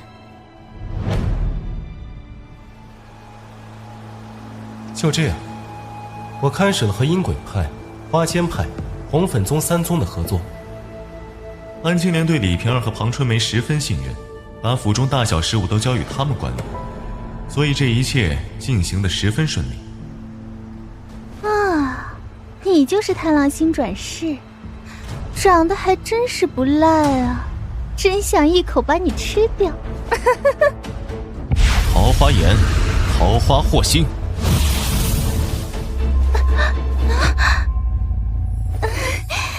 达达，围杀潘金莲一事，你们3宗准备的如何了？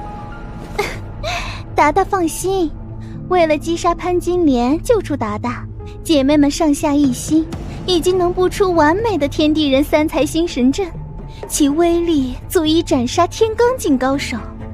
姐妹们更是依据达达的指示，以力求万无一失为由，劝说宗内所有地煞境高手齐出。宗内老祖们也已被说服。很好，来的高手越多越好，这样我才能一次解决，永绝后患啊！暮春，天朗气清，惠风和畅，适合举家春游。举家共赴黄泉，也算是人生一番幸事。到了地府，可不能怨我。也怪你们倒霉，偏偏这个时间点，举家到这翠微盆来游玩。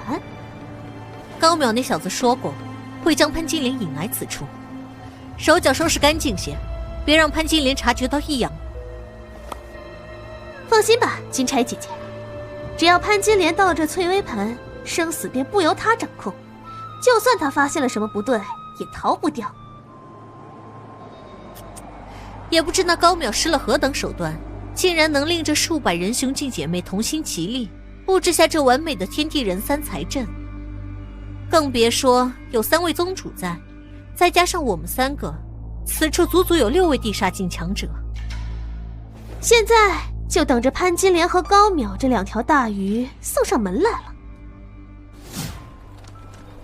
青青，要操持府内大小事务，辛苦你了。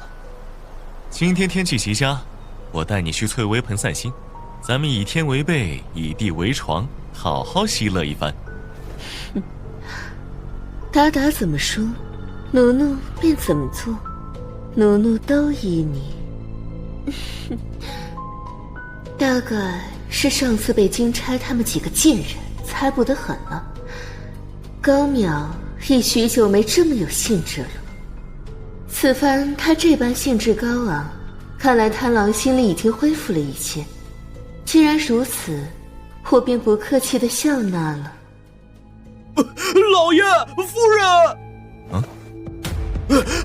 老爷夫人，药铺之中忽然来了一位豪客，张口便是要买价值3000金的药材。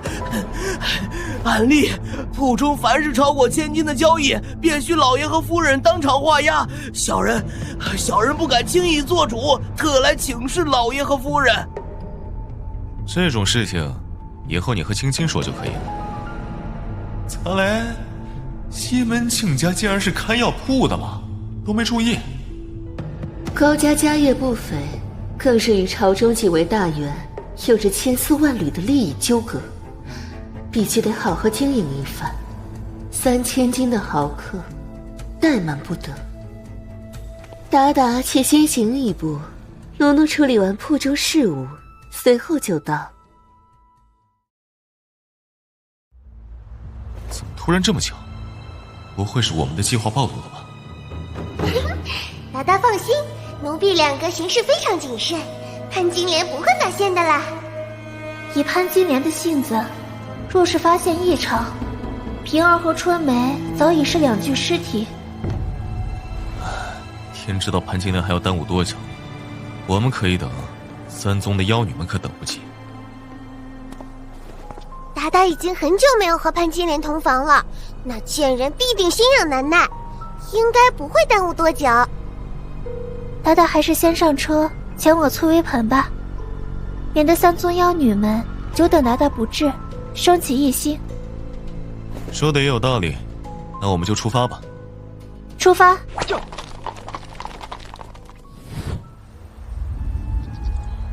金钗姐姐，银剑姐姐，我看到高府的马车了，他们到了。这千里目倒是神奇，妹妹是从哪里得来的？既然潘金莲和高淼已经就位，阴鬼派、花间派、红粉宗3宗弟子听令，都凝神静气，准备布置。银剑姐姐，等一下，你看，天上有风筝，而且不是普通的风筝，是一杆白旗。按照我们与高淼的约定，如若天上出现白旗风筝，则代表计划有变，不可妄动。你便是那位想要买3000金药材的豪客。刘某的确是带了3000金来求一味药材，就是不知你这儿究竟拿不拿得出来呀？客人说笑了，谁人不知我庆余堂乃是方圆千里最大的药堂，治病救人无数。哼，天下间我们拿不出的药材，只怕不多。我要求的是一位能解生、老、病、死、爱、恨、别、离这人生8苦的无生之药。你们先下去。是夫人。好了，现在就只剩下我们2个了。教中派你来是有什么事情吗？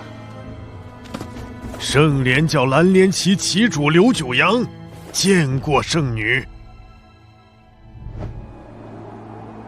高大官人，这都已经日落时分了，潘金莲还没到吗？急什么？太阳这不是还没下山吗？潘金莲到底在处理些什么事？怎么这么久还没来？急什么？就是，哎，达达，潘金莲那个贱人来信了。啊，是圣莲教的黑白并蒂同影共生莲，手持黑莲者可以与手持白莲者实时传音送相，应该是潘金莲。金钗姐姐，我们要不要先躲一躲呀？放心吧，黑白并蒂同影共生莲能传递的声音与影像范围极小，我们距离庞春梅如此之远，潘金莲还察觉不到我们。不知道他这个时候动用这东西是有什么要事。圣女在上，不知有何吩咐？平儿，春梅，刚才我得到消息，教主已于数日之前突逢大变，不幸冰天。圣莲教教主竟然轰了！现在教中乱作一团，甚至隐隐有分崩离析之危，我必须立刻回去主持大局。你们速速将贪狼星转世带离，先不要带回教中，待局势稳定后，我再派人联络你们。速度要快，行事要隐匿，不要让阴鬼派、花间派和红粉宗察觉到异样。姐姐，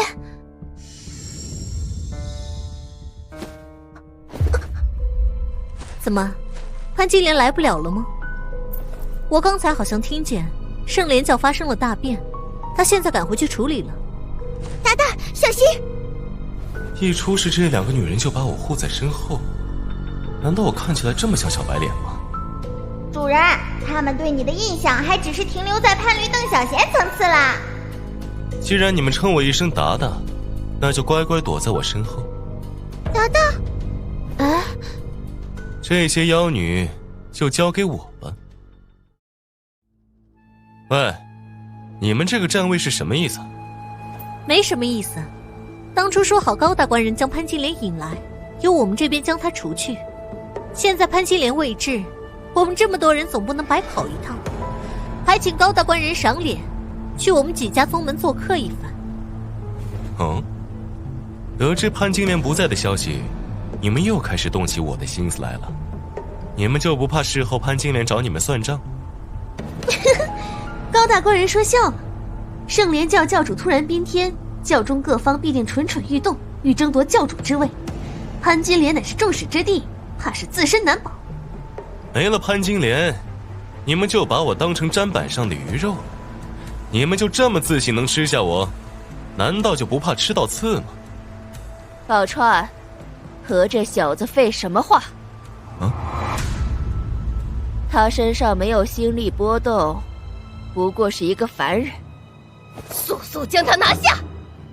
老身已经多年没有那方面的想法，但如果是贪狼星转世的话，老身倒是又有了兴致。高大官人，时候不早了，该上路了。高淼，高淼，跟我走吧。头好痛，意识模糊。主人，这应该是某种精神类的秘术。达达，别过去，这1个月达达变化很大，现在的他不是个鲁莽的人，他选择站在我们身前，一定有他的道理。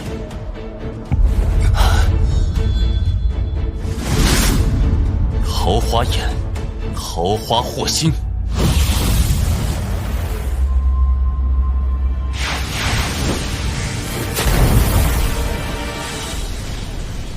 银剑，对付区区一个高淼，为何要动用天地人三才阵？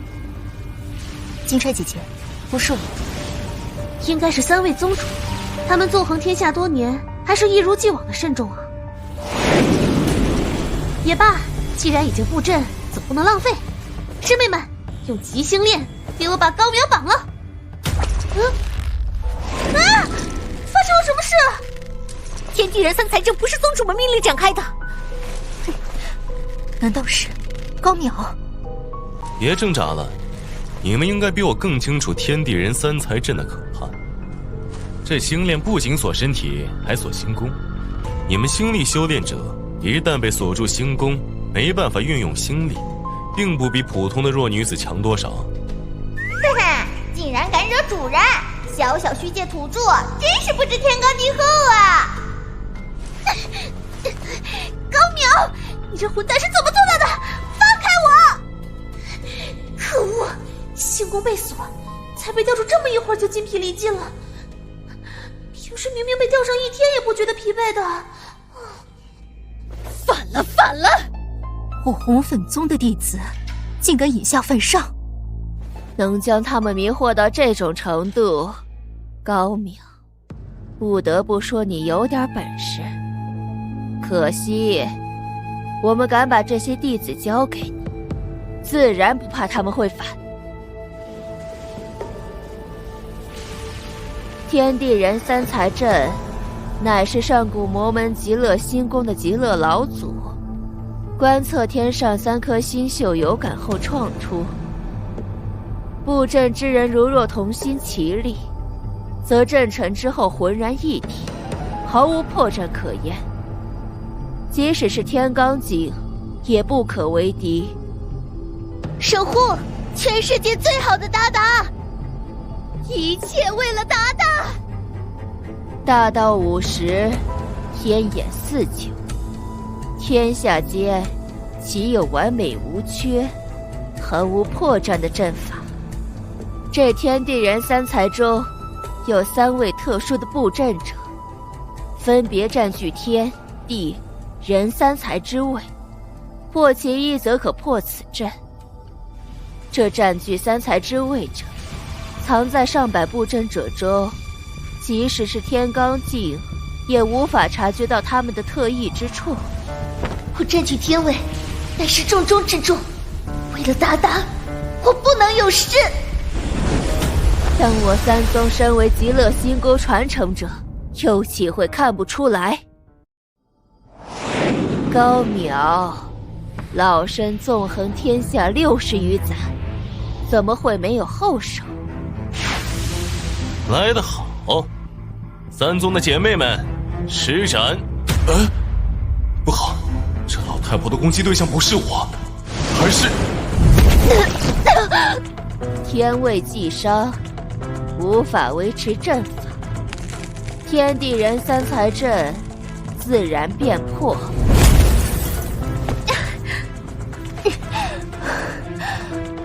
孽障们，都给我滚下来！喂，没事吧？都还活着，不过伤得好重。不许你们伤害达达！达达，快跑！即使重伤成这样，仍然在维护高淼。高淼的迷魂术，还真是神异的出乎我的预料啊！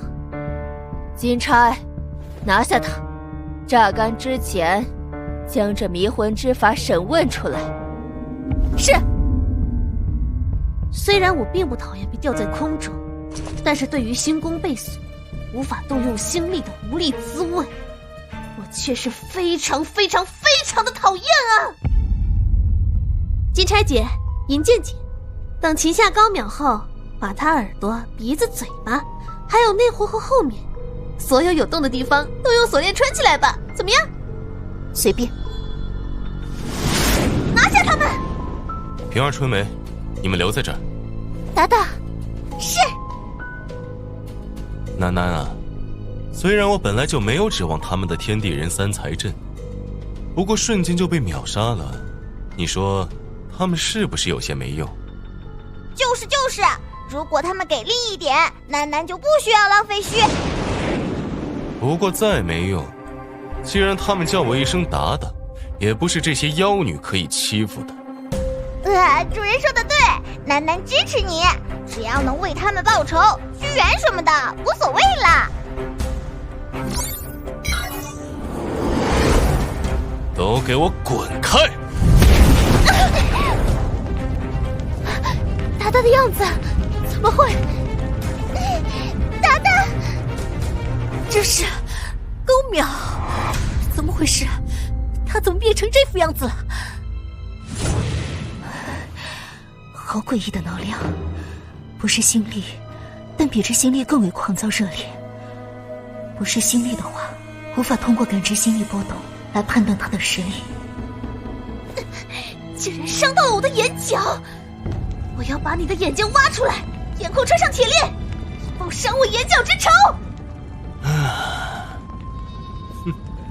想挖我的眼睛，就怕你没那个实力。高淼，虽然不明白你身上发生了什么，但若你真有惊天实力，又如何肯甘心任潘金莲肆意裁捕？雪花神剑，剑气森寒斗九州。怎么可能？我苦心练就的本命神剑，竟然……特效倒是不错，以后夏天你就为我做冰棍吧。休得猖狂！来，说出你的才艺。我知道你肉体强横，但是我体内的阴鬼是直击灵魂的，阴鬼巡天强锁魂。他正无比渴望你身上的那种力量。阴鬼被毁，暗示我是……喂，怎么感觉你们这些玩鬼的总是会被反噬啊？到你了，开始你的表演。高淼，快活呀，来呀，高大官人！不管你多么强大，只要你还是个男人，便给我在红粉幻境的温柔乡中永远沉沦吧。看见你摇手穿，我还以为你要发什么大招了呢，结果就这。看他这反应，刚才好像是施展了某种幻术，不知道，没感觉。都只是昏迷，而没有致命，很好。我对力量掌握越来越强了，待会儿打碎他们的星宫，让他们无法凝聚心力，再审问清楚他们的罪行，就可以进行审判了。接下来轮到你们3个了。怎么可能？金钗他们可不弱于我们，竟然败了。该死，这般实力，至少也是天罡境。面对这种程度的敌人，我们必须放下往日的间隙，毫无保留的联手，才可能有一线生机。哦，还没放弃吗？还有什么招都使出来，我都接着。小贝，我承认你很强，但也不要太狂妄了。我花间阴鬼红粉三宗，乃是上古极乐星宗的正统传承者。今天就让你见识见识上古极乐星宫的顶级星术——星术极乐神光。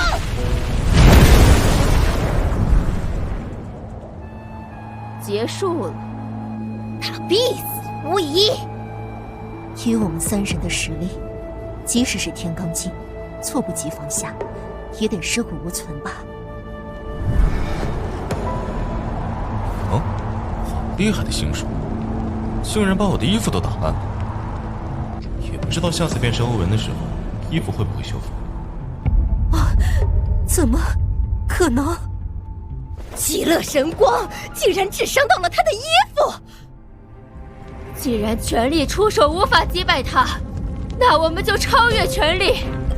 2位，施展极乐解体大法，燃烧寿命，提升心力，再来一次。现在不烧，待会儿就是想烧都没得烧了。好，殊死一搏。呀！极乐神光。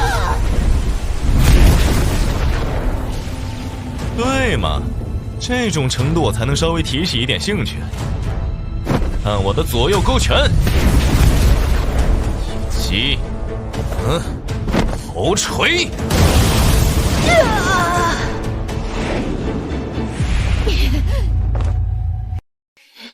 蠢货，这高淼一身实力比天罡境强者还可怕，怎么可能战胜得了？老身燃烧生命换得力量，是为了逃跑啊！不过多亏了你们造出那么大的声势，老身才能趁机离去。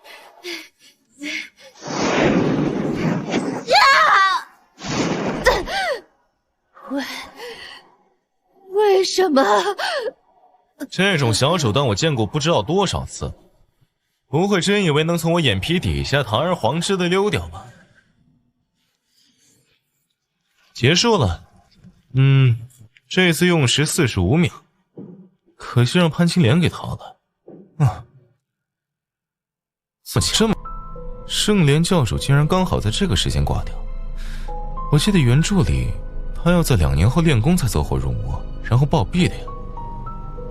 主人，或许是因为潘金莲气数未尽，冥冥中的天道意志为了保护他而改变了一些剧情。一般而言，一个虚界的大 boss 是世界意志为了给位面之子刷经验准备的，所以在被位面之子杀掉之前，会得到冥冥中世界意志的保护，没那么容易死。什么大气运护身？上2个世界，无论是潘威还是黑山妖王，我还不是想打就打，想杀就杀，怎么不见他们有大气运护身？我才不信这些玄乎的东西。楠楠也想不出其他解释了。等安置好这些姐妹，我就和平儿春梅去京城。我记得圣莲教总部就在那儿，我倒要看看，是潘金莲的命格硬，还是我的拳头硬。解决完潘金莲后，我就可以高枕无忧去做任务了。话说这次怎么这么久还没有触发任务？这个楠楠也不知道。楠楠脱离虚天殿没多久，很多功能都还在摸索中。目前只能帮助主人触发任务，但不知道怎样做才能100%触发虚元任务。我记得上个世界是在男主角与女主角相遇后才触发的任务，莫非任务的触发和男女主有关？圣莲峰坐落在京城郊外，周围有18座山峰呈连状拱卫，而圣莲峰便处在连心之处。这18座山峰乃是镇山，上应天穹18颗星辰，下合地势气脉，暗含风水正道，上中道路10颗依势而变。除非是学究天人的风水大师，否则便是天罡境强者也会在其中迷失方向，不得其门而入。善良教弟子从小便练就一种鬼影迷踪步，依此步法行走，方能入得圣莲峰内。闲差踏错一步，便会困于群山中，不能出离。所以平儿不得不以这种方式带达达入峰，还请达达恕罪。小肥龙，你给我钻回我的身体里去！到了，不过怎么会这样？圣莲峰整个不见了！圣莲峰整个不见了！一则高广非限量，并是光明无暗所。无生莲祖于中住，即是明尊安置处。看来潘金莲确实来过，还经历了一场血战。希望我这青筋平安无事，达达我还等着亲自为他送终呢。从都要干死对方这一点来说，主人和潘金莲还真是莫名的有 CP 感啊！达达，我想起来了，记得教中一些老不死授课讲经的时候说过，圣灵教外18座阵风，上应星辰，下合地脉，不但可以依势更改山道，抵御外敌，一旦遭遇内乱，更可以沟通天上18颗星辰的星辰伟力，将整座圣莲峰挪移至于无生之地。那你有没有听过怎么去这个无生之地？这个春梅听课的时候光顾着和其他妖女讨论双修之术，没认真听。无生之地乃是圣莲教的祖地，也是圣莲教立教千载，历经百劫而不灭的根基，与世隔绝。圣莲教所坐落的圣莲峰并非是此界的山峰，而是初代圣莲教主从无生之地劫取来的一座山峰，也是唯一能脱离世间抵达无生之地的宝船。现在这艘船已经离去，即使是新神境来此，也只能是望洋兴叹。只有当圣莲教内乱结束，择出一位新的圣莲教主，成功接受无生之地的传承，圣莲峰才会重新起航，回到世间。原著里没提到这个，是因为圣莲教主死得晚，圣莲教主没陷入内乱的缘故吗？圣莲教除了潘金莲，没几个叫得出名的角色。我相信我的好娘子会成功终结内乱回来，而且这个时间并不会太久。走，到附近包个客栈等着，我就不信他不回来。算他运气好，可以多活一段时间。不愧是大宋首都，比我想象的要繁华。诗诗姑娘出门了，快去一睹芳容啊！诗诗是谁？为何这么多人趋之若鹜？京城花魁李师师，艳冠京师，你竟然不知道？记得李师师就是原著的女主吧？去看看。身姿窈窕，芳香四溢，可惜有纱帐遮掩，不能一见真容。哦，不错不错，看身材像是个大美女。不过是个勾栏女子罢了。那也是有名的漂亮的勾栏女子。主人，任务出发了。任务：万花朝皇。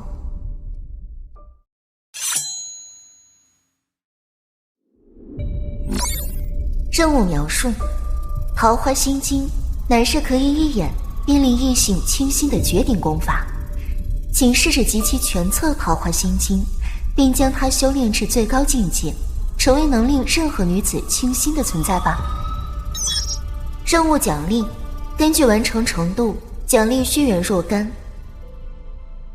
怎么只隔着一个帘子见到了李师师这个女主角就触发任务了？难道男主角武松也在这附近吗？说起来，这就是李师师的疏拢之夜啊！不知道哪位相公这么有福气，能成为他的第一个入幕之宾。好像原著里，武松和李师师的第一次会面就是在李师师的疏拢之夜。记得武松在那天晚上搞了一件大新闻。不止哦，楠楠记得《桃花心经》的下半册就在李师师身上，用一种特殊的药水写在她背上呢。看来我最近运气不错呀，只要把李师师这本心经活字谱搞到手，这任务就算完成一半了。没想到达达也像其他人一样，花车都走远了还不肯收回目光。毕竟是花魁呢。主人，这两个土著以为你被李师师迷住了，在吃醋呢。嗨，你们想哪儿去了？我刚才是在想别的事情。正好，我有一件事情要交代你们，听着，如此如此，这般这般。平儿会全力以赴的。原来达达刚才不是被李师师迷住了，达达放心，春梅保证完成任务。达达，春梅要吃那个，平儿也要。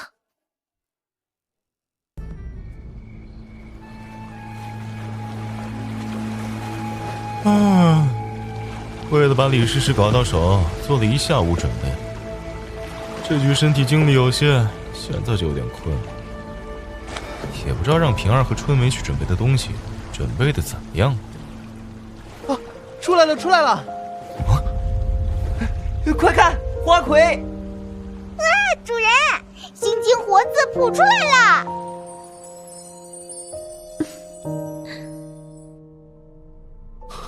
那是新科状元张超，听说他很可能是天上文曲星转世啊。